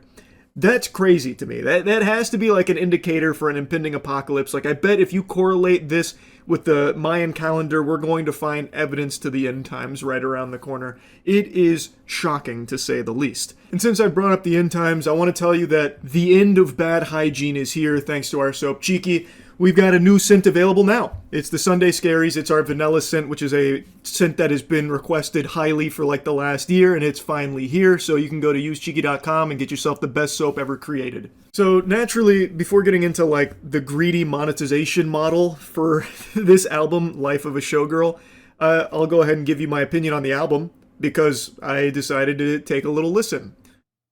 I didn't hate it. Like, I'm gonna be honest, I don't know what all the hoopla is about. Like, it seems like just a very normal Taylor Swift album. Admittedly, there's nothing on there that jumped out at me as a classic. Yeah, I feel like for white guys or just dudes in general, right? This doesn't like even the stuff that I have like bits and pieces that I've heard, like it just sounds like previous Taylor Swift albums. And I don't know if that's like fucked up to say, but I didn't even fully understand like why people, like why Swifties didn't like it. You know? Like this song, let's hear it Canceled, right? Here, let's take a look. You thought that it would be okay at first. The situation could be saved, of course, but they'd already picked out your grave and hers. Beware the wrath of masked crusaders. Did your girl boss too close to the sun? Did they catch you having far too much fun? Come with me, when they see us they'll run. Something wicked this way comes. Good thing I like my friends cancel. So for me, I mean, there is nothing different about this song than other Taylor Swift songs that I have heard. Like it doesn't even track as like, I mean, people will say like, oh, this is worse. I'm just telling you, I can't understand why this would be worse. I mean, lyrics aside, I'm just talking like if I were to listen to any Taylor Swift song, like this is just, it just sounds similar. As far as the lyrics goes, good thing I like my friends canceled. I don't know what she is like referencing here, but I guess like she's taking a anti-cancel culture stance. Is that what it is? Like I like 'em cooked in Gucci and in scandal, like my whiskey sour and poison thorny flowers. Welcome to my underworld where it gets quite dark. At least you know exactly who your friends are. They're the ones with matching scars. that's because you're musically illiterate. As a longtime Swift hater, this album is objectively worse, is sonically petulant and annoying. She's talking about Blake Lively. What's the cancellation of Blake Lively?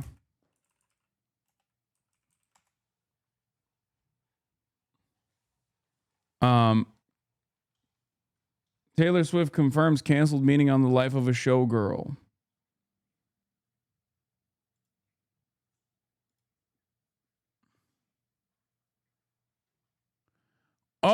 Oh, it's the thing. The Justin Baldoni situation. That's what it is. Could be Brittany Mahomes too. Wait, that's crazy. No. Old unk ass. You think it's about fucking... Okay, do I need to pull up Fantano's take on this? Someone send me the Anthony Fantano review, please.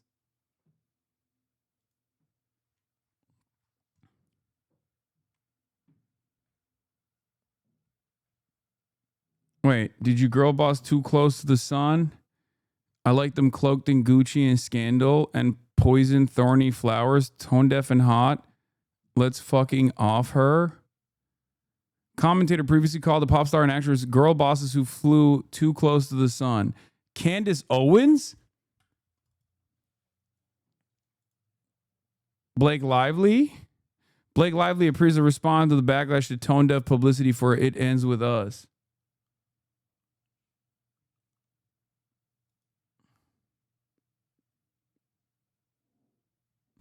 Hi everyone, me Tano here, the internet's busiest music nerd, and it's time for a review of the new Taylor Swift album, The Life of a Showgirl. This is the 12th full-length studio album from, I guess, who's the biggest songwriter on the planet, Miss Taylor Swift. What can be said about Taylor Swift that has not been said a million bajillion times already? Or would even be widely agreed upon by everybody? Continually, I find the strangest thing about Taylor Swift to be that there is just so little agreement on her, despite her immense fame and exposure. She's almost like a Rorschach test for pop fans. Yeah, I just realized I think this lyric is about me. I like him cloaked in Gucci. Remember when I got canceled for having a famous Gucci shirt? I think she was talking about me, dude. She must have seen the GQ photo shoot. Yeah. That's what it is, actually. Canceled friend reference. What the fuck is this, bro? What?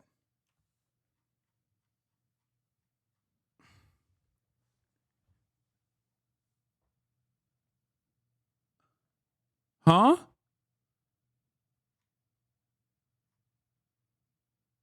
I feel like I shouldn't be seeing this. I feel like my eyes should not be gazing upon that. I think she also had a 4chan account. No, dude, I don't think she has a fucking 4chan account. What would be the purpose? I think she's a boring, banal lib, dude, when it comes to her politics. I don't think she's like, the fuck are you guys talking about? What is it about Taylor Swift that makes people, both lovers and haters alike, that go absolutely nutty mode? And by the way, boring and banal libs can still exhibit white supremacist qualities. Abso-fucking-lutely. That doesn't mean. And boring, banal liberals could also turn into MAGA as well. That's not what I'm, I just don't think that she was like into 4chan style neo-Nazi memes or whatever. At this point, I would say. Because not only are there just such vastly different reads of her and her music in terms of if it's good, if it's not, if it's deep, if it's shallow, so on and so forth, but often many of these takes say more about the person giving them than Taylor herself. One thing is for sure, wherever Taylor Swift and her music goes, some kind of debate is sure to follow. And I will give credit where it's due and say that the past 5 years of her career have just been masterfully played in terms of her output, her accomplishments, and her ability to engage and enthrall her audience. Because not only did you have those pandemic era indie folk sister albums, which in my opinion were kind of the creative highlight of her career thus far, but then in addition to that,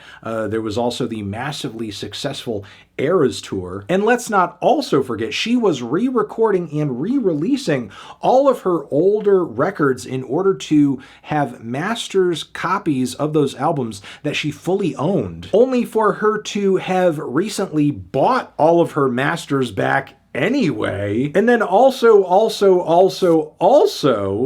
she was still dishing out new album cycles too, between Midnights, as well as the very lengthy and massive Tortured Poets Department, both sort of divisive albums in their own right in her catalog, but their commercial success cannot be denied. So even if they weren't strokes of creative genius, they most definitely showcase strokes of marketing genius. So Taylor is truly at a point right now. What? Swiftie is 17 years here. She did, in fact, have a 4chan account as far as we know. She wasn't into alt-right memes, but was just there for attention. Wait, what?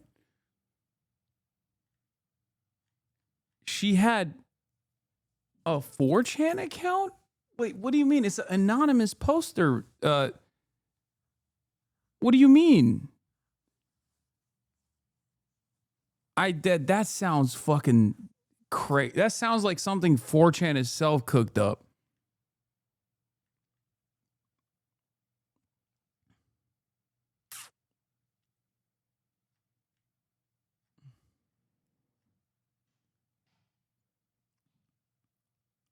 She used 4chan to name her cat Meredith.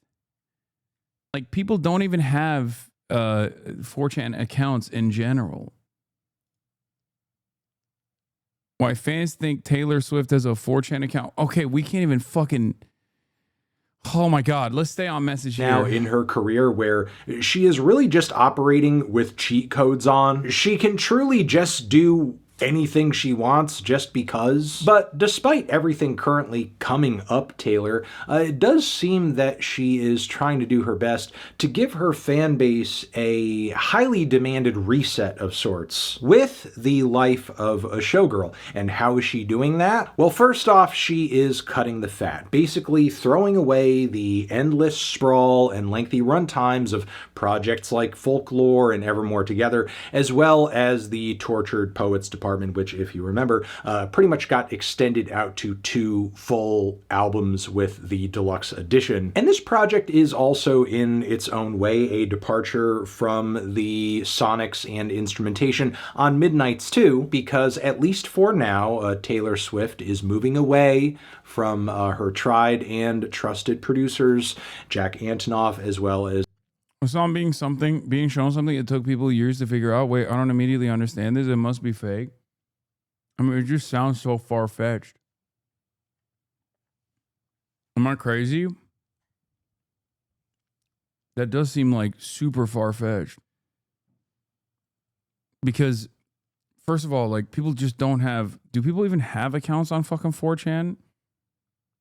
And you're just out of touch with the reality? I guess maybe. Like, it's anonymous. It's very, very... It's for the most part, it's anonymous. So it's like unlikely that she would have an account on an anonymous fucking messaging board, specifically known for being like fucking.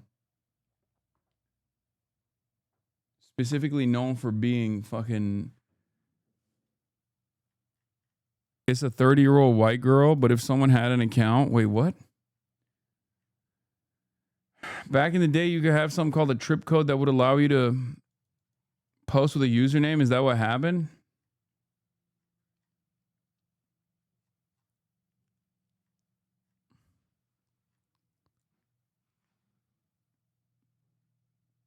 Pretty sure Liv Agar's QAA pod did an episode on this years back and found the claim dubious. You make so many assumptions based on something you admit you know nothing about. Like, where's your curiosity? I mean, I do know about 4chan. That's why I'm thinking that it's not very... It seems a bit far-fetched. Because I am not oblivious to 4chan. The hacker known as 4chan. Aaron Dessner, as a lot of fans seemingly had like an increasing distaste for a lot of the very moody and airy and low impact instrumentals they were bringing to the table. And she has decided instead for the life of a showgirl to team up once again with Max Martin and Shellback, production legends who were there years ago when Taylor Swift was essentially making her first transitions from the world of country to pop music. There's also the matter of the title and messaging and the album rollout and the track list of this record too, which made it pretty apparent from the outset this record in some measure was going to be an analysis, a commentary on Taylor Swift's fame, her life in the limelight, the public image shift she has foreseen in recent years, maybe also recent controversies, elements of her life that are under the magnifying glass now, like her relationship with fiancé Travis Kelce, maybe even ways in which her name has been forced into into the world of politics, I mean, it was as recently as August that the president was truthing about this woman, talking about how she's a woke singer and no longer hot. And how he can't stand her, which is a kind of insane thing for a pop star to have to experience, even if it is this president. But from the start of this record, it's clear that Taylor Swift has something much more personal in mind, as the opening track here is about, yes, a relationship, which may for Taylor Swift be a typical topic, but is it a typical angle? No, because in Taylor Swift's relationship tales, she's usually a power player, or if she is feeling screwed over, she's boldly asserting her side of the story. But now in this instance, she is depicting herself as essentially having her life saved by Travis' love. Because if he did not love and care for her, she would befall the same fate Ophelia did after Hamlet rejected her. I mean, let's also not forget that he murked her dad too, which, you know, that's also pretty bad. But yeah, it's a very, if not for you, sort of perspective that we don't often hear from Taylor. And this is a shift narratively that she acknowledges in at least one line on the song. But still, it is a significant change. Regardless, though, I do enjoy this opener quite a bit, because I do think the hyperbole going on with this track does play into the idea of an album called The Life of a Showgirl. You know, things are going to be hammed up a little bit, possibly. And in addition to that, I like the production on this track too. It's very punchy, elegant pop music with refined arrangements that have a bit of an orchestral touch to them. So don't go into this album presuming that just because Max Martin is in the mix, we're going to get another synth-heavy, indie-fied set of metropolitan bangers, because that is not what this record is. This is very much clearly not another 1989. Comparatively, I would say this track has more in common with like a Florence and the Machine song, but you know, just like a little lighter and not so over the top. And I would say still at this point too, vocally, Taylor is still exhibiting a lot of Lana Del Rey influence. She just cannot like let go of the impact that woman's sound and singing has had on her. But at least this time around, she's doing a slightly better job of kind of owning it in a way to where it doesn't feel like she's just doing an imitation. So I'm putting on every white guy's take. Yeah, this makes the most sense. No. Well, I mean, I am trying to... I mean, first of all, we started off by listening to another, a brown lady. So it's not even correct.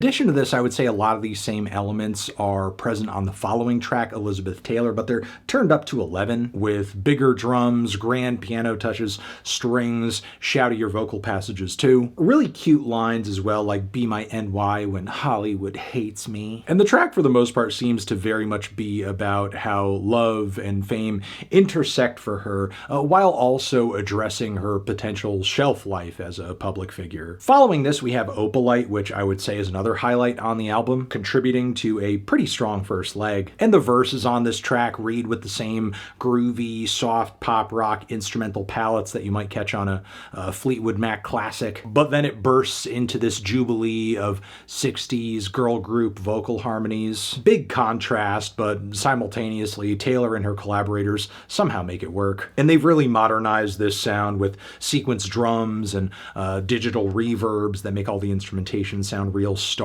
Overall, it's one of the more toned down songs in the track list here, but still, it's smooth and catchy nonetheless, and a welcome change from a lot of the turgid and tedious pacing of many songs from Tortured Poets. But Showgirl, as direct as it is not entirely a simple listen, because Taylor very quickly in this track list begins to complicate things a little bit with some very strange messaging and points of view, like on Father Figure, which is another number that does stick with me, honestly, instrumentally and melodically. I do think it's quite the earworm. And I also appreciate how the drama of this track fits in with the...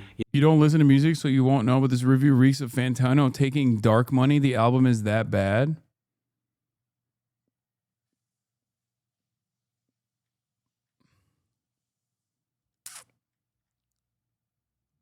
Dark Money? You think Anthony Fantano took Dark Money Like Taylor Swift funded Anthony Fantano's review.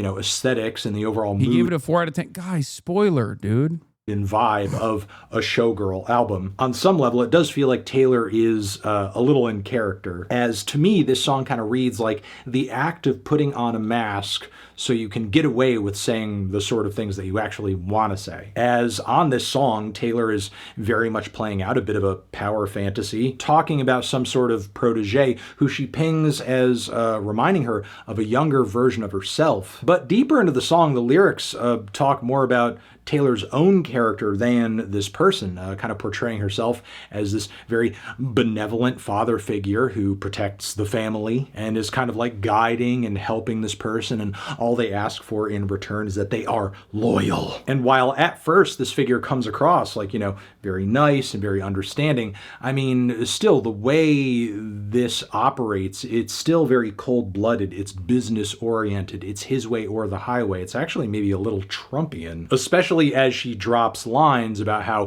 her dick is bigger, and also you'll be sleeping with the fishes before you know you're drowning. So yeah, there are elements of this track and this character that are kind of unhinged, and as catchy as I think the track is, parts of it do skeeve me out because there are elements of it that feel like it comes from a place of sincerity. But for as much as I have some light criticisms for this song, the album begins to take a real serious nosedive into Eldest Daughter, which musically is kind of like your stereotypical millennial somber piano ballad. Taylor really retracts the claws on this one and instead portrays herself as somebody who is just overcome with sadness because of how dark and cynical the internet is, with lines like, everybody's so punk on the internet, everyone's unbothered till they're not, every joke's just trolling and memes, sad as it seems, apathy is hot. And not that these feelings or observations are completely inaccurate, but it's more of an issue of the messenger versus the message. Because, I mean, you're Taylor Swift, you're not the lone bleeding heart in an ocean of trolls and haters. Like, the way that you operate in the world and present yourself is just as calculated as any of these haters who are trying their best to act like they don't care. In fact, Taylor does exactly that deeper into the album, which we will get to in a bit, I guess. So she doesn't even live up to the portrayal that she gives herself on this song. And to further add to the disconnected fantasy world this song exists in, you have lines like, I've been afflicted by a terminal uniqueness. I've been dying just from trying to seem cool. I'm sorry, I get indigestion just thinking of saying that line. I've been afflicted by a terminal uniqueness. Do you have 4 months left to live? Like, what stage is this terminal uniqueness? Has it gotten into the lungs? After this, we have Ruin the Friendship, which more like Ruin the Song. I mean, it's not the most unique pop songwriter song out there for sure. But, if you like some old school Taylor Swift or some Jewel, you'll at least find something in the very personal and tragic story this song has to offer, as the track is all about a high school crush, the nostalgia, the imagery, the tension of, wanting to kiss this guy. But then suddenly, he passes away in an absolutely... The fact that every one of these Taylor Swift lines is 100% sincere makes me cringe that much more intense. Yeah, I mean, that in and of itself is like fine. I feel like people treat that as though it's like a ridiculous statement, but like, yeah, it's just, it's just fucking cringe. No, that's what it is, right? Genuinely heart-wrenching moment. But then Taylor's takeaway and advice from this point forward, given that fact, is you should have made sure that you made out with him anyway. Like, the relationship status in the song is a bit muddy, and I would hate for someone to take the wrong message away from this track and think like, I should just wantonly try to steal other people's girlfriends and boyfriends because who cares? It's better than living with the regret of having not made out with them in case they die. Following from here, we have more low points, like with the song Actually Romantic, which is a pop rock number with a very tried and true chord progression that, believe me, you've heard a million times. But sadly, the performance on this track never really truly rocks. It just stays kind of... One thing that I've experienced with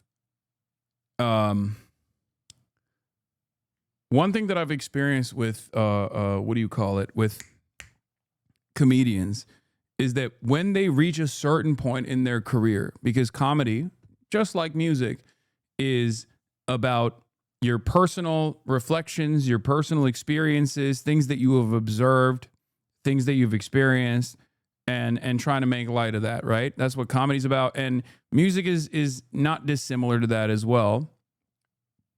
Music is also about your lived experiences, your relationships, you know, the ups and downs and stuff like that.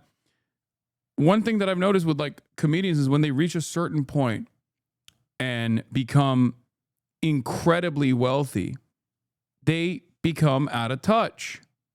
They become out of step with regular folk. Okay? And I think that's part of the reason why it's like difficult for Taylor Swift to come out with relatable albums the wealthier she gets. The wealthier she becomes, the more out of touch she becomes with the regular people, and the less she can tap into that well of personal experiences that are otherwise considered relatable. So I think that's part of the problem with, Taylor Swift, regular girl next door, high school sweetheart, and that kind of experiences that she can invoke. Because we are talking about a multi-billionaire who flies everywhere with private jets, who is one of the most famous people in America, who is going to have a hard time the older she gets, and the more wealthy and more successful she becomes. She's going to have a harder time tapping into the regular experiences that other people are going through. And I guess like part of that, I said one of the most famous people in America, and someone immediately says in the world, period. I mean, in America and in the Western world in general, for sure. But like I suspect if you were to go to Korea or something and you put up Taylor Swift next to, I don't know, like who's the guy who's the iconic League player, Faker, or even like, yeah, BTS or whatever, like obviously, different parts of the world, different strokes for different folks. This girl has been out of touch, rich since she was a fetus. Sure, billionaire Swift is out of touch, but she was never in touch with anything more than being a perpetually love-struck teen at one point. And now she's 30 plus. I just,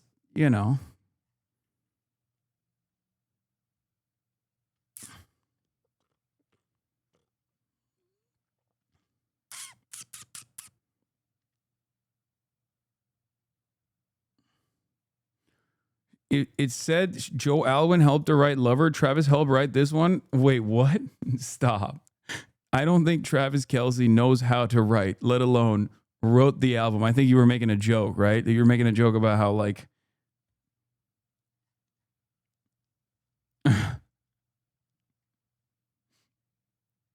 That's not...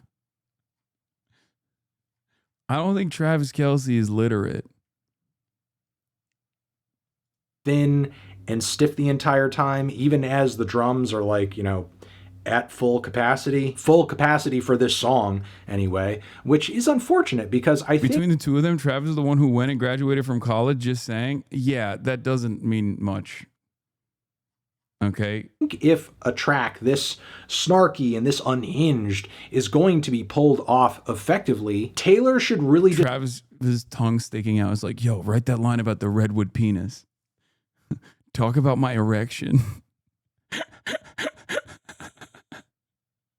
just be going full on into this feeling and this response here, which don't give me that bullshit about how Anthony, she's supposed to be acting nonchalant on the song. I'm sorry, you're writing a response to somebody. The nonchalance is out the window. You are totally and fully giving a care. And you're literally dropping lyrics about how this person's obsession with you makes you wet. Go crazy with it. Go insane. Go over the top. Get unhinged. There are currently a lot of allegations around the internet right now of proposing that this song is in fact about Charlie XCX because maybe the song is Taylor picking up on the meaning behind Sympathy is a Knife from Charlie's last record, Brat, which if Taylor is the person Charlie is singing about on that song, it's not a diss. It's not an insult. It's not in anything. Charlie is singing about somebody who is a source of insecurity for her, which if that's you, Taylor, you are merely a placeholder in that situation. I'm sorry. Anybody who reached a point of success that you did in that dynamic would be a source of anxiety and insecurity for Charlie in that song. Again, if people supposing that this is about Charlie XCX, if they're correct. But yeah, if Taylor was going to write a response to somebody about someone who is seemingly obsessed with her and has negative things to say about her behind. Deeper dive into the beef. Oh, okay. Yeah, let's get the Brat beef out of the way. It's kind of interesting because like Swift. Charlie XCX and Taylor Swift both endorsed Kamala Harris. Not that it really matters in this situation, but Charlie XCX also has canceled friends, right? I mean, she's like homies with the Red Scare Girls and shit like that. So I don't really know. I don't really know what to make of this. Oh, God. I don't really know what to make of that. Charlie didn't endorse. She called Kamala a brat. Okay, well, that's an endorsement. Is it not?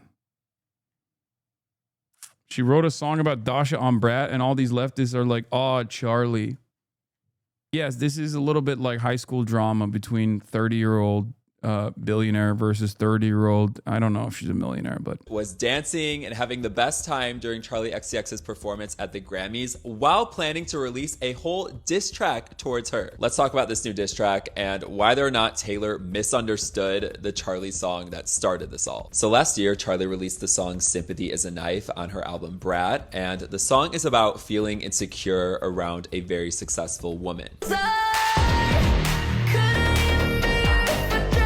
Fans were convinced this song was about Taylor because of the lyric, don't want to see her backstage. I will say, like, regardless of my opinion of who Charlie CX is or whatever, or the Kamala Brat memes being overcooked, I do think that her album was a banger. I did like it a lot. I listened to it quite a bit. It was pretty good. And I don't really listen to a lot of music.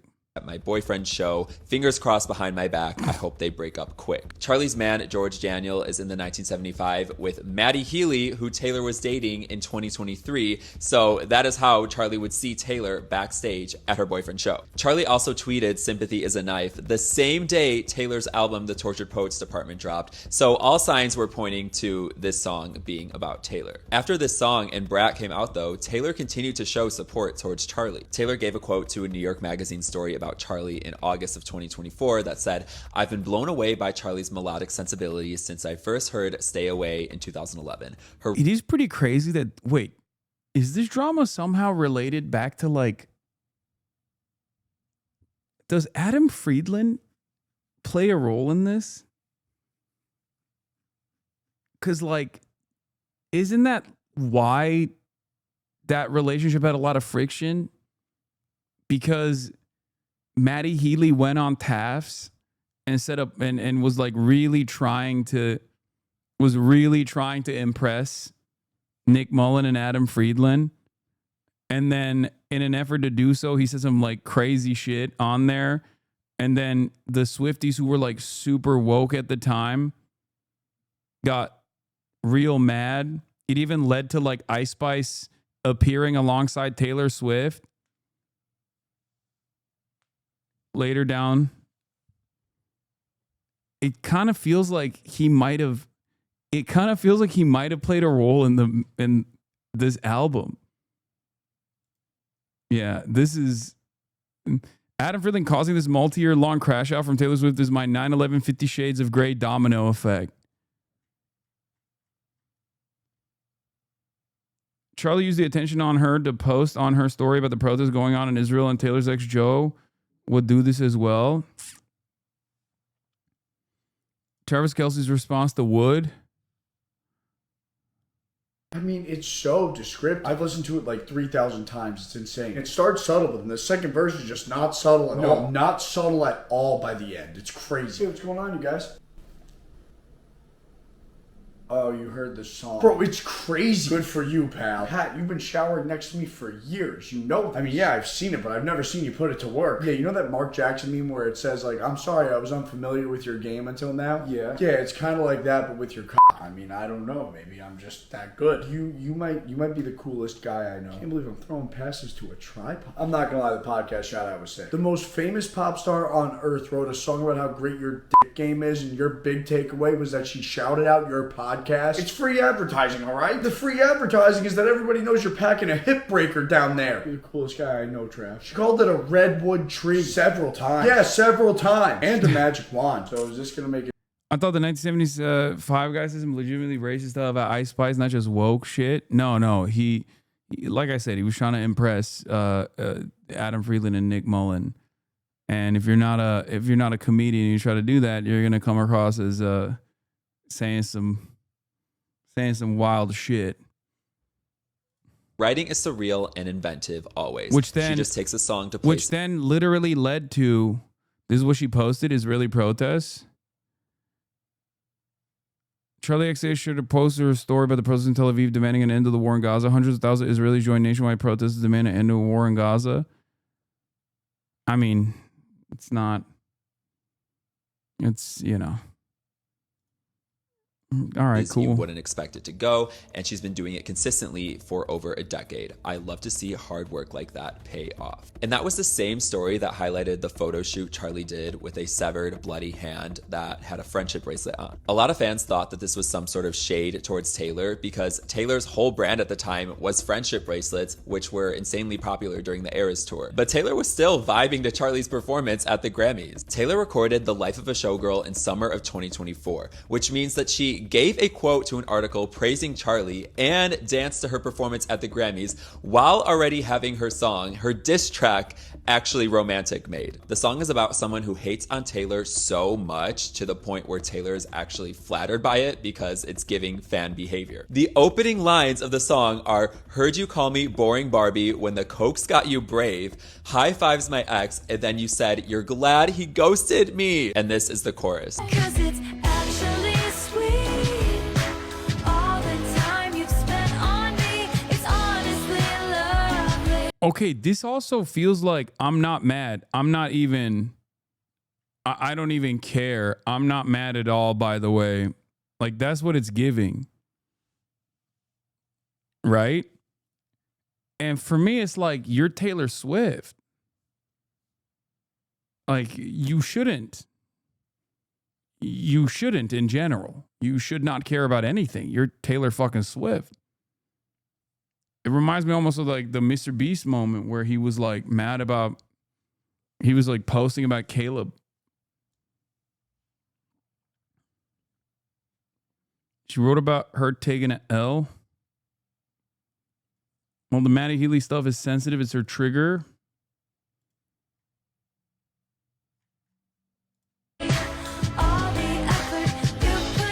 Now, Sympathy is a Knife by Charlie really isn't a diss track at all. It's about Charlie's insecurities with comparing herself to other successful women. So if Taylor based Actually Romantic solely off of Sympathy is a Knife, it does feel like she misunderstood that song. Maybe she was really offended by the friendship bracelet shoe, but then why go and dance to her performance at the Grammys? Like,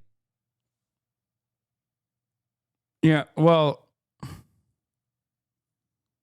she's not even mad. That's the point. People don't like how unbothered she is now. I mean, if she wasn't mad, she wouldn't say the coke's got you brave.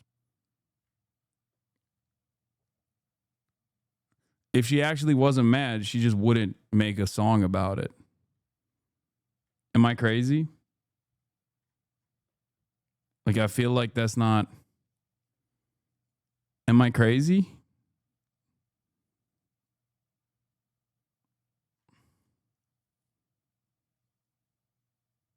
I'd be mad too. Charlie makes music that actually slaps. Also, she's hot. Two things. Okay, calm down.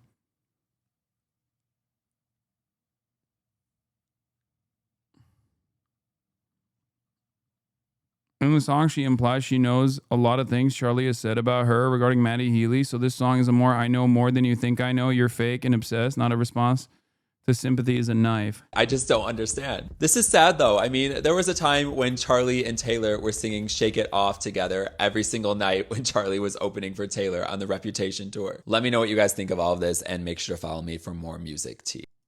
Deep canyons on coastline. So why are we assuming this is about Charlie? Like, I feel like there is nothing next to implying that except for the cocaine. I like that we all assume that it's Charlie because she mentions cocaine, but I think it's I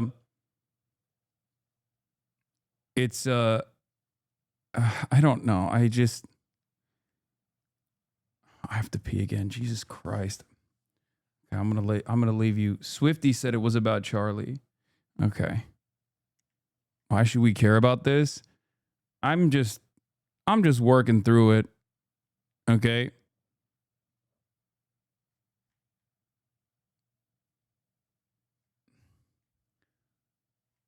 I'm trying to understand. It's like a boomer's first interaction with this.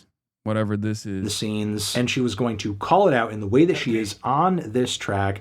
I just wish she actually drummed up some fireworks in the process, instead of releasing a song that essentially feels like a tweet. After this, we have Wishlist, which sonically is a fine cut. It's got a very cute, chill, shimmering beat with chimey synthesizers that give an almost wintry feel. Wouldn't be surprised to hear this track playing in the department stores this December. And the song also comes laced with a simple message, Taylor essentially singing about settling down, having some kids, getting a basketball hoop, maybe living off the grid. And she kind of compares this to the excessive and material wants and desires of everybody else. I'm not blown away by it, but it is endearing a little bit and sort of ushers in, I guess, Taylor's trad wife era a little bit. I also do sense a little bit of a T-Swizzle flow on the refrain of this track, as, you know, Taylor saying, "Bust up, settle down, got a wish list." Again, it's a listenable cut. What is not very listenable is the following Would, which essentially kind of sounds like a Maroon 5 song from the mid to early 2000s. And, you know, it's a cute enough track about finding love, that initial attraction, but then it just kind of devolves into a bunch of winks and nods about Travis Kelce's dick, with Taylor singing about, you know, his redwood tree and his magic wand and, you know, his key that opened up her thighs and a hard rock. And also she was matized. You can't say dick-matized. You were literally singing about your dick earlier on the album. Yeah, as much as her heart is in this on some level, I'm sure it is, I don't know if horny is Taylor's like forte. However, I am even more disturbed by the track Canceled. And no, I'm not just talking about the lyric about girl bossing too close to the sun. No, I'm actually way more bothered by the content of these verses, with Taylor talking about how she doesn't care about optics. How the fuck do you cover this dog shit but don't do any due diligence on any of the UFO shit in the government, you motherfucker? Oh my god. Oh my fucking lordy, dude. Stop it. How she has friends with matching scars and that they live in an underworld, and about how everybody's at least at some point taken someone's man. Everyone's got bodies in the attic, and also her talking about like learning the art of not getting caught doing what friends are you talking about? What underworld are you living in? Like, this song is either one of two things. It's either Taylor Swift really building up in a hyperbolic fashion how unlikable and canceled her friend group is, which in that case it's just like kind of fake and cringe, or in the other case she actually is currently surrounded by some very terrible, awful people, which, like, How bad are we talking? How many bodies are in the attic? How many men have these people stolen? Have any of these people turned up on the Epstein flight logs? I'm just saying, like in a time and a place where there's some pretty awful people out there not getting repercussions for the terrible things they do out in the open, this is a very strange song to release. Like, very out of touch, very tone deaf. After this, Honey, I just don't want to or know how to get into, because it really is a pointless snoozer of a track. It adds nothing to the album that all the songs previous to it didn't already. It's really just like the biggest nothing burger on the record. And then we have the closer, which in my opinion is just a weak finale. I mean, some of the instrumental palette changes are kind of cute and definitely kind of give way to that showgirl vibe and aesthetic and angle the album is trying to play. But all these changes, all this building doesn't really culminate into a grandiose finish that leaves things feeling worthy of the title, The Life of a Showgirl. I mean, sure, the song is obviously a commentary on fame and performance itself, but honestly, we've been subjected to endless strings. Canceled his defense of Brittany Mahomes, who Trump shouted out specifically lame as fuck.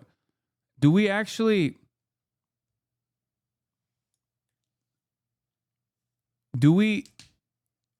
have proof on that? Like, do we know that is there confirmation? No shot you are going to do this? No, I'm asking what it is. Is she that tight with Patrick Mahomes' wife?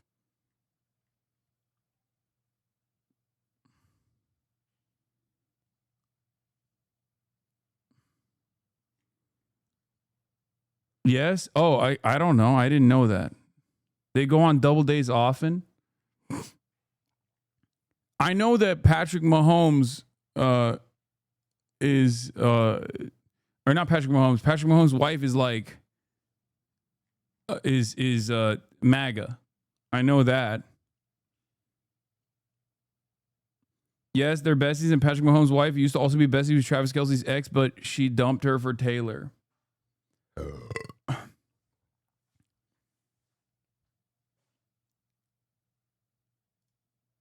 What the fuck? Wait, hold up.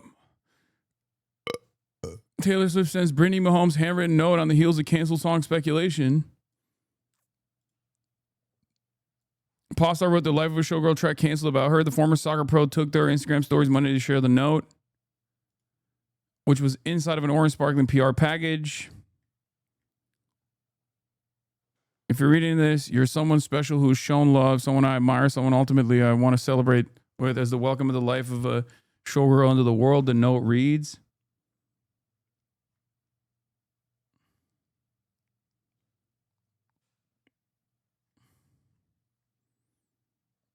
Mahomes was one of the many Swift's PR lists to receive the package after fans speculated the latter's track canceled was inspired by her. In the song, the Grammy winner seemingly offers a friend who's been publicly ridiculed an extended hand singing, "Did you girl boss too close to the sun? Did they catch you having far too much fun? Come with me when they see us, they'll run. Something wicked this way comes." She then goes on to sing, "Good thing I like my friends canceled. I like them cloaked in Gucci and in scandal. Like my whiskey sour and my poison thorny flowers. Welcome to my underworld where it gets quite dark. At least you know exactly who your friends are. They're the ones with matching scars." Fans suggest that Swift's line about Gucci was a nod to Mahomes after she sported attire from the fashion powerhouse in the 2024 U.S. Open. At the time, the mom of three was on a double date with her husband, Patrick Mahomes, Swift, and Travis Kelce, who also dressed in Gucci. Swift also penned an athletic nod in the track, singing, "Single drop, you're off the roster, tone deaf and hot, let's fucking off her," which fans also speculated was about Britney. Wait, what is that? The Sports Illustrated model has come under fire online for subtly implying that she supports President Trump, notably opposing Swift's political beliefs. Britney also received heat for spraying a bottle of champagne at NFL fans after the Kansas City Chiefs defeated the Buffalo Bills. At one point, she took to X to address the hate she was receiving, writing, "I just wish I could do what I want without getting attacked every week." Bro, even I got a handwritten note from her. It's not news. Wait, I'm so confused. I thought you were on the "this is about Brittany Mahomes and she's a racist" train. And now it feels like you're saying the opposite. Which is it?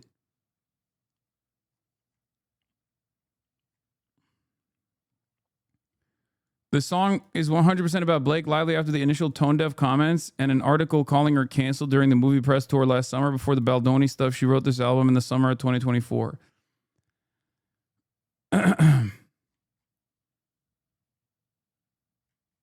Dog, she was spraying champagne on fans in minus 15 degrees. It was literally one of the coldest games ever.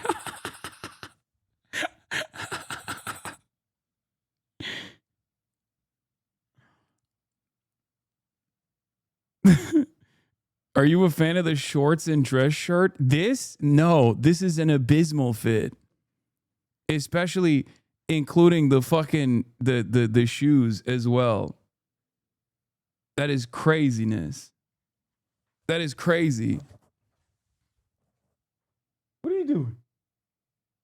Okay.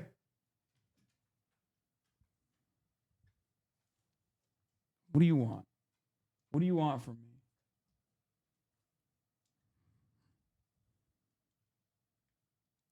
For those of you who ask, why do you always do the place command? The reason why I always do the place command is because she likes to lay on the ground. Okay? She likes to be by my side, but she likes to lay on the ground. And the reason why I don't like letting her lay on the ground as opposed to that bed is because the bed, come here, is because the bed is better for her joints. Okay? Get her a better bed then? No, that bed is perfectly fine for her. Because when she lays on the ground as a big girl, it fucks up her joints. Don't let him lie to you, Chad. It's because he's a terrorist? Yeah. Why do you need to tell people this? Did something happen? Yes. It's going viral that they're claiming that the most well-trained and the most spoiled, best kept after dog on the planet is actually being abused by me, apparently. Because I gave her the place command while she was getting off, and then she yelped. These shadows don't know she broke the other beds? Yeah. She'd broken the previous bed. Bro, that dog is being abused. 4-hour streams every day of Hasan. I can't imagine. Yeah.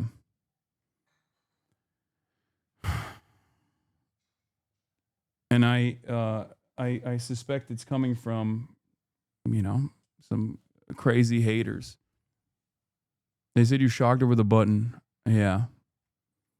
In my evil villain lair. Good thing I didn't hit the fucking trapdoor button instead on accident. She reviewed food online. She yelped. No, she went when she was getting off the bed. Because I assume she like either stepped funny or clipped her fucking foot on something. I don't know.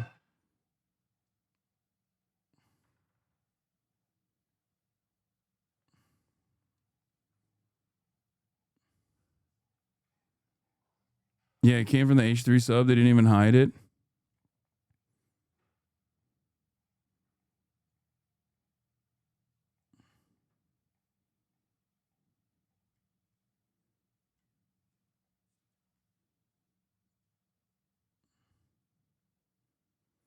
Literally the exact same people every time. People just eat it up. All the same drama freaks activated. Yes.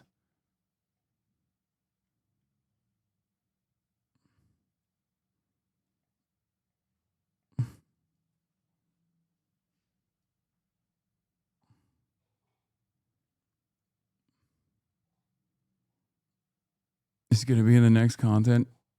Nuke. I'm confused. How did she get shocked? Or is that fake? There's no way for her to be shocked. That is fake.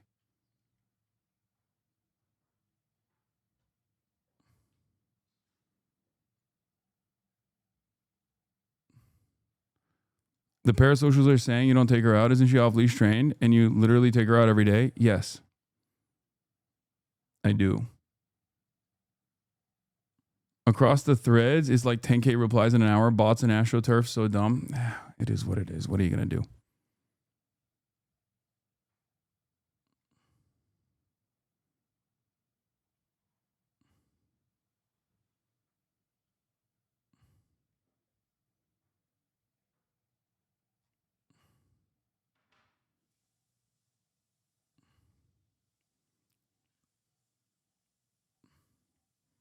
There were like 7 LSF threads about this. Ethan made like 6 Instagram posts about it. There's no real drama here. It's 100% manufactured. Shared on the C. Sam Stinney sub, then went to KKK3 sub, and then went to LSF. Probably Diddy Dan AstroTurfing again. Yeah.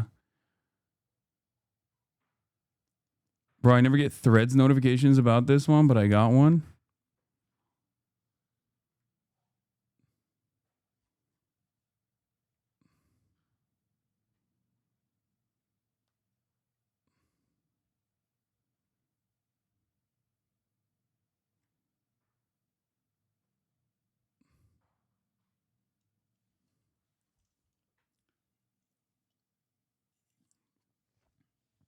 Bobby Althoff is the CIA. Plant is an activist now.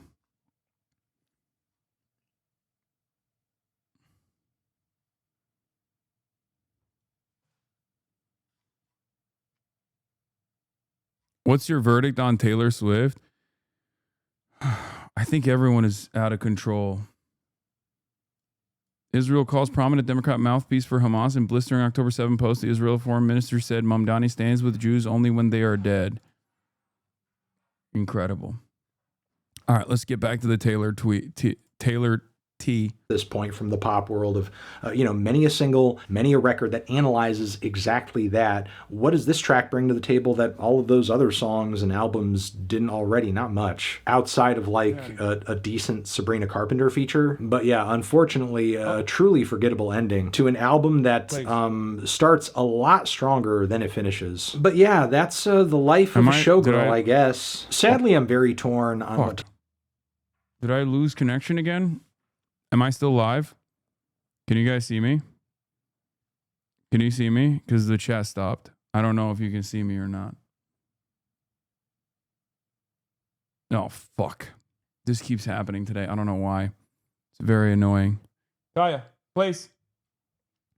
Taylor Swift had to offer this time around. In one breath, I really do like that this album was poppier, catchier, punchier, more direct and to the point. Again, cutting away at the excessive runtime of the Tortured Poets Department and all that. But simultaneously, this is some of Taylor Swift's worst writing lyrically she has ever done in her entire career. Worst, tackiest, most out of touch, most childish. I mean, people have been saying this, and I do tend to agree, that there are songs that she wrote when she was a teenager or in her early 20s that comparatively to many songs on this album are more mature and more poetic. But I mean, you don't even need to go back that far. Just look at some of the autobiographical and otherwise writing that was all over folklore and evermore. Just 5 years ago, Taylor was writing immensely more mature and smarter tracks that had just a lot more depth to their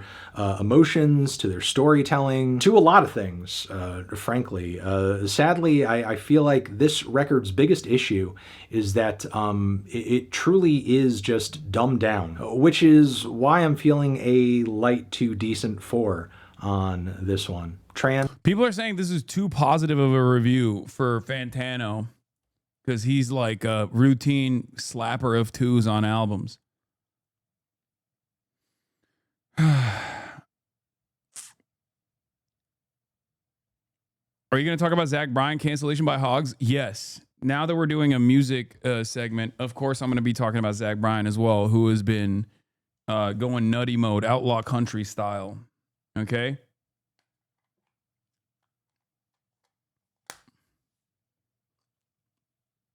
I don't think this is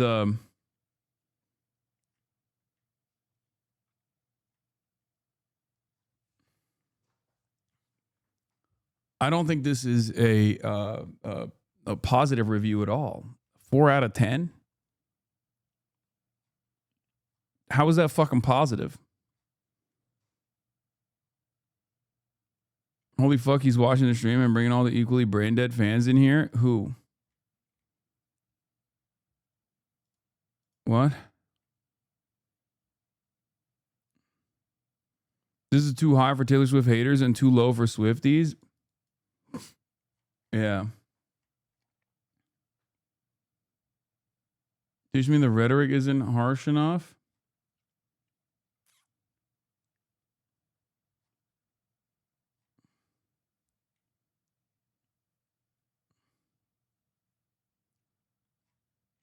How does Gavin Newsom game more than you? You already know why.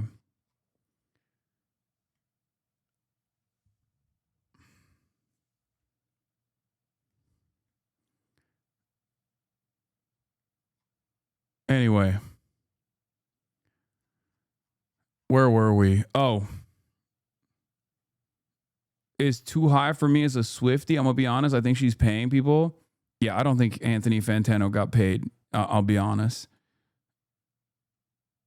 You have to make sure you're a human. What the fuck's going on today? I can't even go on fucking Genius. Eldest Daughter by Taylor Swift. 5th track on the Life of a Showgirl falls on the vulnerability that's undeniably displayed on Swift's track 5s. The track deals with the mental struggles that often come with both being an oldest child and elder sister, and how Swift has taken her learnings from being an older sister and used them when dealing with her fame. No, not that one.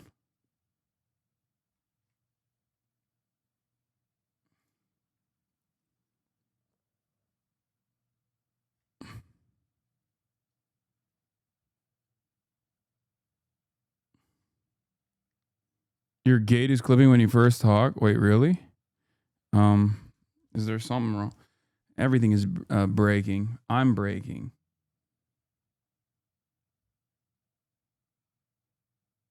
Buddy, I'm starting to think you are in on the Swiftie super PAC. I just don't. Yeah, I did see this on the iTunes account. People were saying before September 2025, the last time this account tweeted was in 2019. We can all see what's happening here, and it's fucking embarrassing, man. I guess like they basically pumped it from every angle they possibly can.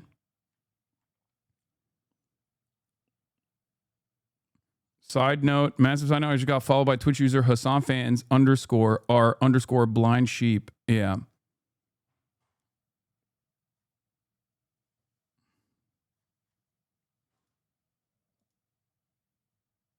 Hasan abusing the dog now is crazy. Yeah. I don't have any audio issues or anything. Thank you. Dude, it's so funny that people are claiming that I'm abusing my dog when this dog literally lives a better life than every single person. Like literally every single person. 2 hours of park time, extreme cardio in the morning, hanging out with their best friends, fighting, not like dog fighting, but also, you know, just play fighting with her friends for hours on end. Like, it's one of the funniest angles of attack.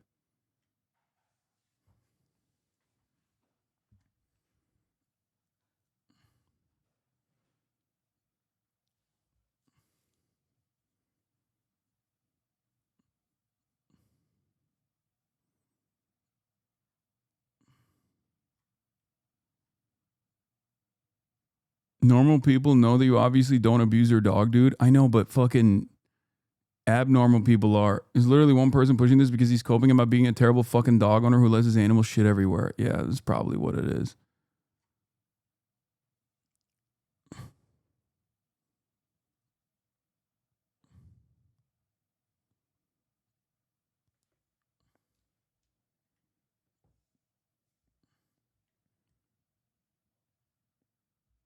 Oh, Vanilla Mace's reaction. We were gonna do that. Was not a shock collar used? No, dude. No.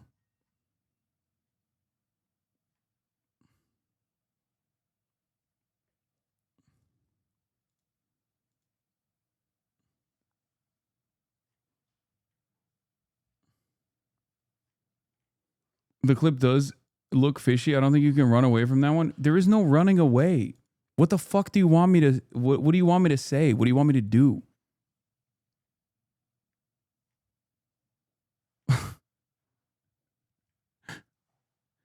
What am I supposed to do? Be at the fucking mercy of the most schizophrenic people of all time? It's ridiculous.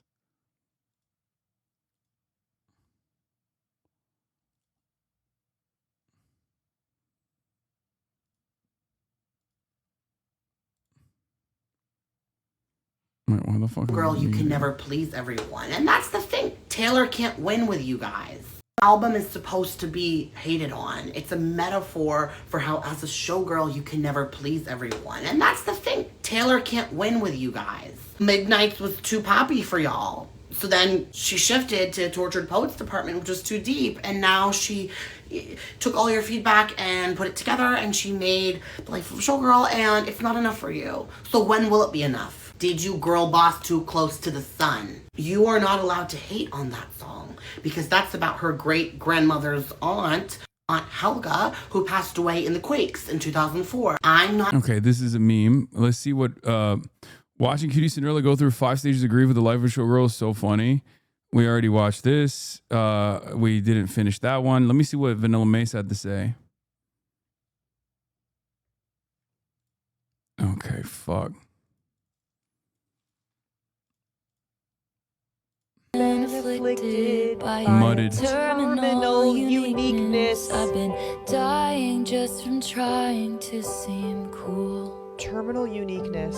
Put that on a shirt. I'm not a bad bitch, and this isn't savage, but I'm never gonna let you down. I'm never gonna leave you. I genuinely, like, I'm not even kidding. I genuinely think it's a joke. Like that, I'm being serious. I think it's a joke, and she's gonna be like, just kidding, y'all, here's the real one. That's how bad. I had a revelation. I'm like, dude, why are people so mean to Taylor? Like, come on. Me trying to just see the good in everyone. I'm like, guys. So then when this album was coming out, and, you know, Cutie was so excited, I was like, you know what? I'm gonna give her the benefit of the doubt. I'm gonna give her the benefit of the doubt for this album. As someone who is not necessarily a Taylor Swift fan, I'm gonna give her the benefit of the doubt. When I went in there and Cutie started playing some of these songs and doing a tier list, I couldn't believe my ears. I genuinely couldn't believe my ears. It literally sounded like AI. I'm not kidding. It sounded like ChatGPT wrote it. She literally was like, that's why you're bae, and that's why I'm swag, and that's why he's the GOAT, and that's why I'm mad. Genuinely, that's what the fucking album sounded like. I'm not even over exaggerating. That's genuinely, if you haven't listened, that's dead ass what the album sounds like. Like, it's literally that bad. Like, it's everything's just. She's gonna come out and say Travis Kelce wrote it. And then she's gonna be like, that lyric was from Travis Kelce. Memes and everything is just trolls. She literally says that. I'm not making that up. She dead ass says that part. The girl boss too close to the sun. Oh, it's just everything about it is so cringingly millennial, and this is coming from somebody who is a fucking millennial.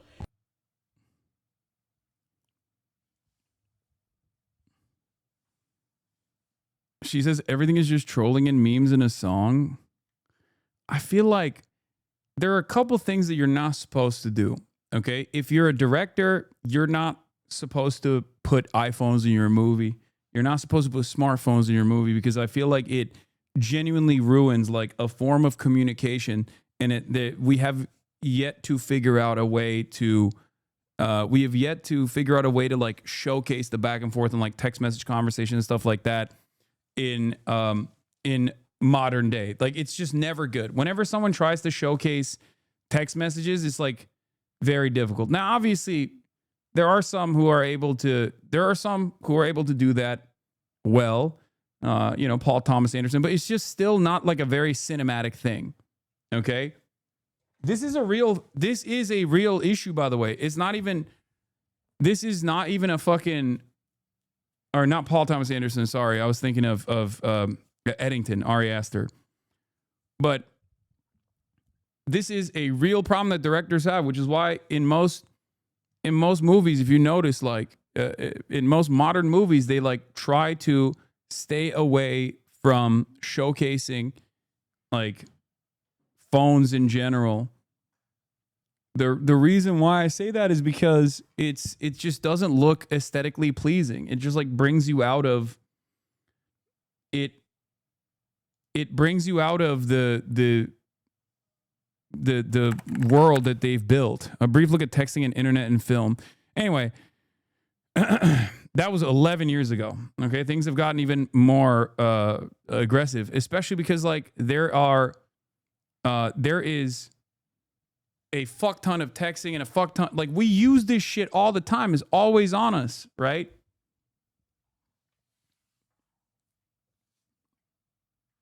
And it would basically destroy, like if you were to do it, if you were to use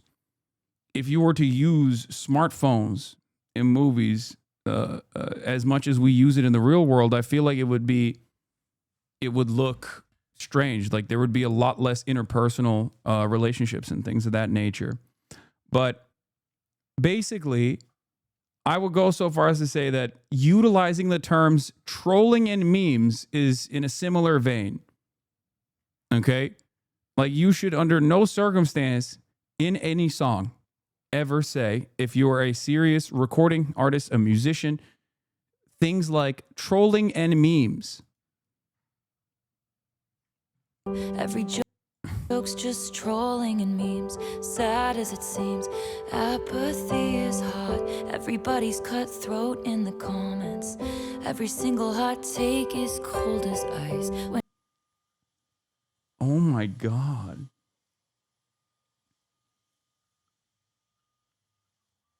Oh, Lordy. That's like it fucking dates the song for no reason. I think it dates the song and it's no longer timeless.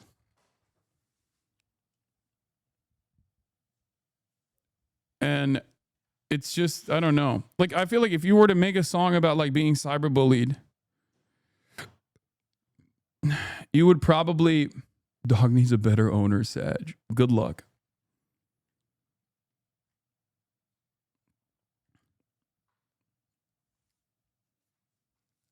It's giving faillennial. Yeah, well, even if you were to do a song about like cyberbullying or some shit, it would have to be about something else.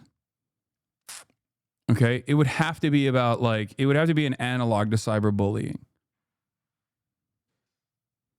You could be a great owner, but what you did was fucked up, casually shocking her. I didn't do that. Why are there so many people who are so easily fucking duped?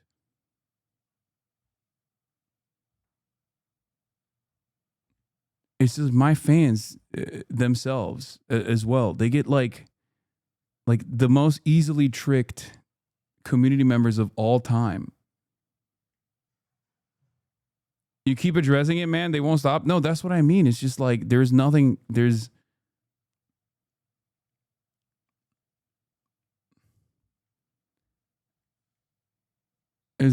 I can do about that.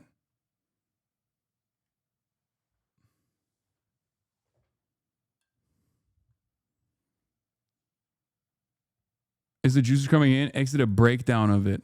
Oh my God.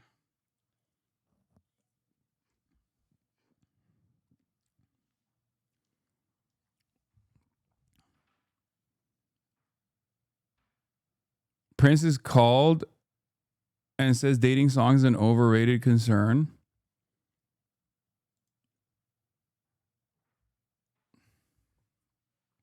When you keep reading the comments, they get encouraged to keep baiting you. That's true.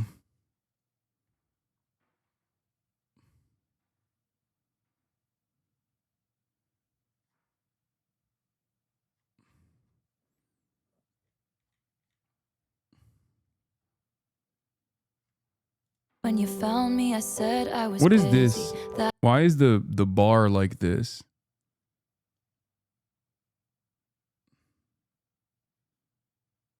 Taylor uses the term kismet in one of her songs. Respect.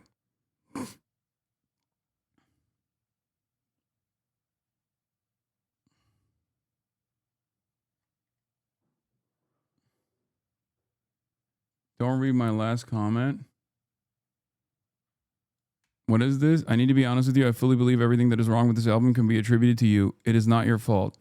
If you never had to lose your foreskin, I think the butterfly effect from that could have drastically altered the world we live in currently, including the ass quality of this album. It's true.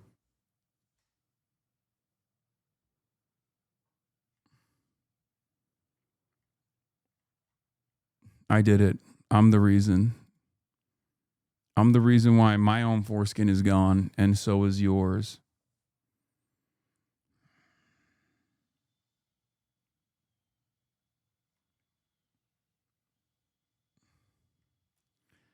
I think like a part of the anger that I think is perfectly just was the AI album release.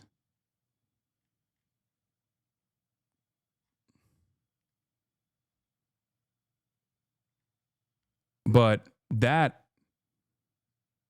I assume that wasn't. Yeah, there was definitely AI in part of the album release. Like there was AI art. But that I don't think was like deliberate. Like I don't think she was like, yeah, let's definitely use AI art. Like I don't think she like okayed it, if that makes sense. Because I feel as though I don't like. I don't think Taylor Swift would do that deliberately. She probably hired a third party to do that.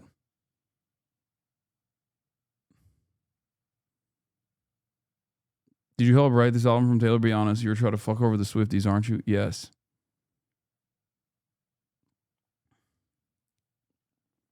And then also, the other thing that people are frustrated about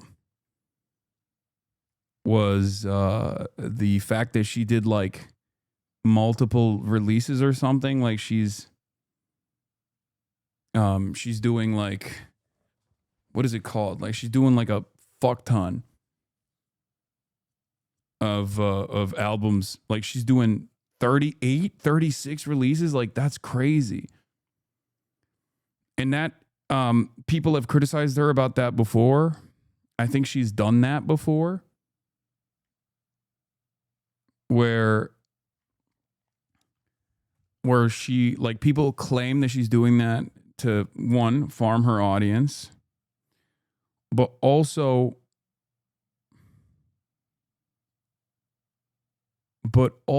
people have criticized her for, or people have speculated that she's doing that for staying on the top of charts. Isn't that what it is? Like to continue charting?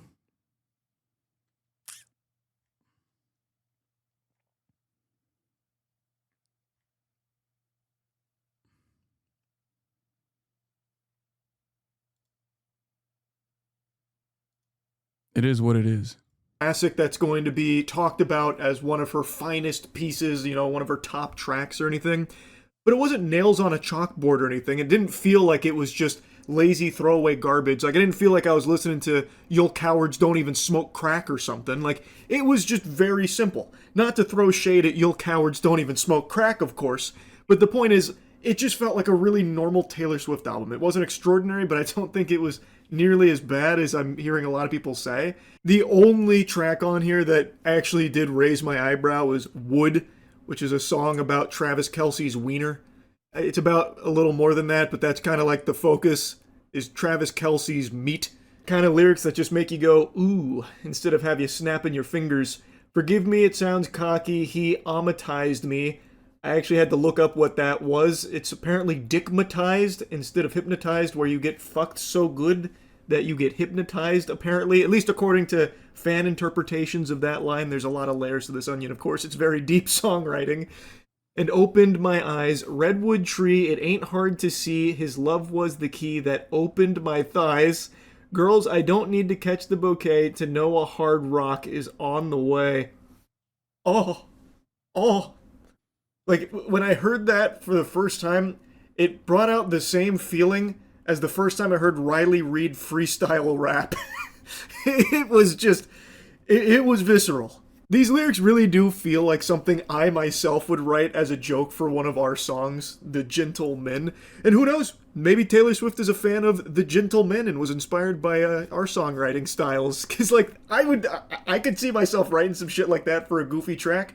You know, penis appointment, you know I'm on time. He's dunking his balls like MJ in his prime. Like, it really does sound like something I would have cooked up for sillies. But I don't know, the way the rest of the song, it kind of plays it pretty straight, like pretty serious. And it's just, I don't know. That out of all the songs on the album, that's the only one where I was like, oh. But anyway, enough about the album itself. I think it is just like a very normal, generic Taylor Swift album. Do I think it's anything special? No. Do I think it's anything abhorrent and as awful as everyone else seems to think it is? Also no. But I did see a banger tweet that a buddy of mine sent me that I guess kind of sums it up nicely. I said Taylor Swift's new album sucks and I didn't even get a single death threat from a Swiftie. That's how bad it is. For those that don't know, since basically the beginning of Taylor Swift's career, anyone that speaks out saying like, I didn't really like that, they get dogpiled. She literally stole her lyrics from a tweet. I mean, that's... Swifties, when Ariana sings about her sex and doesn't write it like he stuck his long wood in my redwood forest and let his sap ferment my... Oh my God. Redwood tree, it ain't hard to see his love was the key that opened my thighs.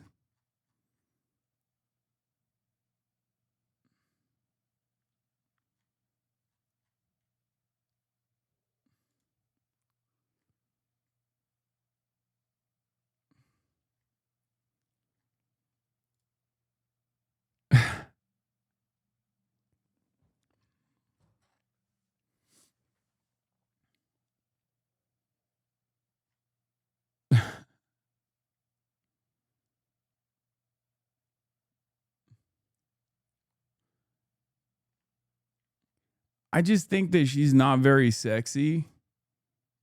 And it feels like a person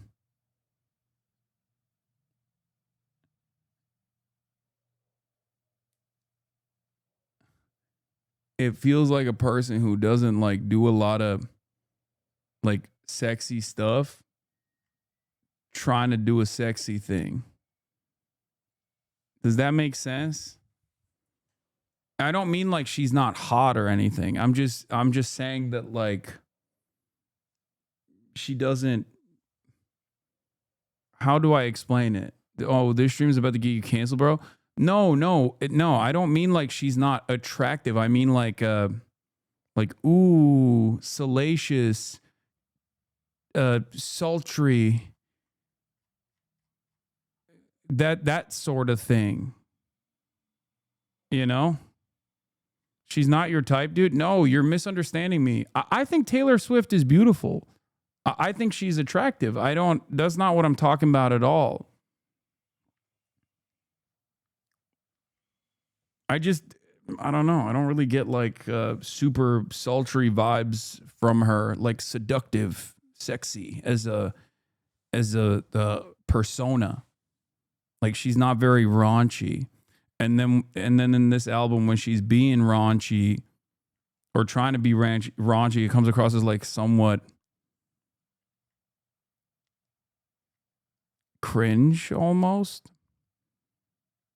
If that makes sense. Sabrina Carpenter is a good example of someone who's good at it. Yeah, but even Sabrina Carpenter has had her moments where like being sexy is tough.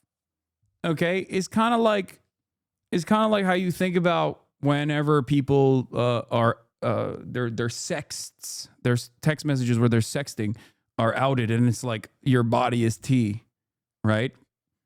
It's difficult to already be kind of sultry and salacious and sexy.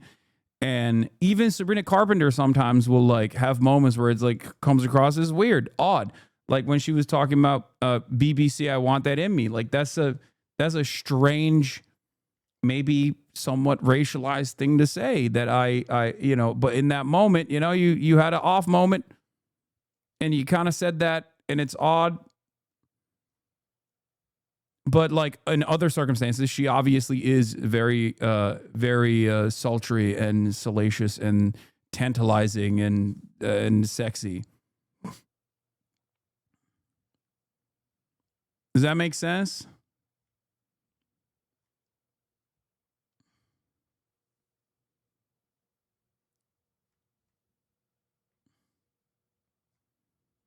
So even someone who is like swagged out and sensual in most circumstances can have a moment where maybe they didn't come across as sexy as she intended. And I do feel like a lot of the references that Taylor Swift makes to her husband's penis comes across that way.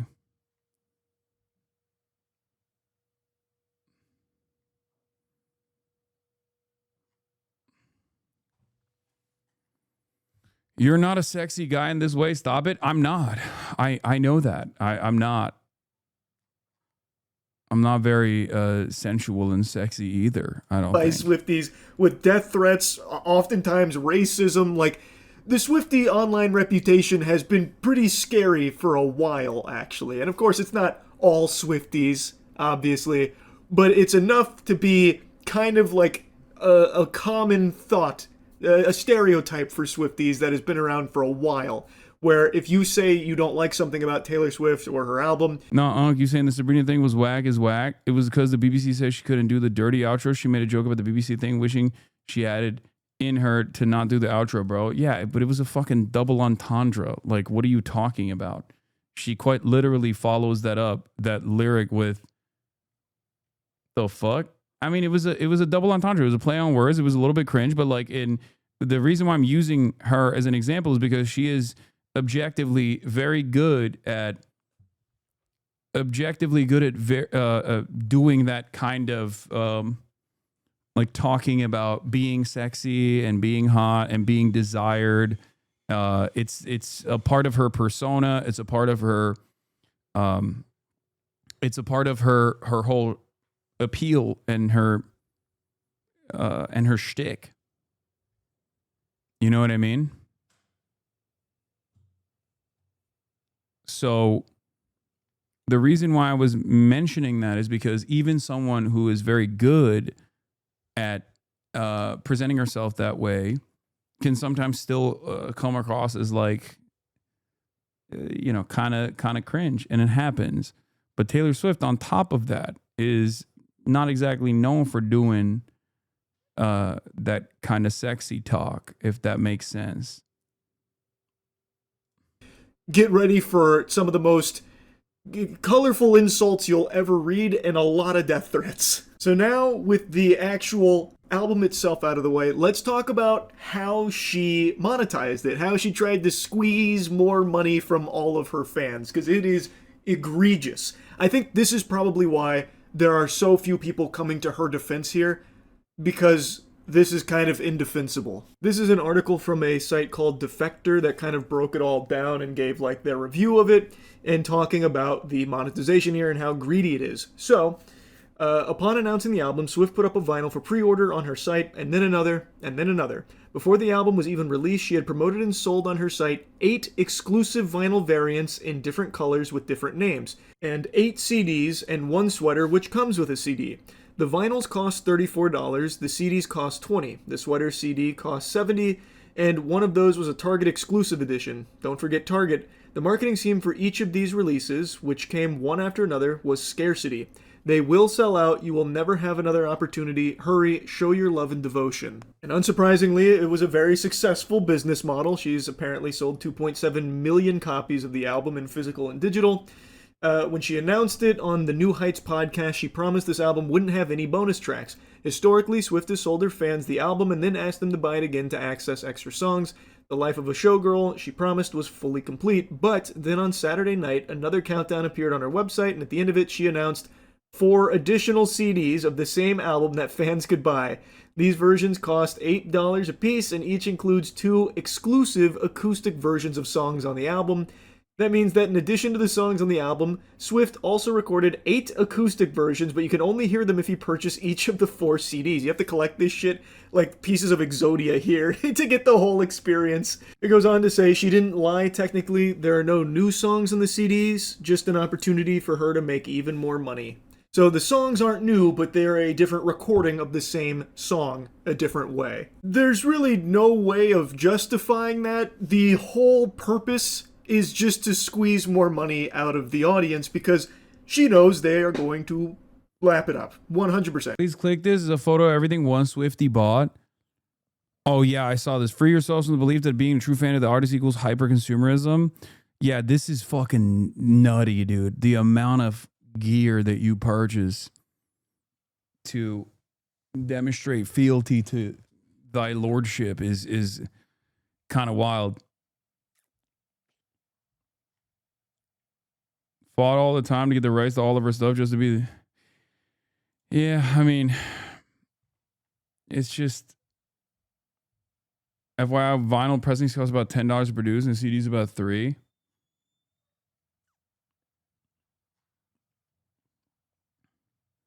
They cooked her in the comments because she got a hole in her sock. How do you see that she has a hole in her sock?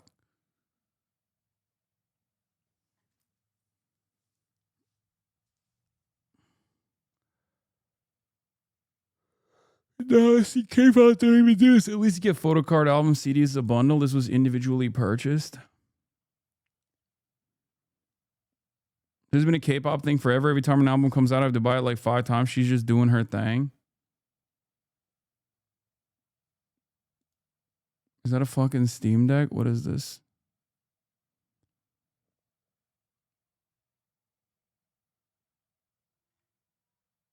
It does look like a Steam Deck.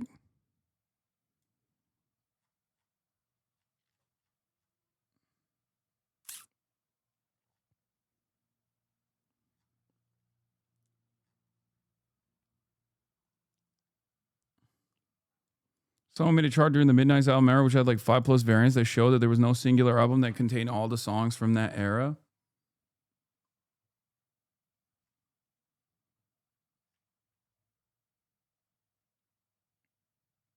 The hole in the sock tweet.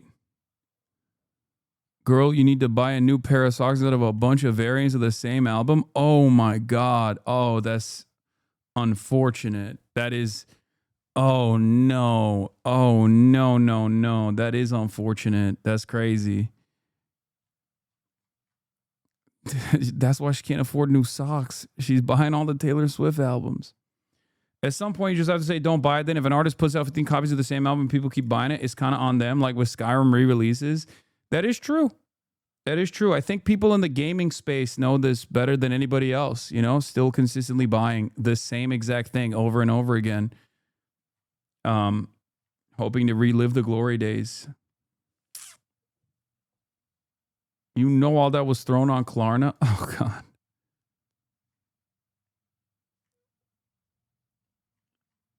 It is what it is. I will never stop buying Resident Evil 4.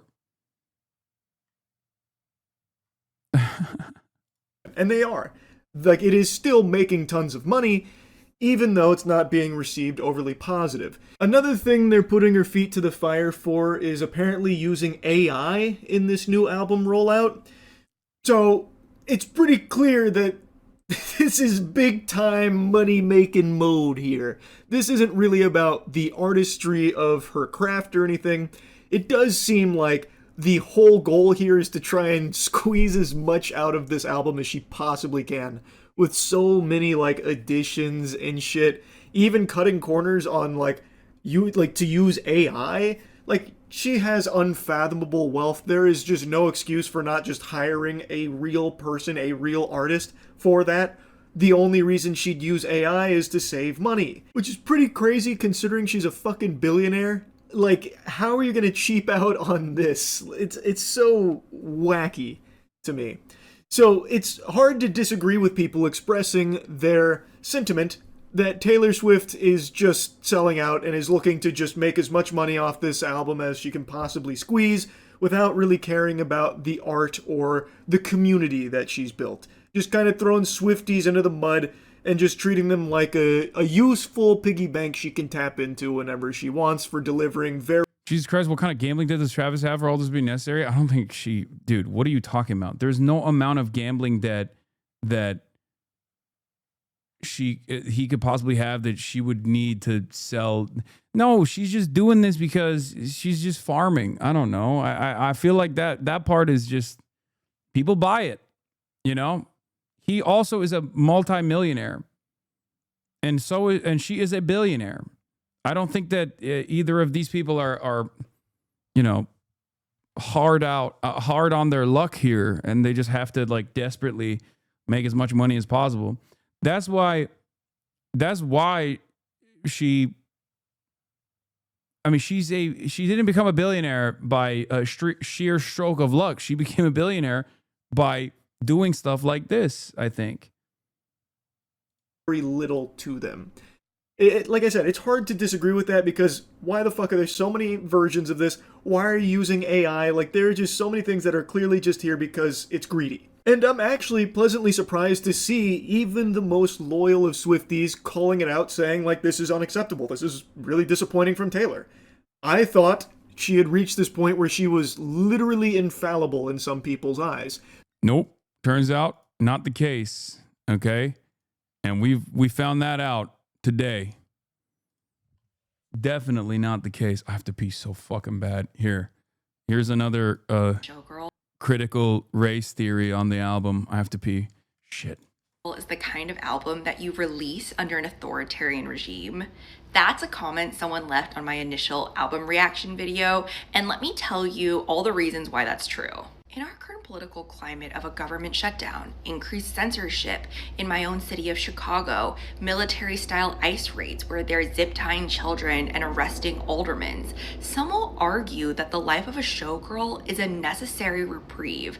This is an album that celebrates joy, and the lyrics might not be that deep, and they might not say that much, but it allows us to have fun. I agree that her lyricism has drastically decreased in quality on this album, but she's saying a lot more than nothing. In fact, what she says is actually glaring, and she's saying that she's aligning herself with MAGA and the conservative right.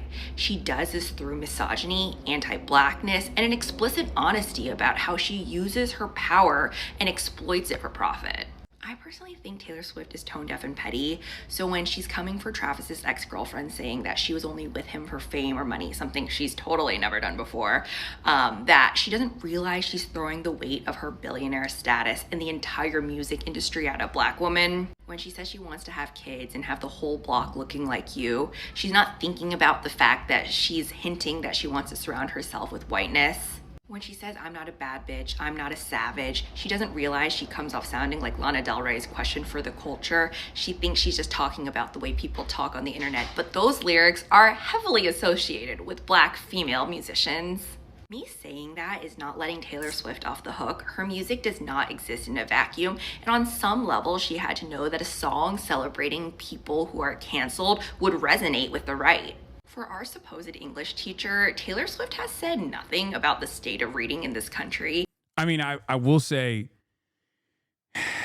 she does not ever make bold declarative statements about the state of the world, you know? We go to Bad Bunny for that. Or Chappell Roan, for example. The one time that was like an iconic moment,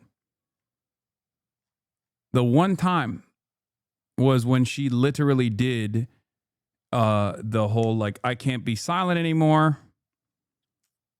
And she came out and you know, said some takes. I mean, she endorsed Kamala Harris, right? Like, that's...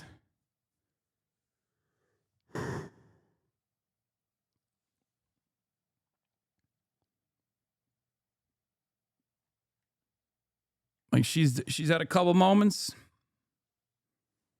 But even like Swifties themselves have talked about how they also personally wish that she would say more or do more.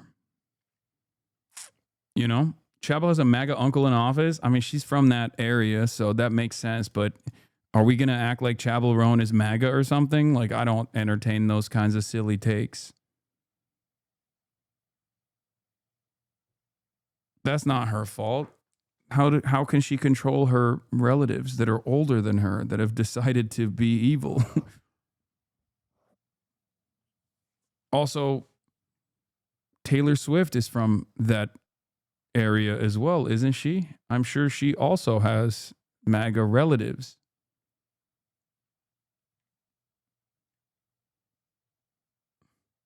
I don't know. I just feel like, I'm going to be honest, I feel like a lot of artists, given their class position, especially well-established artists, given their class position as like super wealthy people, are kind of falling out of step with the regular experiences that people are going through. And even, I mean, people were very critical of Beyonce in her last album as well. Even the Bayhive was like a little bit, you know, they had some criticisms as well. I mean, Jay-Z and Beyonce were like having dinner the other day with I believe Jared Kushner. Beehive, sorry, not Bayhive. I apologize. It's just like, I think people associate far too much with their favorite musicians. They identify their favorite musicians as like maybe saviors, if that makes sense.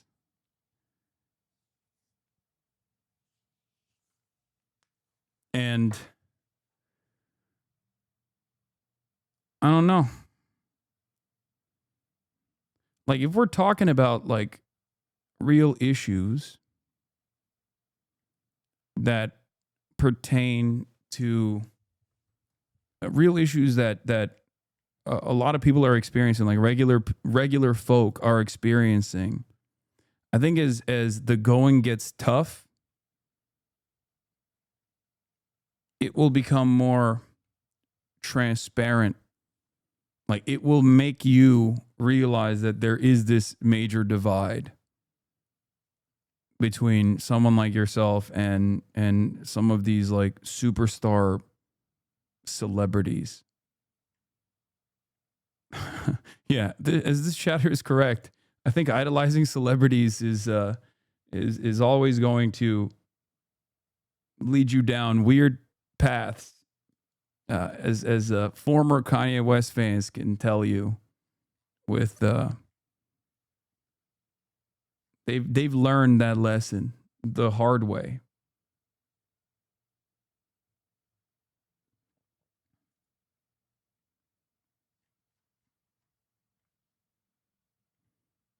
Maybe as a person who doesn't listen to a lot of music, when I do hear it, I'm like, oh, I can go like this to it. You know? Mm-hmm. Yeah, I'm bopping my head. And that's pretty much it.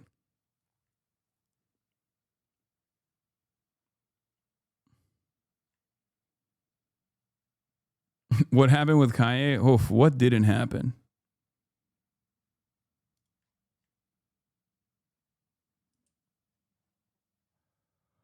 You're right. We should unsubscribe from our favorite streamer. He is far too rich. It's true. Thank you for the 10 months. Yeah. It's just so deeply tone deaf and out of touch with people. This is such a difficult time for so many economically, socially, etc. It just feels weird for her to be squeezing her fans for every dollar she can get out of them. I mean, that makes... It happens. You know, are you going to talk about Bill Burr? I did already. With the Riyadh stuff, it was fucking horrible. I'm never going to be the get your bag king type fan. I've never had like, I mean, I guess the closest I have to that is like LeBron James. And it would hurt my soul if I saw the king do something. But I wouldn't be like, no, that's, you know, I'm sure there's a good reason for it or whatever.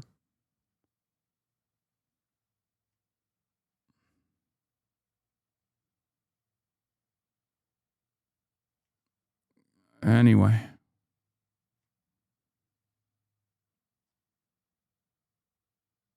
Is he doing a kick deal soon? Who?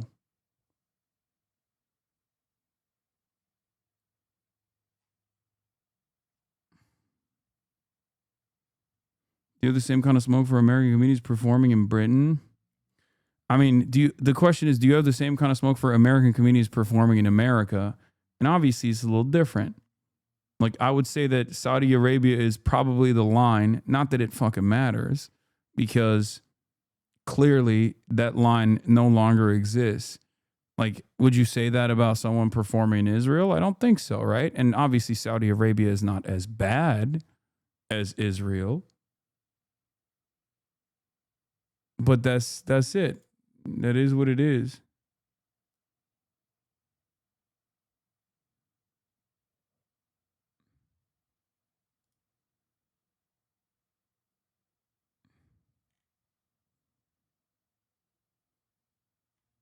Anyway.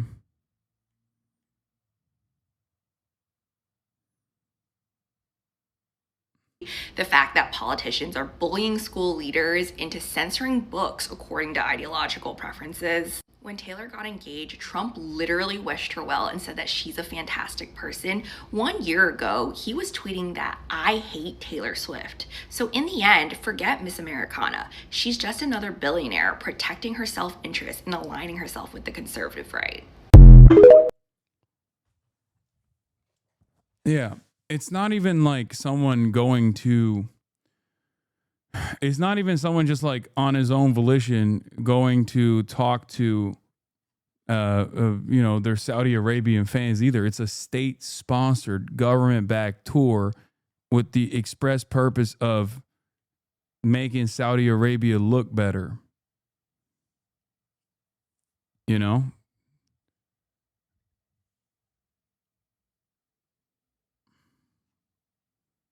Like, he got the bag, and these guys are getting the bag specifically from Saudi Arabia to do propaganda for Saudi Arabia.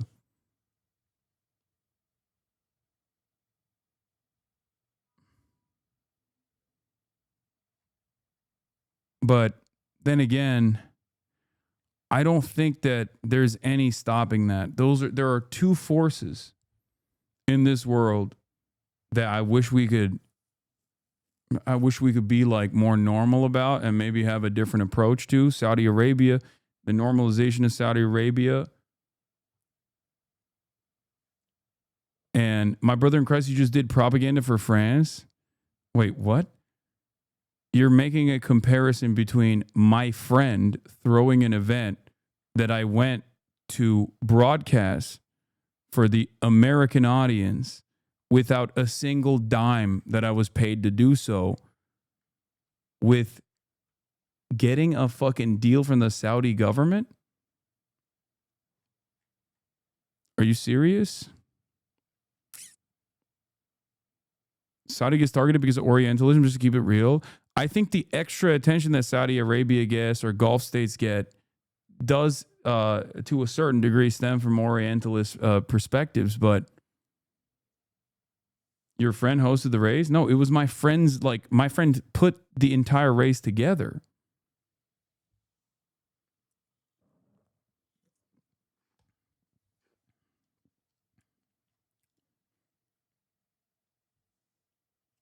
Saudi money goes hard though. Like, come on, man, who turned that down? I have. Many, many years ago when I could have really used it.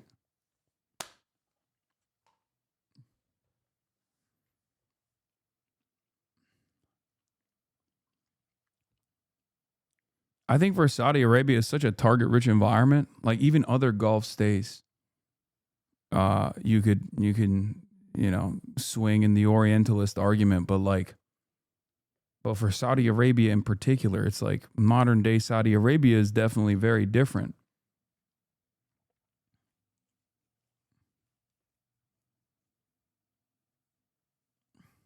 Also, my friend said GP Explorer makes something that's usually expensive for the elite and make it for the people to enjoy their favorite YouTuber. His sister went to it last year. Yeah.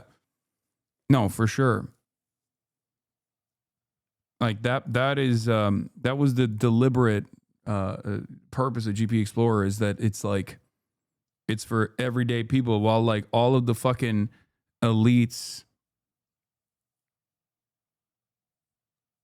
are at Paris Fashion Week. Like the regular French people are at GP3.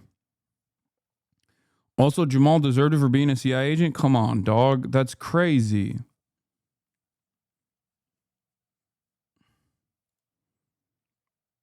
That's crazy. Look, every country has a litany of complications, but there's a reason why Saudi Arabia is fucking doing this kind of stuff.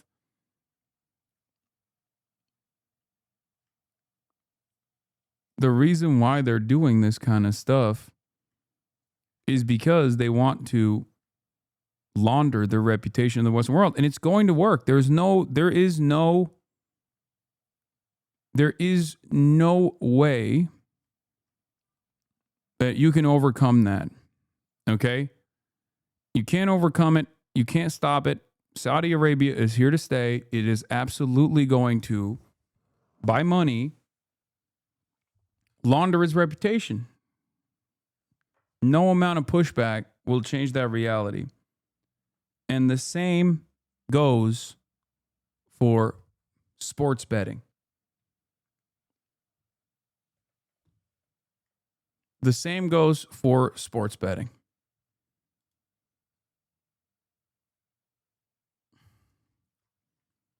No matter how much you criticize it, no matter how much you try to push back against it, yeah, Saudi Arabia is not just domestically awful. They use their massive amounts of capital to interfere and influence in tons of other countries. How many former U.S. government officials now work for Saudis? More than you know. Yeah.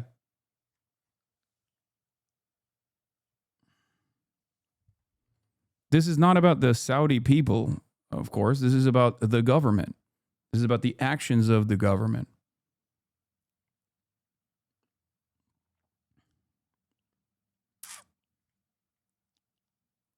But in any case, those are two things that I think are fucked up, that there is no way to actively combat. Okay? You thought I was doing an ad read? You think I was going to transition into a sports betting ad read? And that's why you got to go to Roobet. Use promo code HasanAbi. That's a sports betting website, right? I worked in Washington for a while and I had multiple lobbying calls from former high-ranking congressmen who are now getting tens of millions of dollars from the Saudi government. Shit is crazy. Yeah, they got hella dough, man. Of course. They got a shit ton. They got a shit ton of moolah. That's,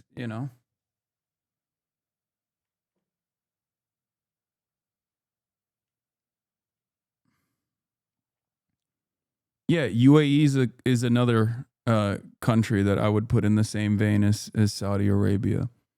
Also sports washing. But once again, you just can't stop it. Bro, it's a total, it's just capitalism. It's a higher priority for everyone. There's nothing you can do about it. Pete Davidson's dad was killed in 9/11, which we know Saudi Arabia was very heavily involved with. That's just the truth. Okay? And Pete Davidson went and performed in Saudi Arabia. What do you do in that situation? What do you fucking do? Yes, to the 7th millionth chatter, yes, I did acknowledge the dog clip. You guys are fucking insane. She does not have a shock collar on her. It doesn't matter, though. It's not going to stop you from thinking that regardless. Bro sold the memory, was filed for a check. I mean, yeah, that's just, it is what it is. He forgave them, dog. True.